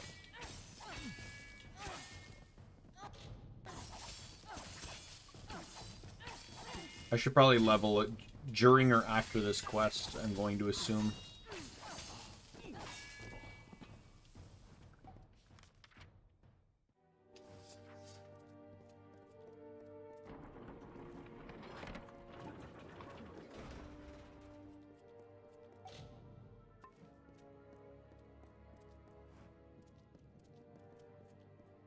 Oh, this puzzle.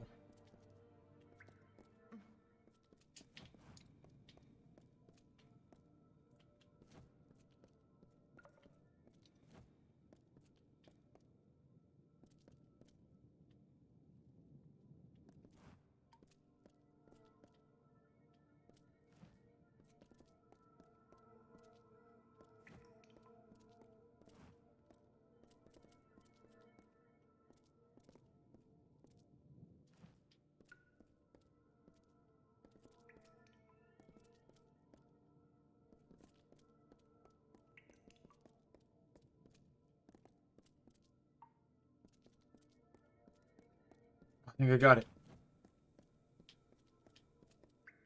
I did not.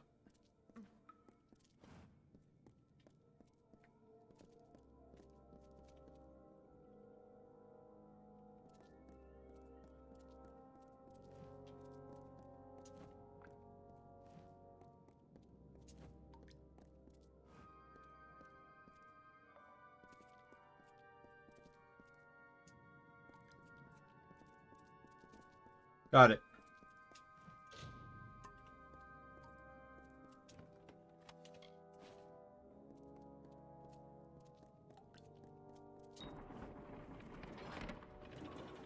Didn't even have to do it, though, because I literally could have just picked the lock. Hey, gnomes.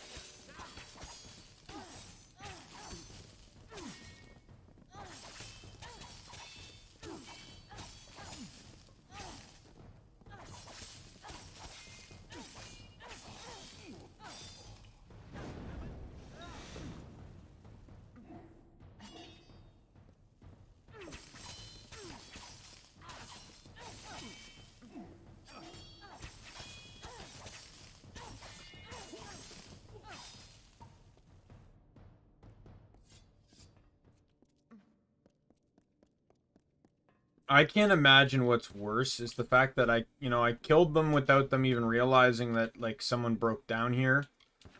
Or the fact that their bodies are just gonna rot down here and never be found.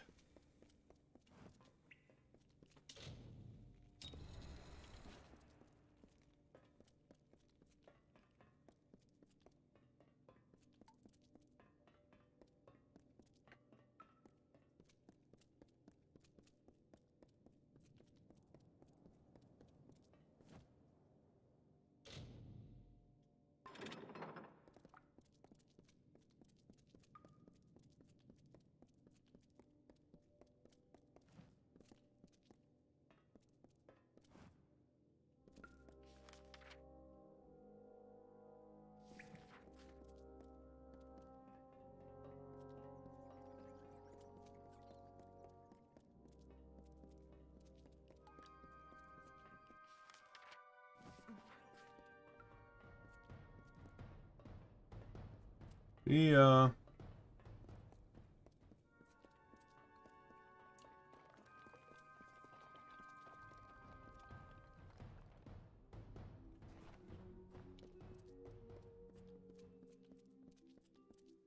What's needed?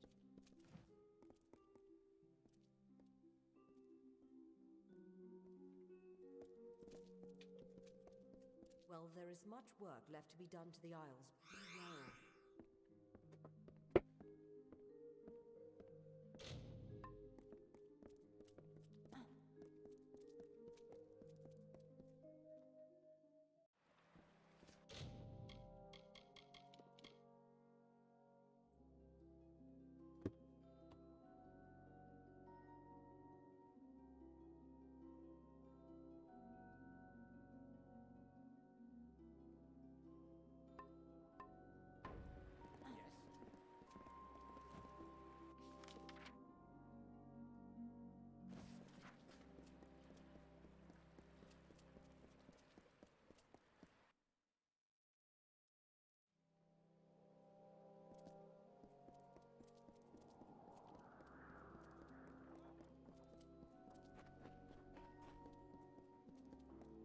Alright. This should level me. He said hopefully.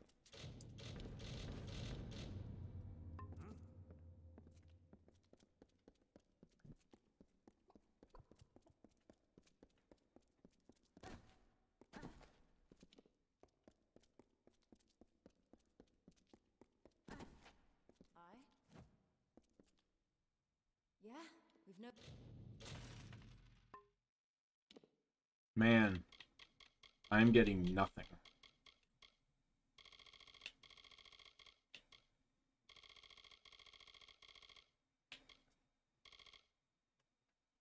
Clean mugs and no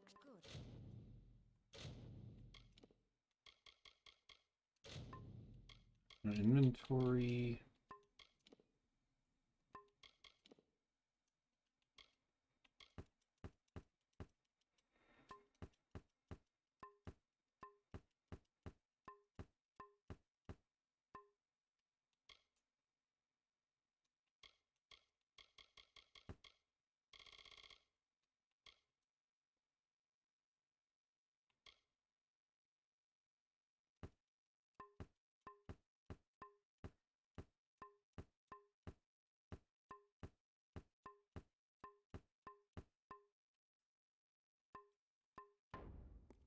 I don't see myself needing any of that stuff.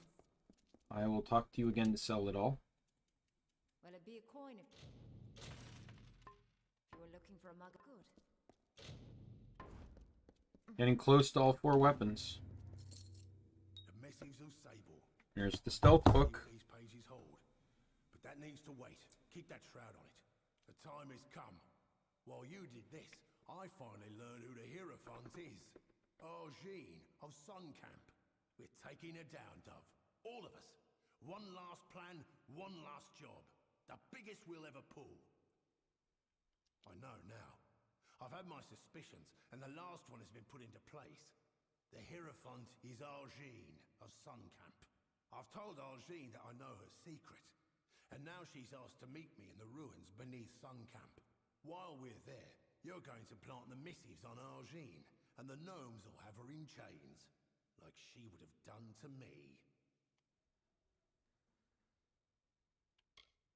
What was the whole plan? To hand me to the gnomes for stealing the missives of Sable, a book they value greatly. Only you saved my life. She tried to do the same to you and Phasma in Rithen. After that, we started putting my true plan in motion. I found the missives of Sable and found the Hierophant's identity. Now, we'll frame her for the crime she tried to have me killed for. The meeting with Argene's a front. While I keep her occupied, you, Krilgaren and Phasma will be able to move unrestricted. Where we're going is the Hierophant's lair. It's likely got some enchanted defenses. Krilgaren will be there to help with those. Meanwhile, Phasma will lead the gnomes to the ruins. You plant the missives on Argene, and the gnomes will take her away while the world watches. Let's go. To keep the element of surprise, you'll be using a secret entrance to the ruins. Once you're in, meet with Krilgaren. Now, we've got... Yeah? I was honestly expecting to level, but I guess not.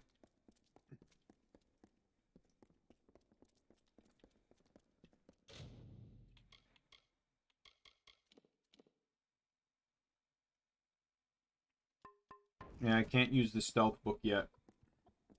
Yeah? Hello once more. It seems we just so long.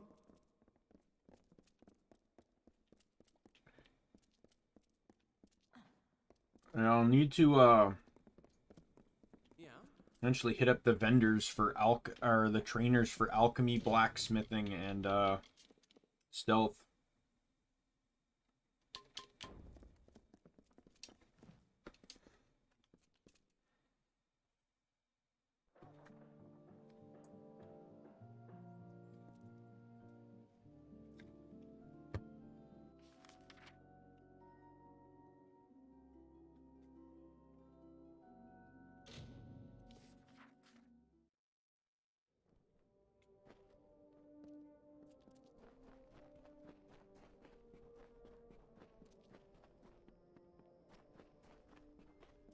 gonna cost a bit of money, but let me repair my stuff. Any items in need of... Oh my god. Are you serious?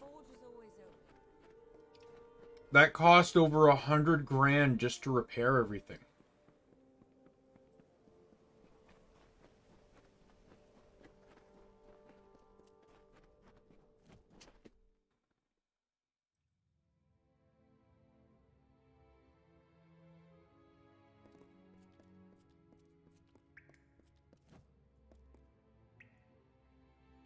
At last, I can speak with Grimm's fateless ally with my true voice.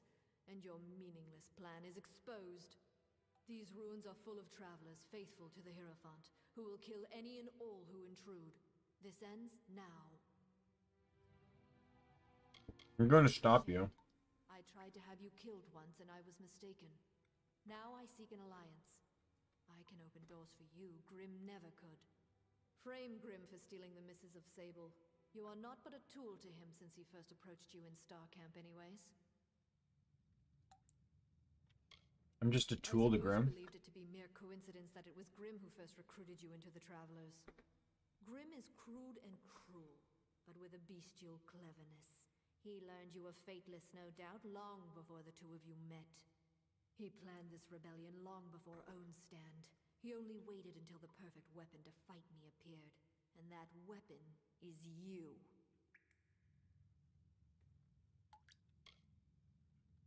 I won't betray Grimm. So you claim, but I can see the threads of fate do not guide you. Nothing is decided. Think on my offer and take this. It is a key to the wings of the Hierophant's court, my sanctum. It is where I will meet Grimm.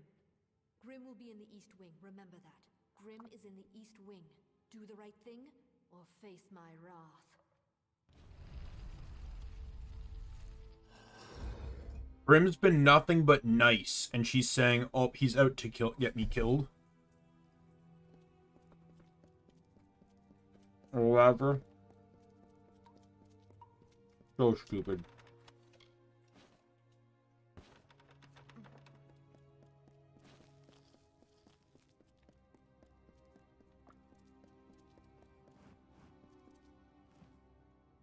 You have come.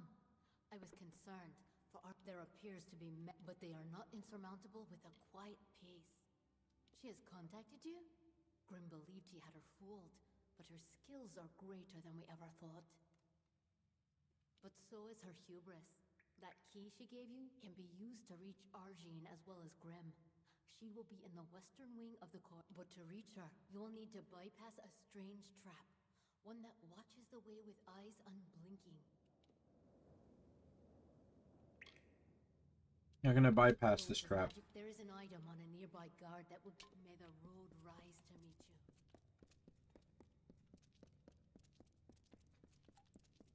you.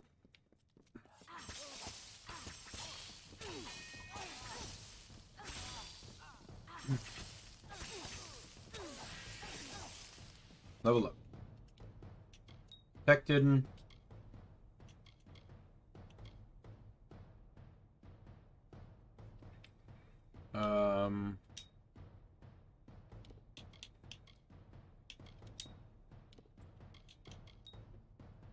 There we go.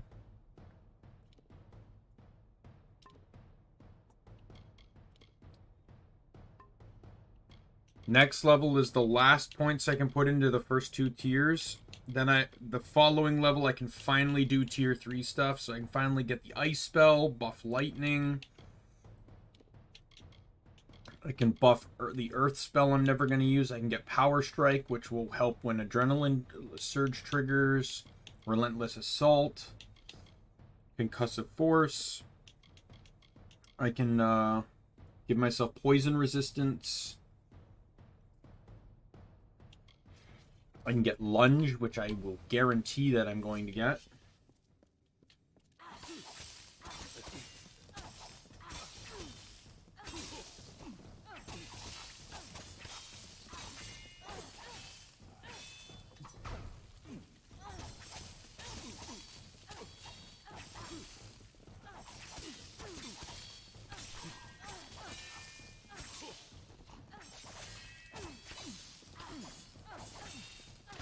Like, repairing my gear is going to be almost non-significant once I get my gear.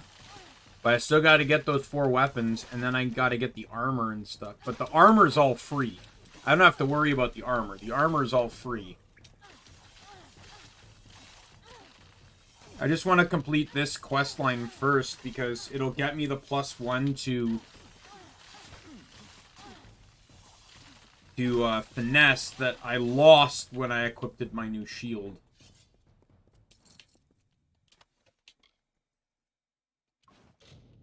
Because if you look in look in abilities, you know, everything here is +1, everything here is +2, and this is all +2 as well. I want to make up for the loss of finesse.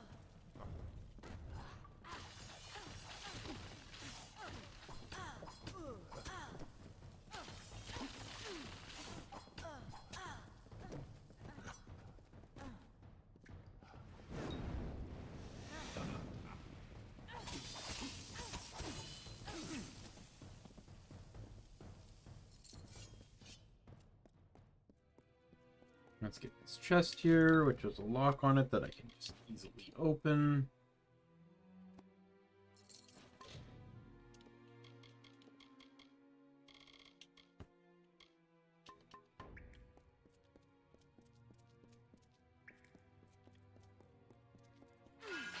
And then after this, I'm gonna not necessarily do quests, but I'm gonna run around and collect all the armor pieces. I remember where the helmet is off the top of my head, because it's in the same area where a skill book is.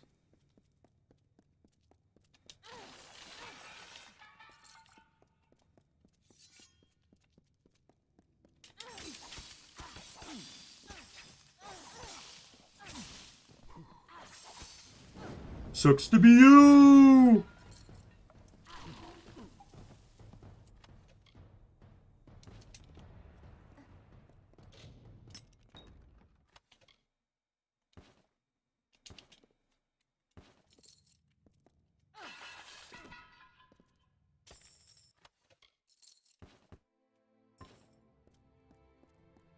Man, look at all this gold.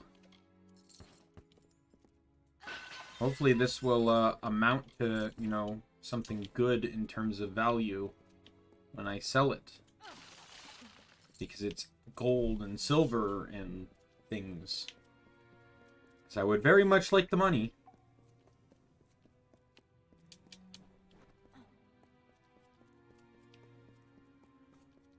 I wonder if they ever made a sequel to this one, would it have a jump button?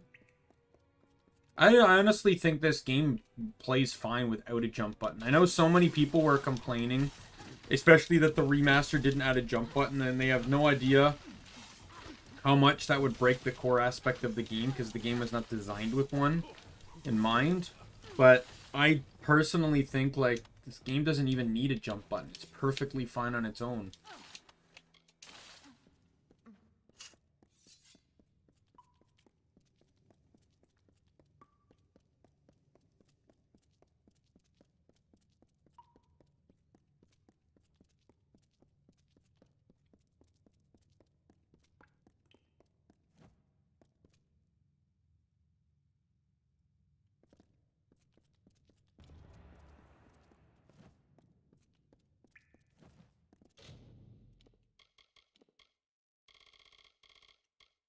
Bag of Winds.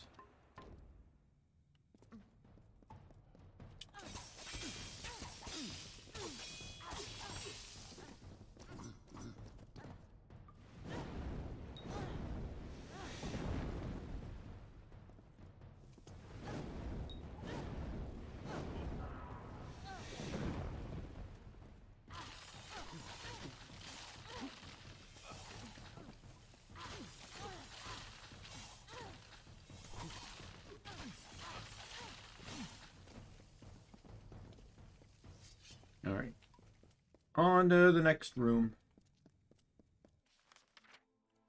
So I think this is where I have to choose. So right is I'm betraying Grim. Left, I'm going after... What's her name?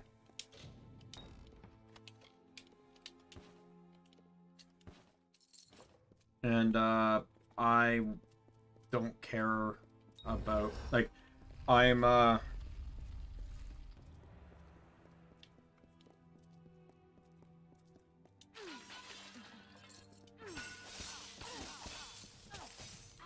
Grim's my buddy. I've never played in this playthrough. I've always hated in this game. I've always hated the Hierophant, and I've loved Grim every time. So that's what's gonna happen here.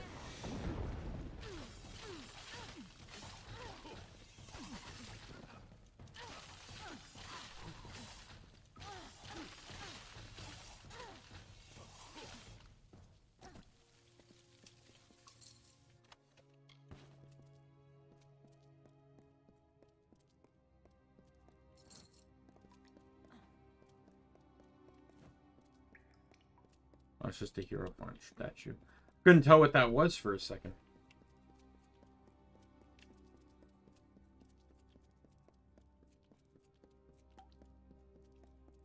Enough of your farces, Grim. You claim you want to blackmail me, but that is not your true purpose here. Why, worshipfulness, you can't blame me for desiring to have you all to myself. This has gone on long enough, little man. I grow tired of your stallings. They will cease immediately. I couldn't agree more, my dear seer. Seems like it's time for things to wrap up.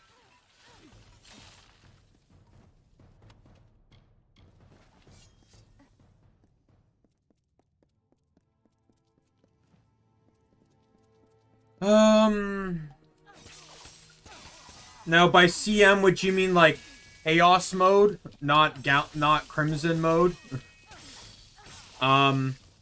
I don't know. If he did, it would. I think it should have a different weapon. I think like maybe a hammer.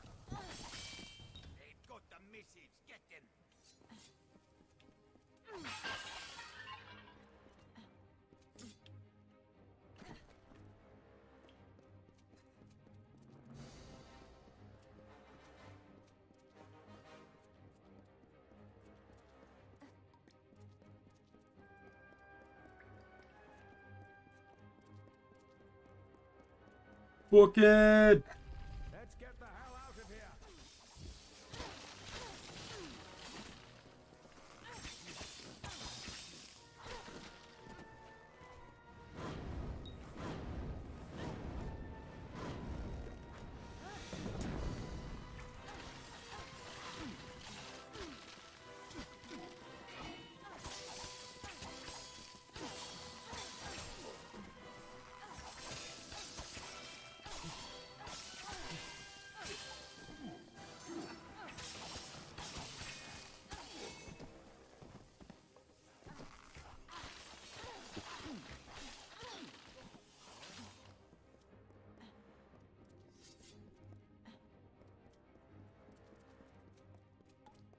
Look, we're all escaping together, my friends. We must make our escape.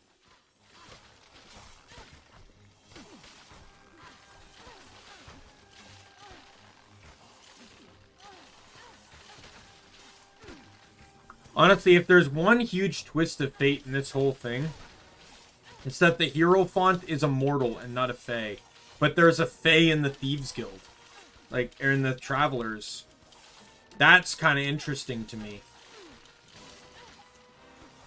Like, usually these types of people are always Fae.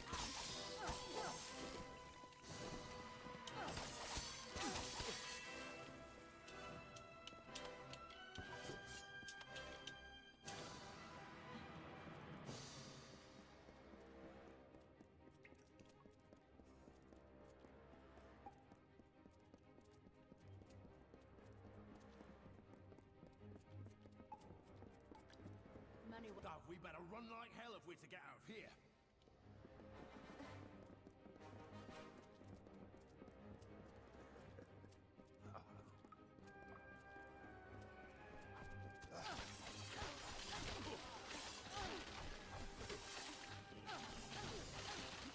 Yes, group together. It only makes it easier.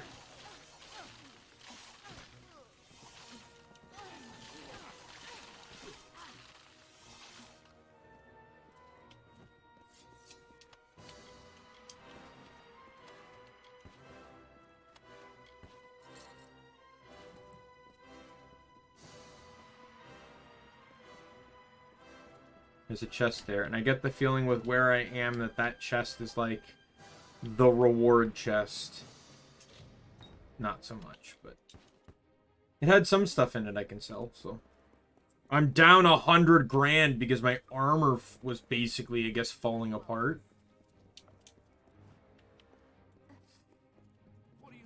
Probably should have just bought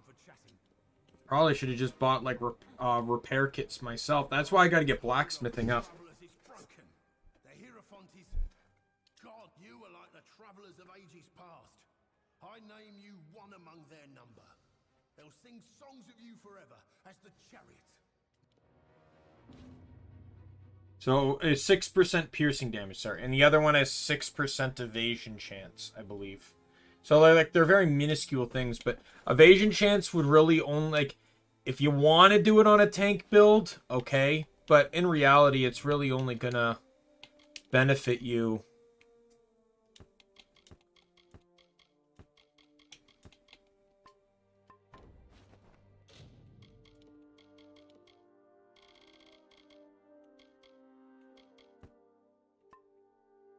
It's really only going to benefit you if you,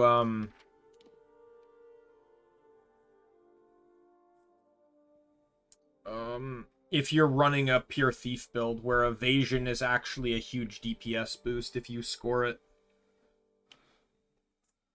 Alright, so I got that all done now. So now we're going to hunt for some armor. So the helmet is up in the Cradle of Summer. So we'll go get that one.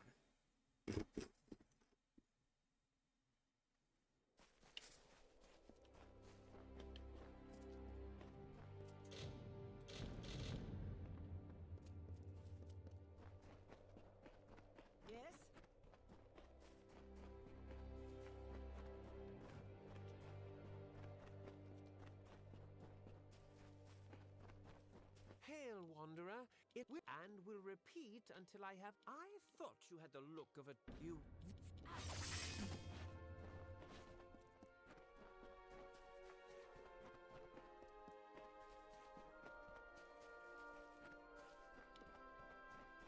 There's a lore stone up here.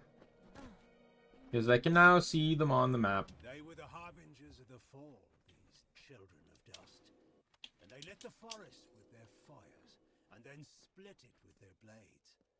We crept back, shapeless in the darkness, silent in the trees. The shadows are few in this age of mortals. The light beckons. Huh? Strange. If you need to trade, I'll part with a few coins for them. Keep the peace. Need a bed? Oh, really? Someone find. I didn't think. I'll pay for each. Keep the peace. So he's actually a pretty interesting way, Flutter away. You come again. Assert the stones. You will, but they will not flutter away. he actually has a really, powerful way to make money is because the, enemies that are in this area, the Freeman enemies, all drop this armband, and he'll buy each of them for like 1,200 gold each. It's actually crazy how much money you can get from just fighting in this area.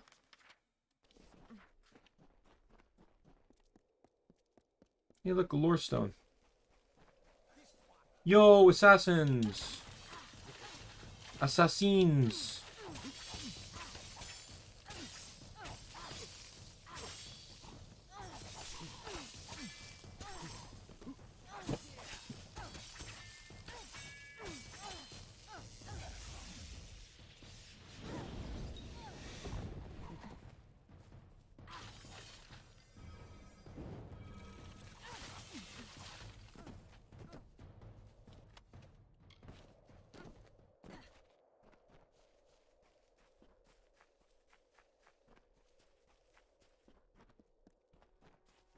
Strange creatures, these mortals. They wake, they work. Yeah, the very dangerous thing about crafting too with blacksmithing is you can get 2 elements on a weapon, because you can use the element component to make a gem or to make a weapon. So like the blade will have light shock damage on it, and then you can use a fire gem on it, so it does shock and fire damage. You know, and sometimes I do that, sometimes I don't, because I prefer to go all out. I prefer to have the weapon go all out on one element just for the sake of things, but it's doable. It definitely can help cover you. If you stumble across an enemy that's like weak to fire, you don't lose half the DPS of the weapon.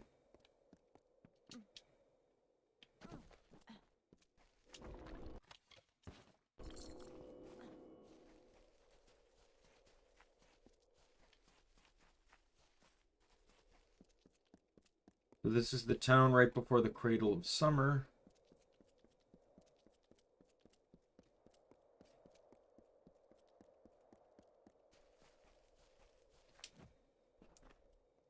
What does it tell your friend? There are spies among us. Fine. I'll be good luck. Yeah, I kind of gotten the hang of skipping through dialogue in this game. Be careful.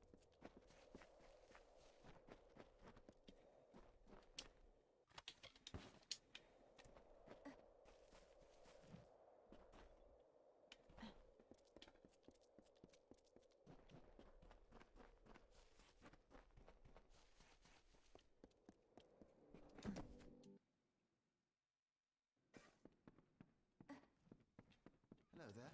You resemble someone of authority. I am a gentleman. Excellent. Farewell, stranger. All right. I only have a few moments. What?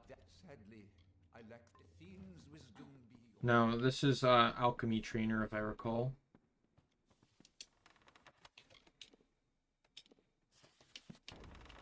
Hello there. It's about Molly Janik at your service. I wait for you. Thank you. Tier 3 alchemy. Yes. And then we got the money. Relax. Buy my things. Oh god, look at that money. Money, money, money, money, money. Can you imagine just walking into this random tavern and be like, hey, give me 300,000 gold for all of this.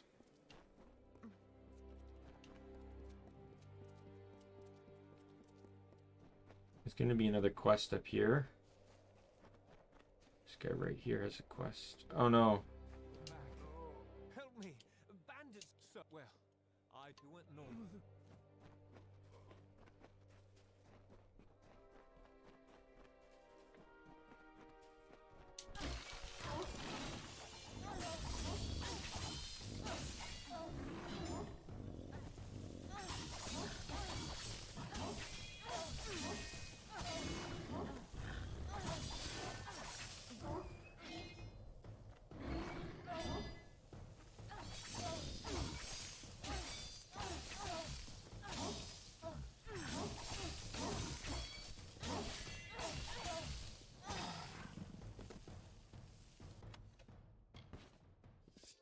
All right. Yeah, let's get this spot for fast travel purposes. Not that it really matters.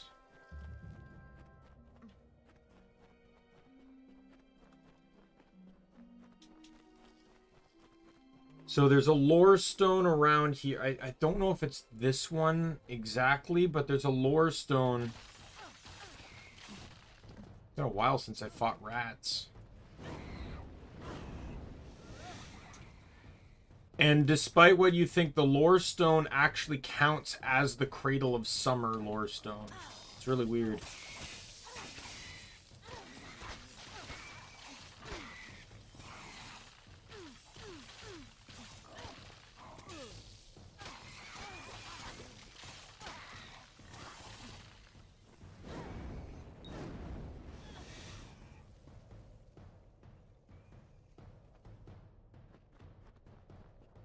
from the naked Yeah, dirt see, Cradle of spend Summer the Stone. mystics, the firstborn of the It wilds really themselves. throws you for a loop if you're Around not them, familiar with they that. heard the song of splendor. Because you go to Cradle of Summer. Ask anyone and you'll get the same. Enough. Give me a chance. Good riddance.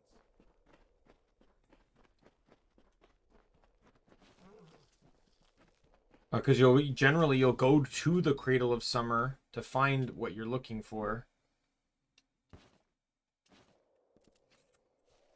Man, a purple necklace. You know how happy that makes me. Because it's money. Anything purple that I don't want to use is just fantastic.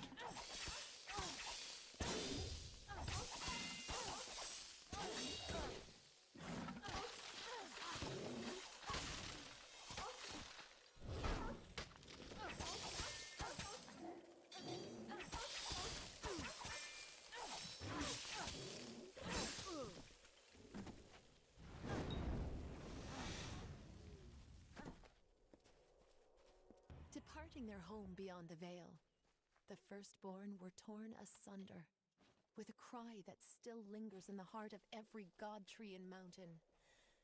Then emptiness, followed by a darkening sky, and the frost wept with the first winter.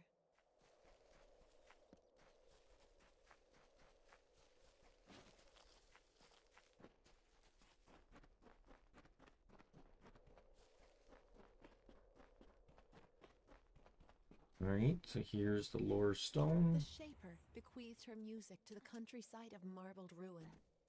The plains birthed the gentle grass. Listless streams meandered through the verdant hills and babbled of their gentle travel to the face of the windswept cliffs. Thus the symphony of Arethel began.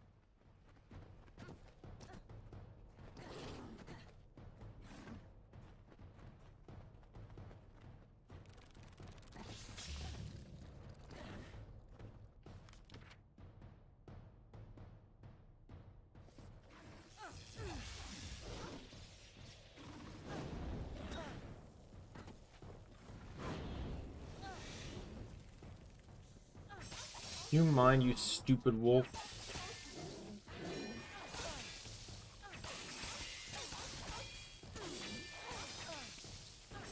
What a camera angle. You're all lined up.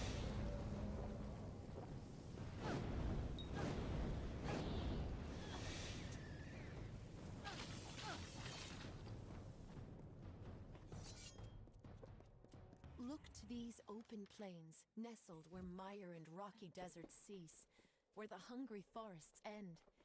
In the bosom of the Feylands, these fields are home to the languid sky. This work, shaped by the delicate artistry of an inspired painter, is for all the peoples of all lands.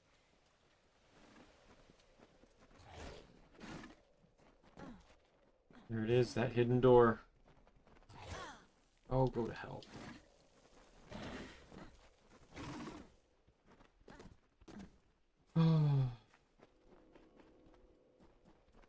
I can't open the door until I deal with the enemies.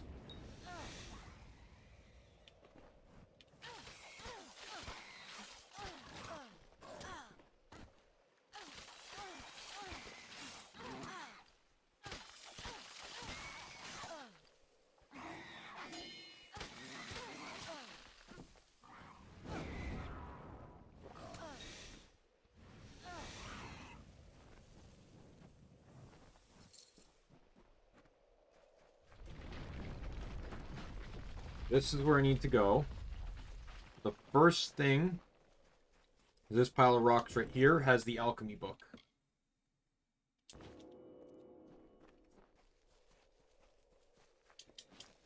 And then this chest up here has the helmet.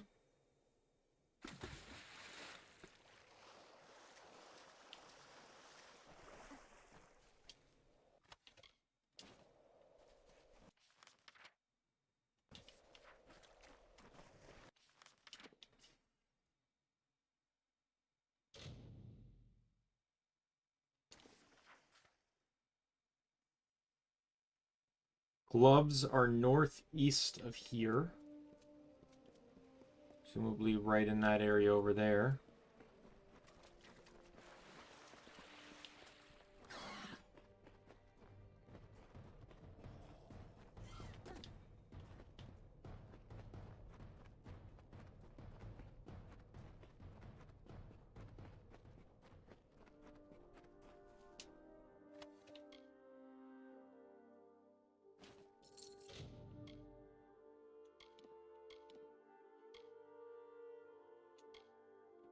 Armor drops, but it's still going to be better. That 10% damage resistance, status effect duration, 1+1 to all abilities. O2 or Tamers? I don't know, probably O2 because I'm just more familiar with it. I didn't hate Tamers though, it's just, I just probably prefer O2. There's the gloves.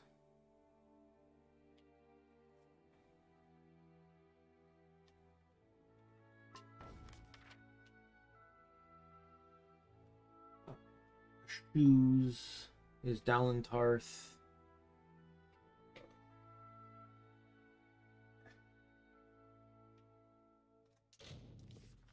Southeast side down a river into a hidden cave.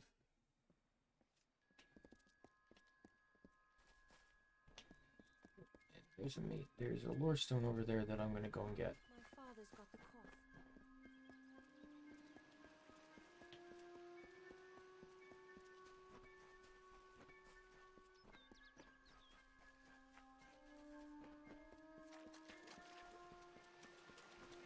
Dara, I will never be your lover, yet I will make a likeness of your loveliness, your sun-kissed face, your moonlit eyes.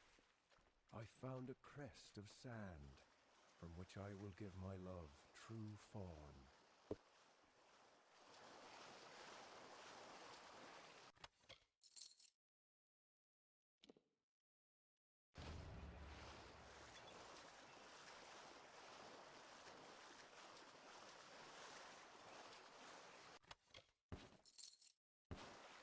The good thing, though, that all these pieces of equipment are found in seemingly more hidden areas.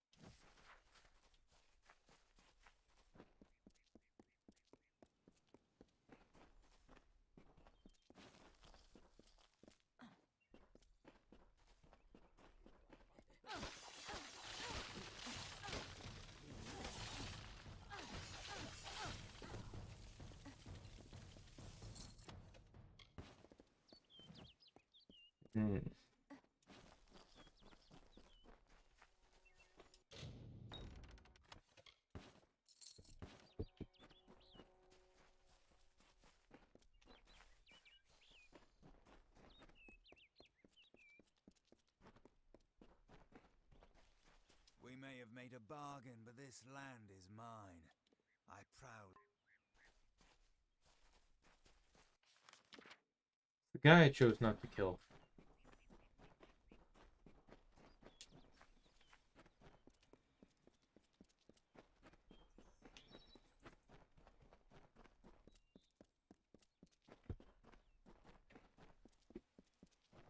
Really wish there was a way to bribe him. Like, convince him. Like, well, not bribe him, sorry, persuade him. Because convincing him does nothing.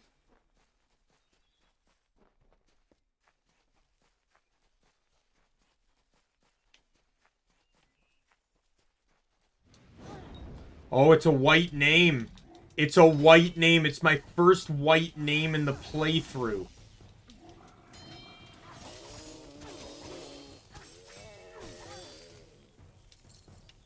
The water shaped with ease, the sand bent just as well. The plants gave way, the beasts have fled. Even stone must give way to my love, for Dara is grander than this lake I craft, this loch beside this hill. For her, a century's task seems effortless. Shoes.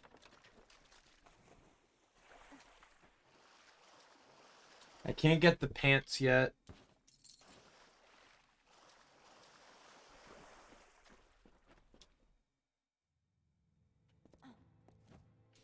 The hell?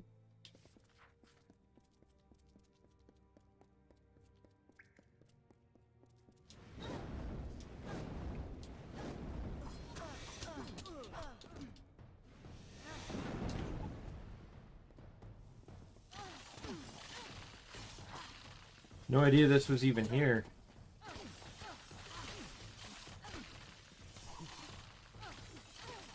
I don't recall anyways. I don't think I ever collected this full armor set.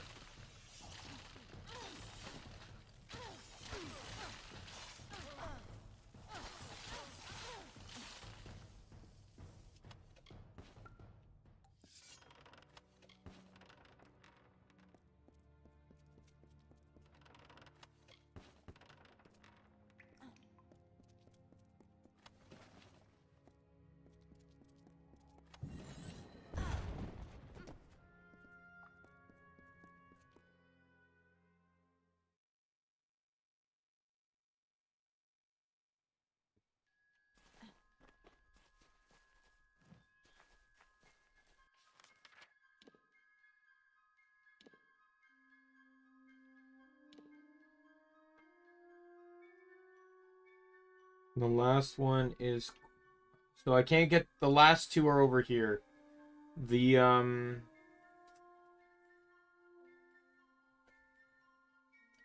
chest piece is in Clericon, which is this top area, and the legs are in Alabastra, which is this bottom area. So that would be a story push. 3 will get me the damage and damage resistance.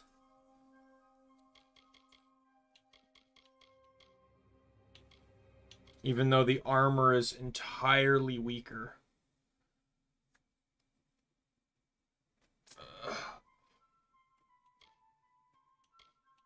But, like, this is supposed to be light armor. Like, this is the only set in the game that's an actual merged set of armor types.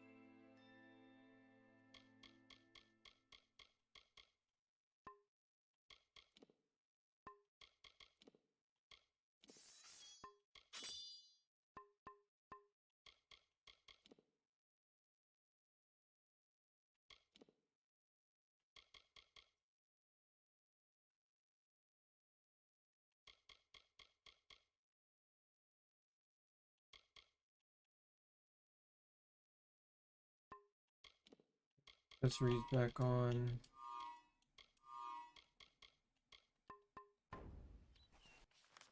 Alright. Well, I should have more than enough money to go buy the weapons now. Especially since they're going to probably be slightly cheaper now, too, since... Students of magic, masters of spells.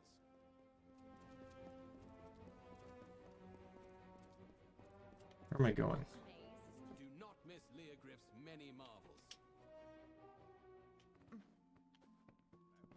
If you think...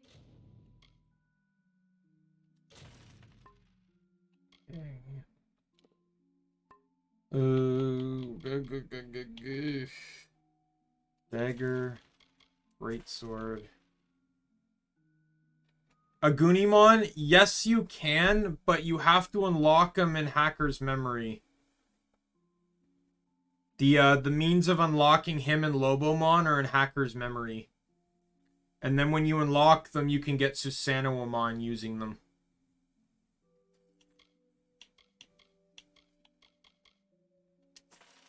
So I can't afford the Chakram.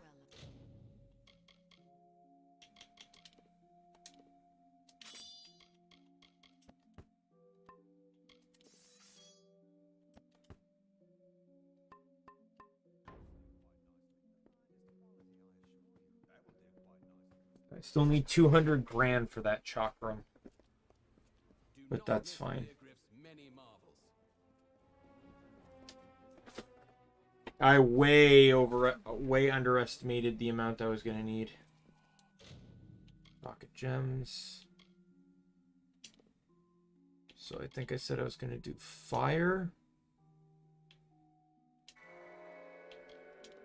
Rejuvenation. Rejuvenation.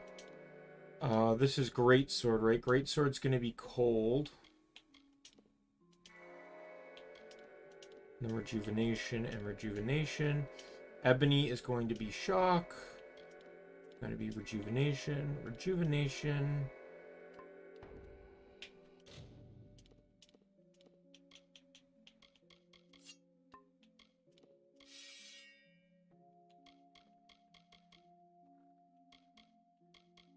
So that's literally like the strongest weapon I'm gonna get for pretty much the rest of the game. Unless I get like an epic weapon that's somehow gonna beat these out. This is the strongest thing I'm gonna get, because Prismir is the strongest weapon you can get base game. The Teeth of Naros DLC added in primal weapons, but to make primal stronger, you have to salvage. You have to salvage them and craft your own. They're not, the highest tier of them is not stronger than Prismir weapons, or Prismir / Ebony weapons. The only thing that's higher by default is in the post-game DLC, Fatesworn. Right, so I'll come back for the chakram later. I think I can probably push House of Valor now.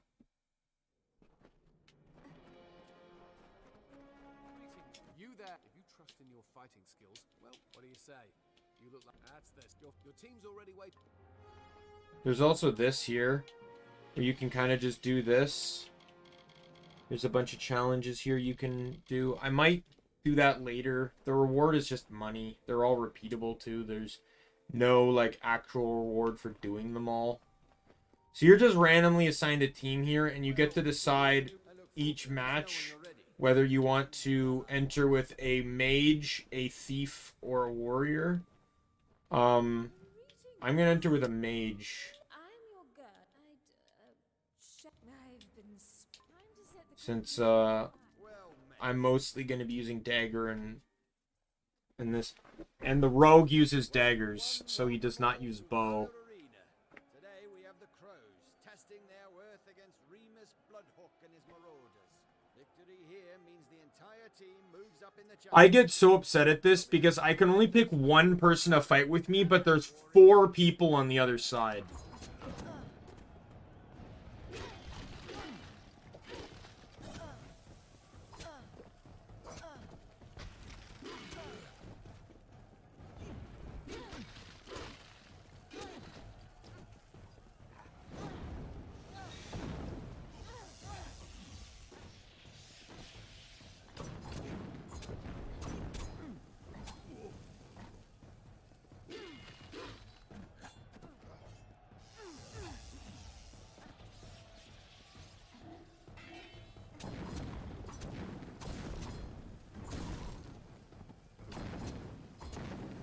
Yeah, my mana's regenerating fast.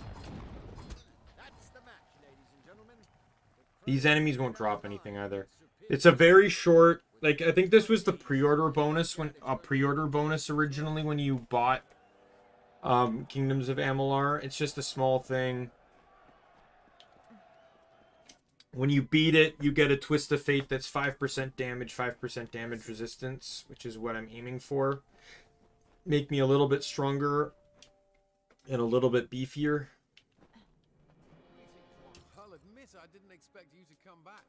There's a reason no one was signing up. Remus is here's your money for the Jokul Vanguard mentioned he. I wish you well in and out of the. I see something I want. The gambling den's great for getting out of the sun. Don't worry. I don't plan to take too much of your time. Just want you to know that I hope you'll keep fighting. The way you dealt with those fools in there, I think you could truly make an impact here at the arena. At any rate, take these. They'll serve you well. He's kind of like an investor that I will happily take from and sell.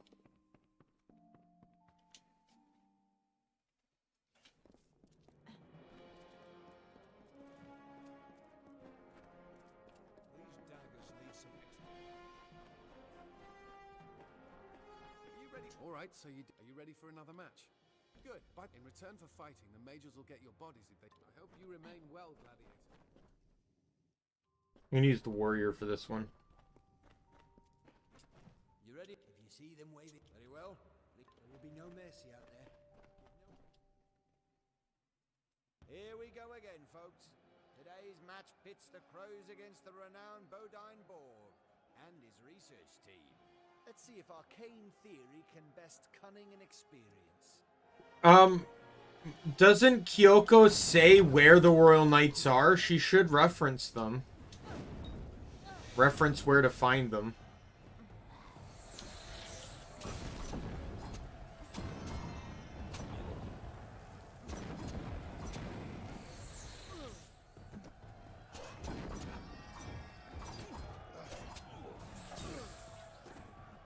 He should say what cities they're in. And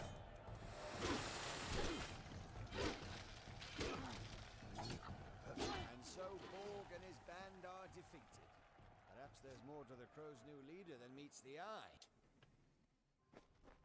I'm exactly as old as I need to be for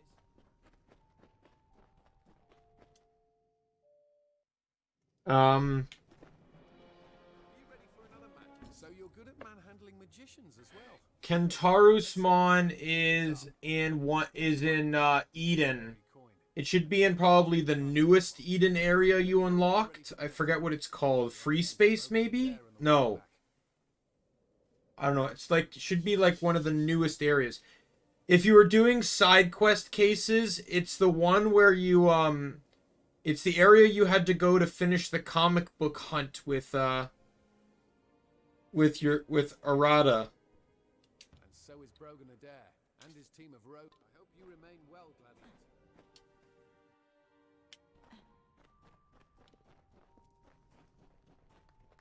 I'll give it everything I've got. Now, archers, I can fight. I've been practicing my move. I've got your back out there. We've seen the Crows handle magicians and their parlor tricks, but there's no trick-error in Team Brogan's quiver. Let the battle begin. And then, Pakmon and Genkumon should be in the area you went to in that little, like, dream segment with, the girl you had to help. Where the brother was concerned that the girl was being, harmed by Digimon. But she was really just playing with two of them.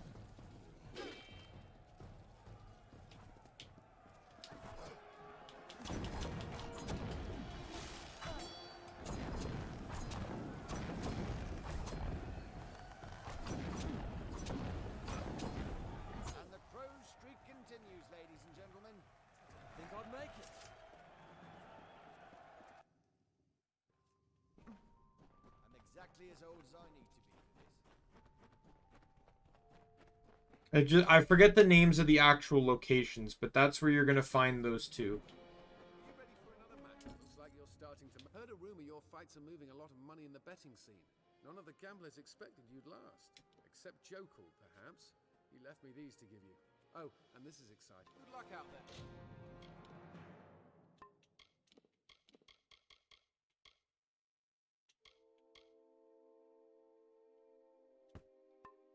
Gladiator.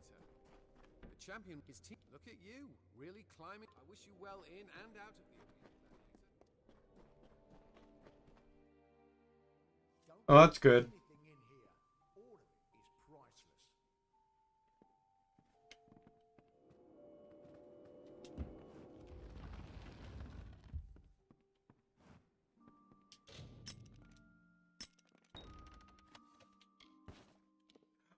Precious seal!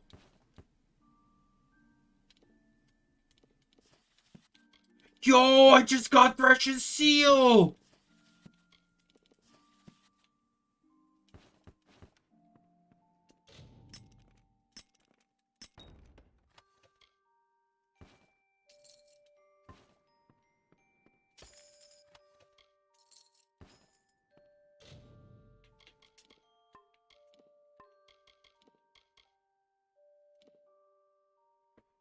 Yes! This is the necklace I need for this build. I'm going to lose some minor damage here, but I get +1 to everything. It is absolutely one of the most important trinkets to this build.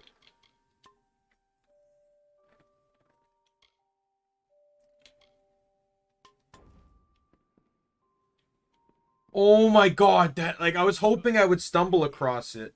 Welcome. I'm your grand champion. You're doing well. The fans love you. I love you. But now, you do this for me, and I'll pay you double. No chance. If you want to continue to... I'm going to quickly save. I don't think I've saved for quite a while. And I just got Thresh's seal, so I'm not taking any chances at all. Hail, warrior. What did he offer you? It's just a ruse. He wants you... Gladiator, just in time. Head down to the pit when you... I hope you remain well.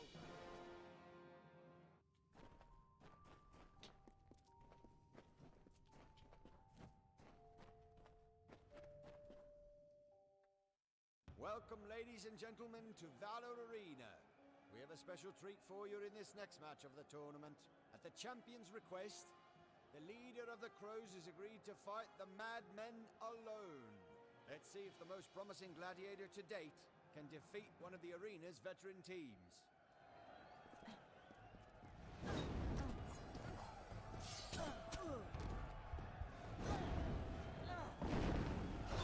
Oh, fuck off.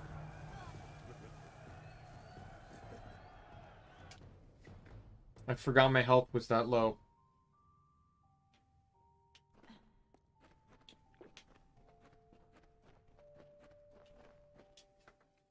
Yo, Red, what's up?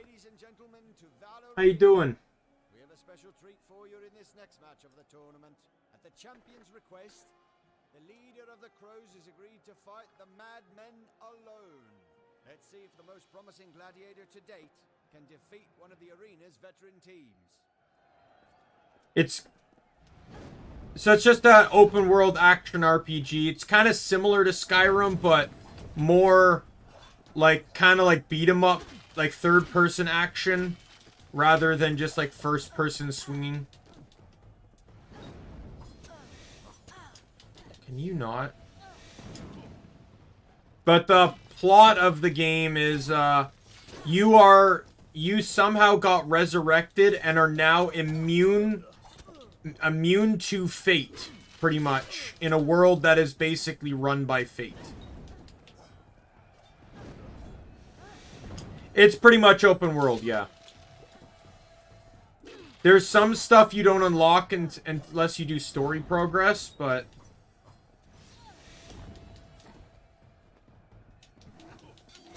like, this half of the game you can't do without doing story. But, you know, all of this is open world.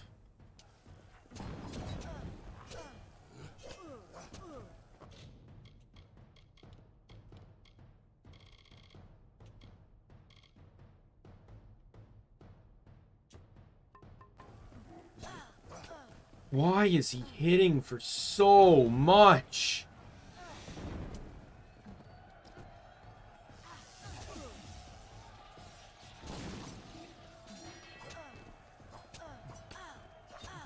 Go away! You're hitting for so much and you take so little damage. Can you die, please?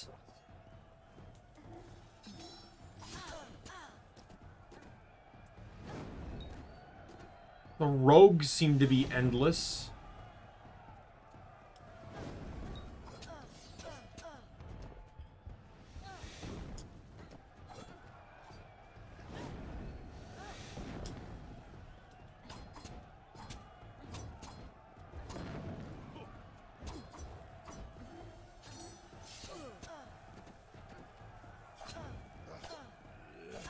That was my last health potion. And I'm dead. Yep. Why is he so fucking tanky?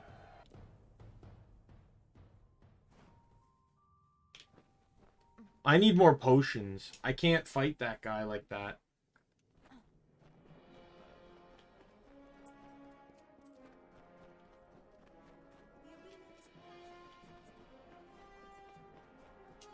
Hey there, stranger.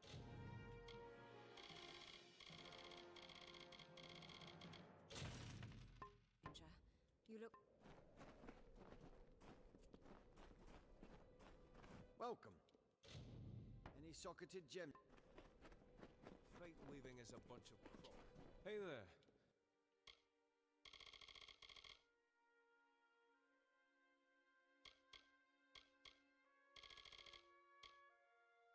Do you have any weapon? Can't wait to stab some fool with my new sword. Well, hello there.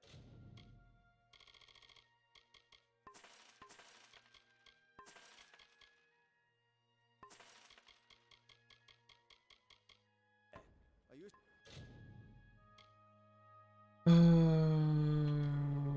Inventory, consumable.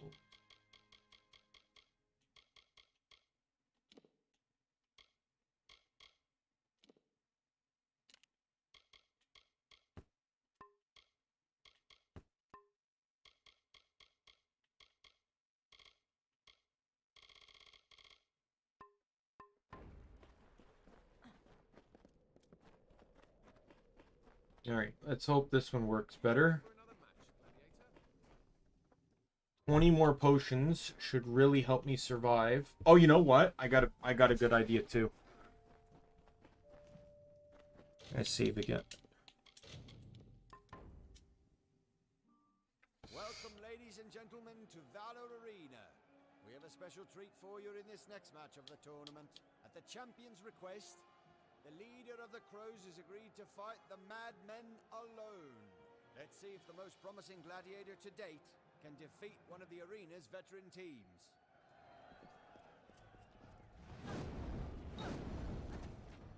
Why are none of them starting at full health, by the way? I don't really understand that, but okay. I'm not gonna complain.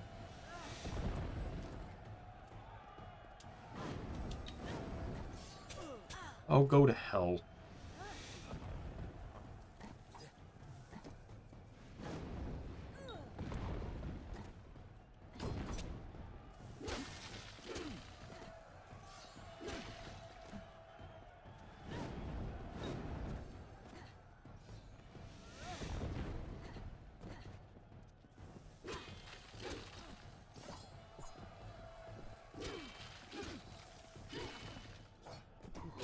I'm just getting rid of the ads to make this a little bit easier on me. Wait, that guy actually dropped something?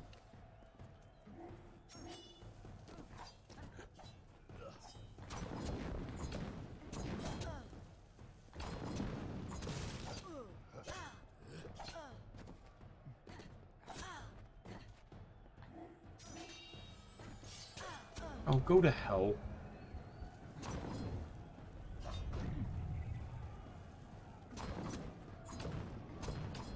Suck it. Die. And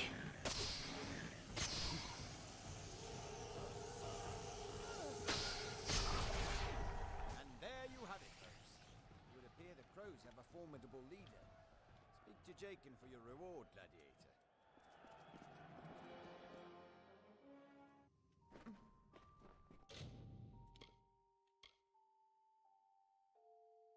All right.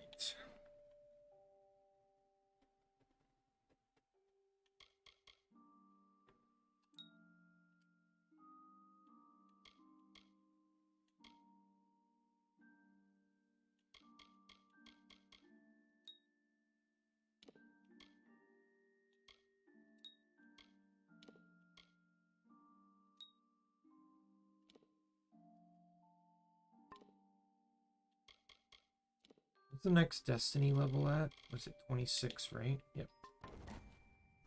I need 6 more levels, and I'll have +2 to every skill.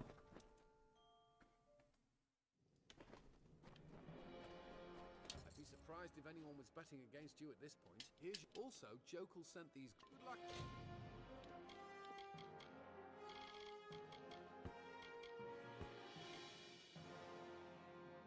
Out there, gladiator.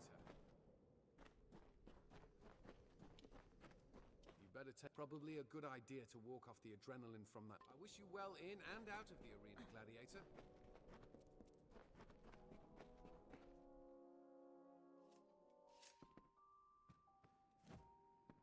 That match certainly did not end like I had intended it to.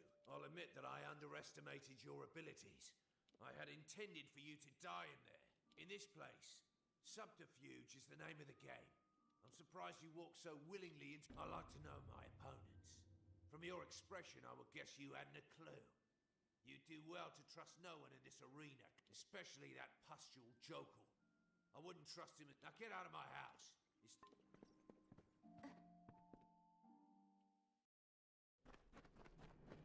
Yeah, well, you know, don't... Your next opponents are Holden Lafayette and the Vipers, a team with Only 3. Holden's team has fighters. Expect both. If you're having trouble, I just recommend finding a guide.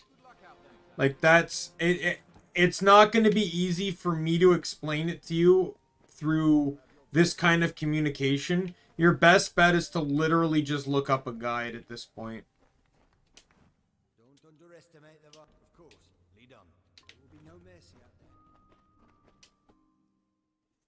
Here we go again. Like I've tried to help you as best I can, and it doesn't seem to be helping, so I just say look up a guide online.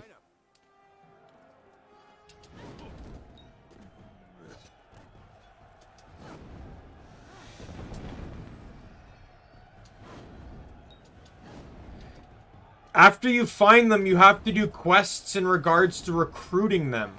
It's not just finding them.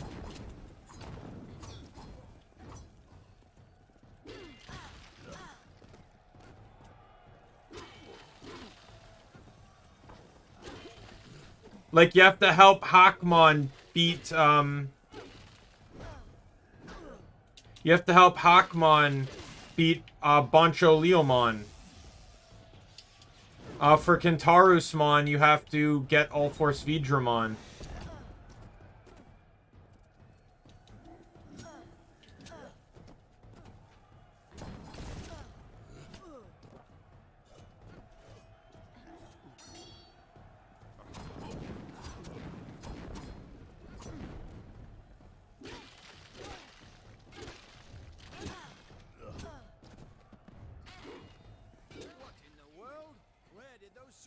Come from.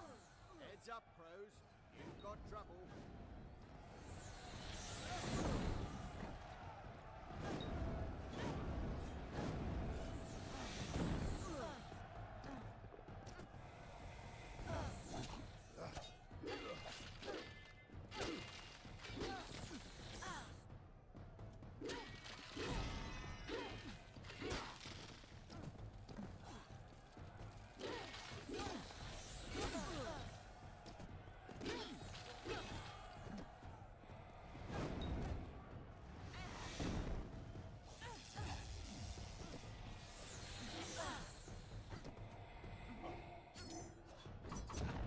Oh, great, I missed the bleed.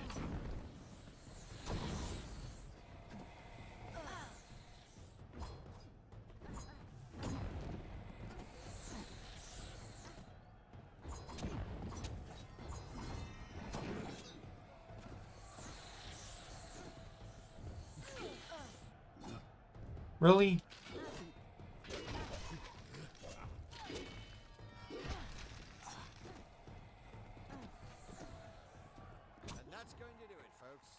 Variety and surprise sorcerers did not a winning strategy make.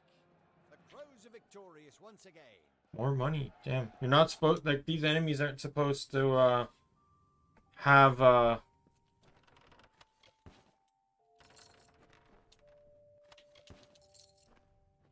exactly as old as I need to be for this.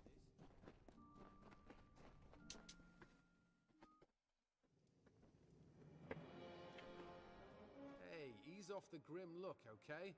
I'm not the one who let those sorcerers into the backs. That's a relief. You got a moment before your next match. It won't be for a moment yet. The champ wanted to see you again, Gladiator. So much to buy. Well, hello there. Are you...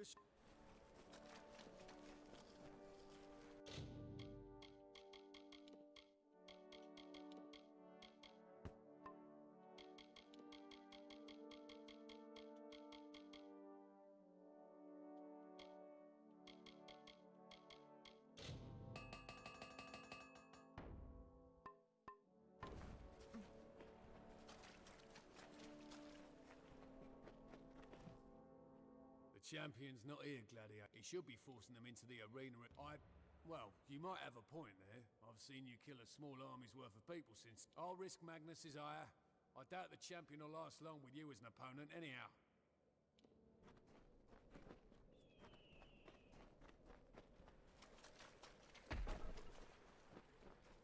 I love the intimidation persuasion there. Gladiator! He's forced them into a Guess who just dropped a wager against the Crows to the tune of 100,000 gold pieces?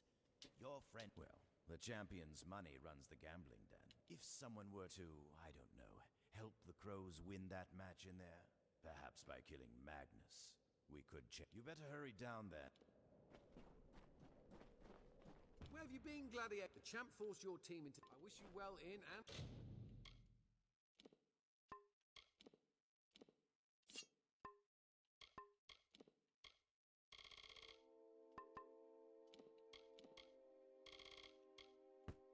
out of the arena, Gladiator. Get in here. We have to kill these guys. Well, hello there. This force us. Okay.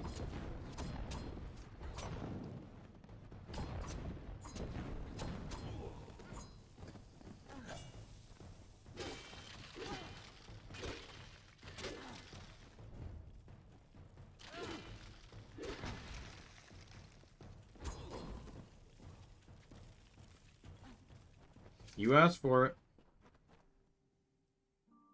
Here comes the leader of the Crows, ladies and gentlemen. Arriving fashionably late, it appears.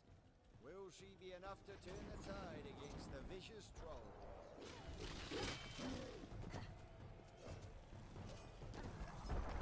Oh god. Not a fan of this by any means.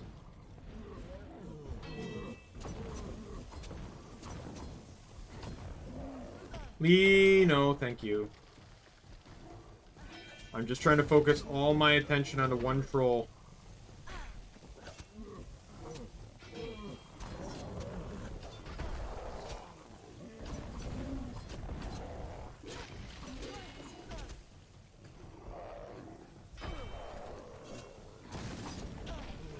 Oh my god, I'm pinned in a goddamn corner.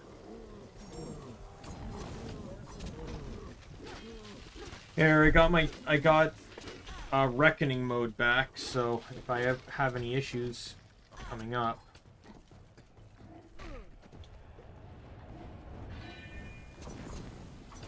I do want to get alchemy up so I can make some fate potions. That is an achievement I need to do as well. The survivors of that terrifying exhibition.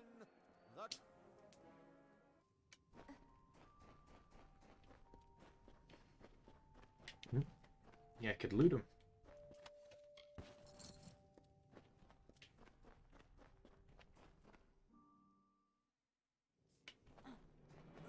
Magnus threw everything but the sun. No team of... You've done it! You're in the final... This is it. Head down to the pit when you're... Good luck out there, Gladiator. And I still only get to pick one party member. This is so stupid. The champions had... I really have had time to set the competition. He's gonna have, like, God knows how many people on his side, and I only get to pick one. So stupid. Why are we a team?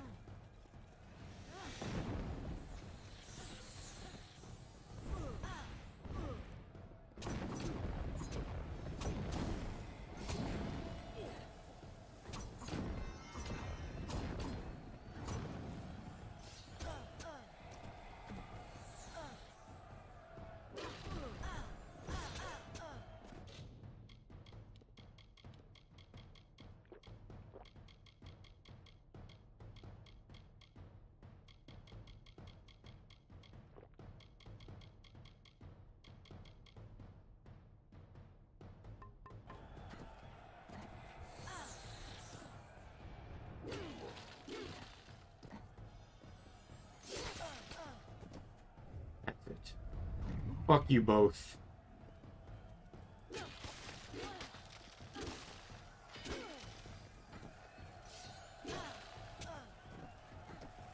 Oh, good, you're on top of each other. Thank you.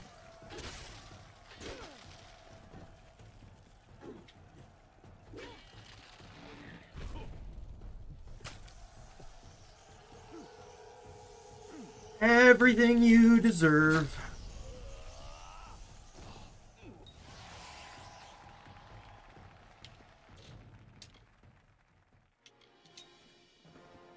All right.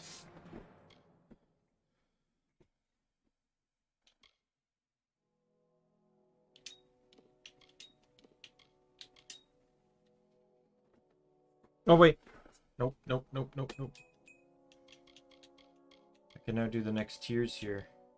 Lunge. Ice. And Power Strike.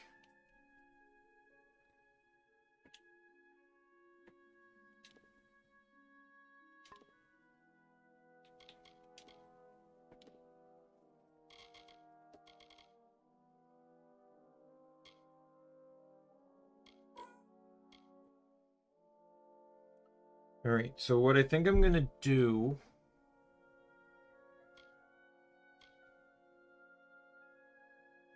So that's X, that's A, that's Y. X, Y, B, A. That's gonna be X, Y, B, A.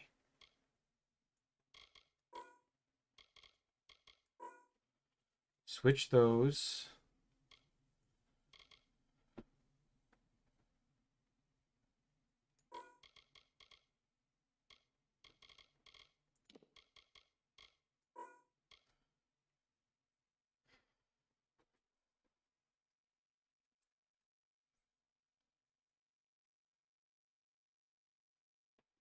Probably run it like that.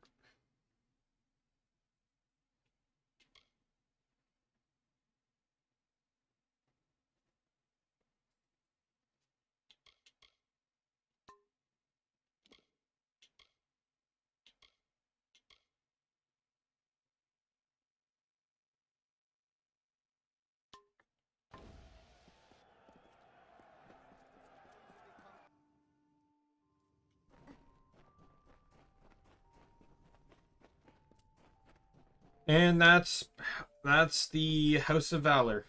That's the entire thing. Finally, here's the key to the champion's... And there's the Twist of Fate.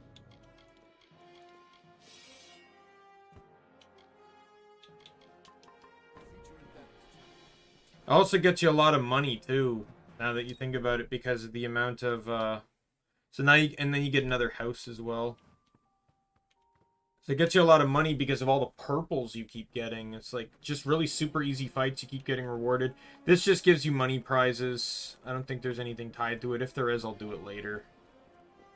Hey there. Do you have any weapons? Come back if you ever need something. I see. What hello there? Are you suffering? Alright, let me head back to Rathir so I can make those chakrams. Or I can buy those chakrams.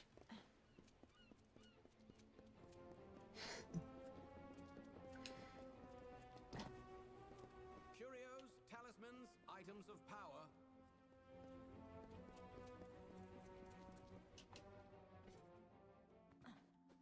Give me chakrams.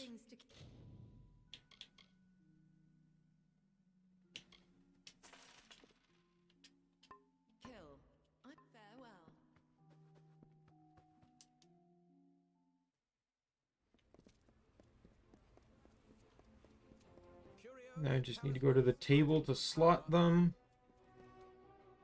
It's that like the magic regen boost is really helpful. I'm not even kidding. It's super helpful.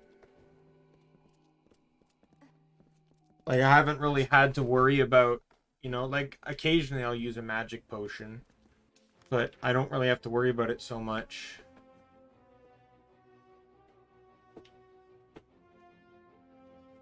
And if it's really becoming a problem, I can change the slots to health regen. And my health will just start coming back at a massive rate. Alright.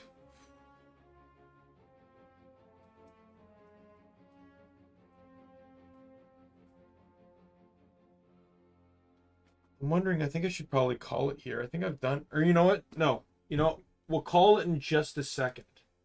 Let me get the training done. The training I need to get done for alchemy. Dalentarth in Yesa.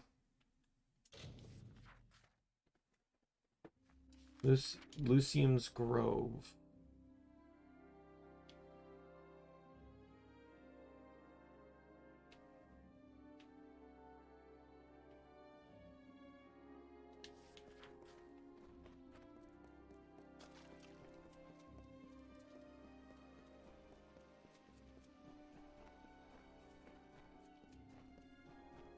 The 5% more damage resistance, which is always good. They must enter the font in a wonder. The dignitary. Goodbye. I'm assuming this is where alchemy is. Yep. Greetings.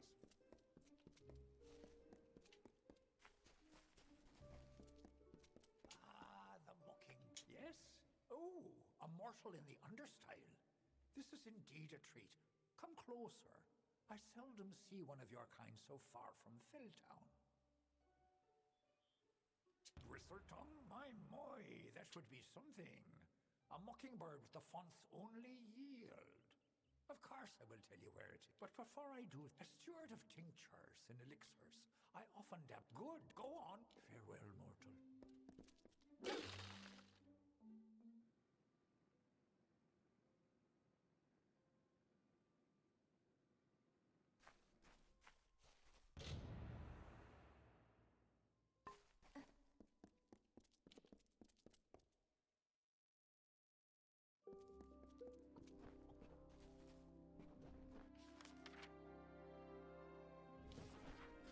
Ugh.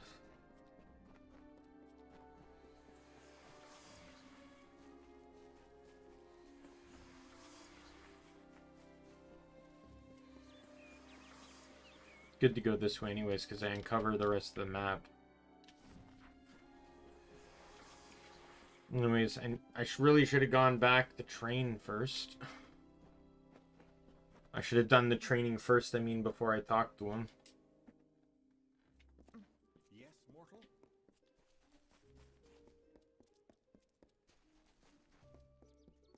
If it isn't the mockingbird, come in, come in. It's always good to hear a farewell, mortal.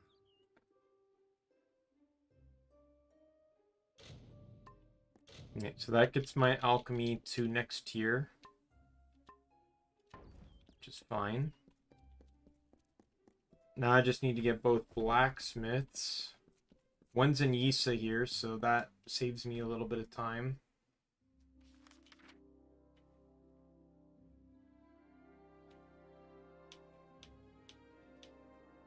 Yeah, it's on the other side.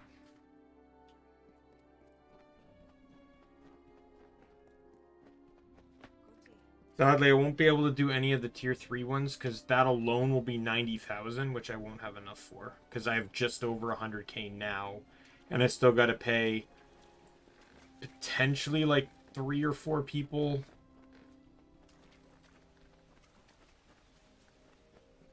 Because I think I've done one of the sneaks.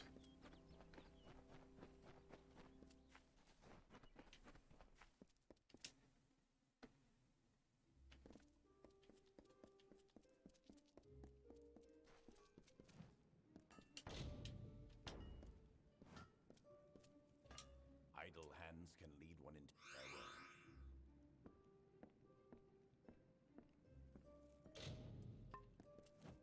Okay, training done.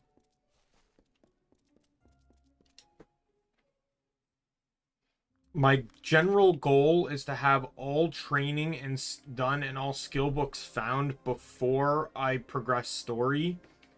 So that way when I get to Melson Shear, I know it's just level ups and trainers. Because all the master trainers are Melson Shear or later. They're all on this continent or further. With like the sneak trainer, the last one being like all the way down here in like Shadow's Pass or something. It's the actually, I believe that's the only trainer that's in Alabastra. Alright, Children Keep. Oops.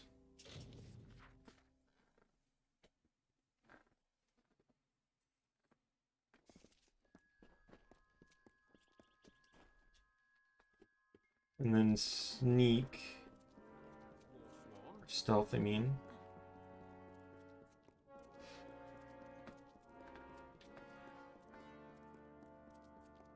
Sister.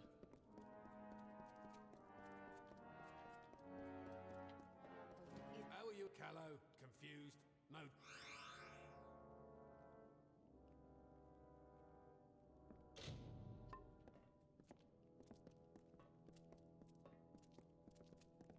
What's this? Rogue's blood on my That's why you got to be careful with the Warsworn quest, because if you choose to betray the Warsworn, which I'd actually kind of want to do because I kind of want to show it off. You want to make sure you've done every Warsworn related quest. You want to make sure you've gotten every Warsworn related trainer, including the level 10 hidden detect hidden. Because nothing like betraying the Warsworn to arrive in Melson Sheer, having a bunch of people attack you, one of which is the master trainer for a skill. Now, with the DLCs, there's ways to kind of circumvent the fact that you're now going to be missing a point. Because if you base game, no DLCs or bonuses, you get, factoring in level up skill points and trainers, you get 89 points. And there are 90 points. So you're guaranteed to be missing one, no matter what. But if you started, like, especially with this one, with Re-Reckoning, it comes with that Persuasion coin. That gives you +1 to Persuasion as long as that's in your inventory. So you're guaranteed now to have 90 points as long as you don't max Persuasion. And then there's 2 additional trainers in the Deadman Kell DLC that you can acquire. There's also a Twist of Fate that gives +1 to Mercantile and +1 to something else, I believe. I think Fatesworn also has additional trainers. I know Teeth of Naros doesn't.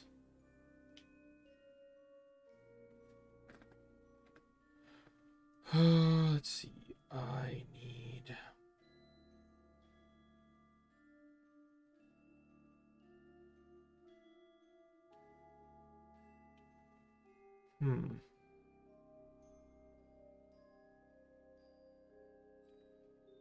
So both stealths are in Haxie, and they're in Star Camp and Moon Camp.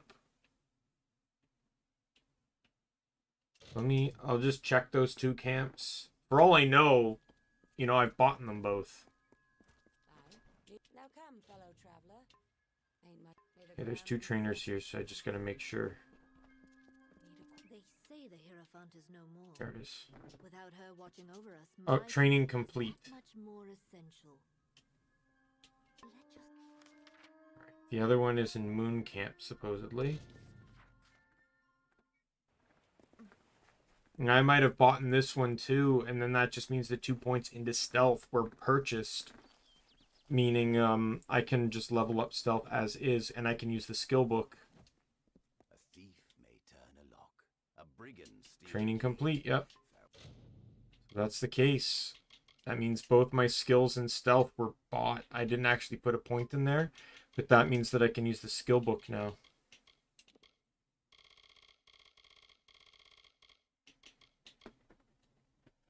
Stealth.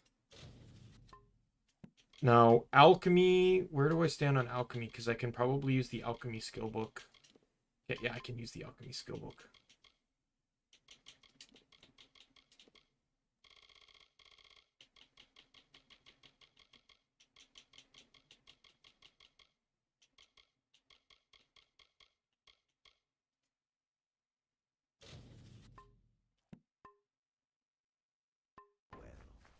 And then I can go to a house and stash the skill books I don't need anymore. So the only skill books I still need: Blacksmithing, which is you get during Warsworn.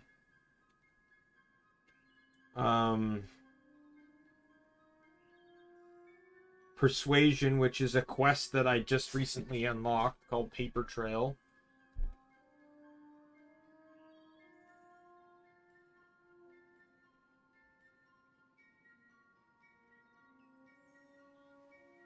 And I think that's it. I think I've gotten every other one.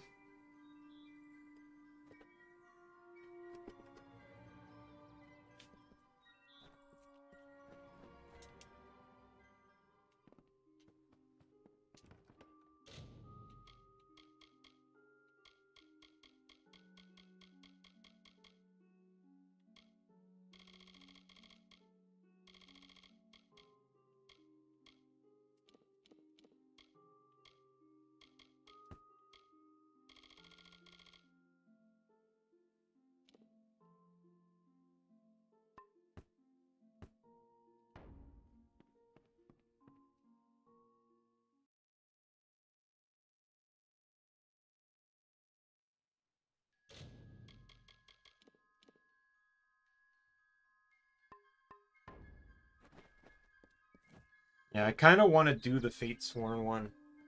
Or, like, betray the Fatesworn, or the Warsworn. I only did that once in my first playthrough, and I didn't realize the overarching level of consequence. But it was also fine, too, because there, like, in all honesty, there are skills here you don't need. Like, not gonna lie, you don't need max blacksmithing. If you get blacksmithing to here, you're fine, because you can get a potion that gives you +3. Or all you need to do is make your max tier armor, so you could respec to Universalist to get max blacksmithing with the +3 bonus it gives, and then respec again, right? To back to whatever you wanted. Yeah, so you don't need max blacksmithing. You technically don't really need max alchemy, but it helps because it gives you all the recipes. I would say max dispel and lockpicking aren't even necessary. Mercantile is at least early game, right? Late game, by late game, money's no object anymore because you have all your armor. There's nothing left to buy. You're just going to be accumulating money like crazy. So money's no object. So late game, you could knock this down. But the final perk is useful, being able to sell stolen stuff to anyone. So you don't have to keep going to the travelers camps, especially since Sun Camp is now out of the equation. So you have to go to Moon Camp or Star Camp. Persuasion, in all honesty, Persuasion is still pretty good. Just because it's always useful. Dispelling can be good, but it's really only ever seen in the House of Ballads quest line. Sage crafting, again, is also something that's not necessarily needed. If you need it for the top tiers, you just use potions. And stealth is basically useless. I almost never stealth in this game. In most cases, most enemies are facing you, so stealth isn't necessary. And stealth is only really necessary if you're running dagger. I've proven Feyblade isn't very strong, but dagger can easily one-shot. Right? So not maxing everything is not a crime by any means. But I do want to max everything.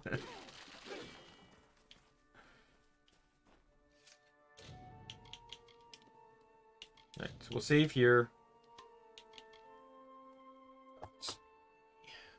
Switch over to here. Oops. Sorry, I clicked continue again.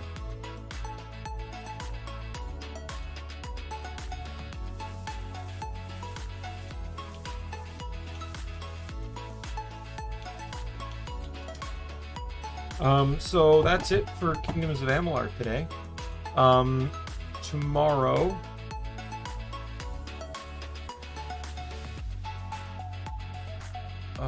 tomorrow it is going to be more Yees. Let me just double check my schedule here. Yep, so Ys 7 tomorrow. Tiny Tina on Wednesday. More cross-stitching starts on Thursday. Ys 7 again on Friday, and back to Kingdoms of Amalur on Saturday. I am going to say this, just for fairness reasons, especially for 2 games that, you know, are going to take up a lot of time.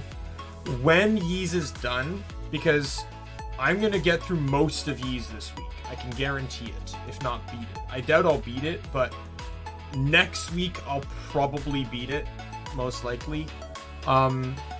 So with that in mind, if I beat Ys, I very much... obviously, I'm going to start GTA 5. I've been talking about that. However, I do want it understood... Or, no, well, I shouldn't really phrase it like that.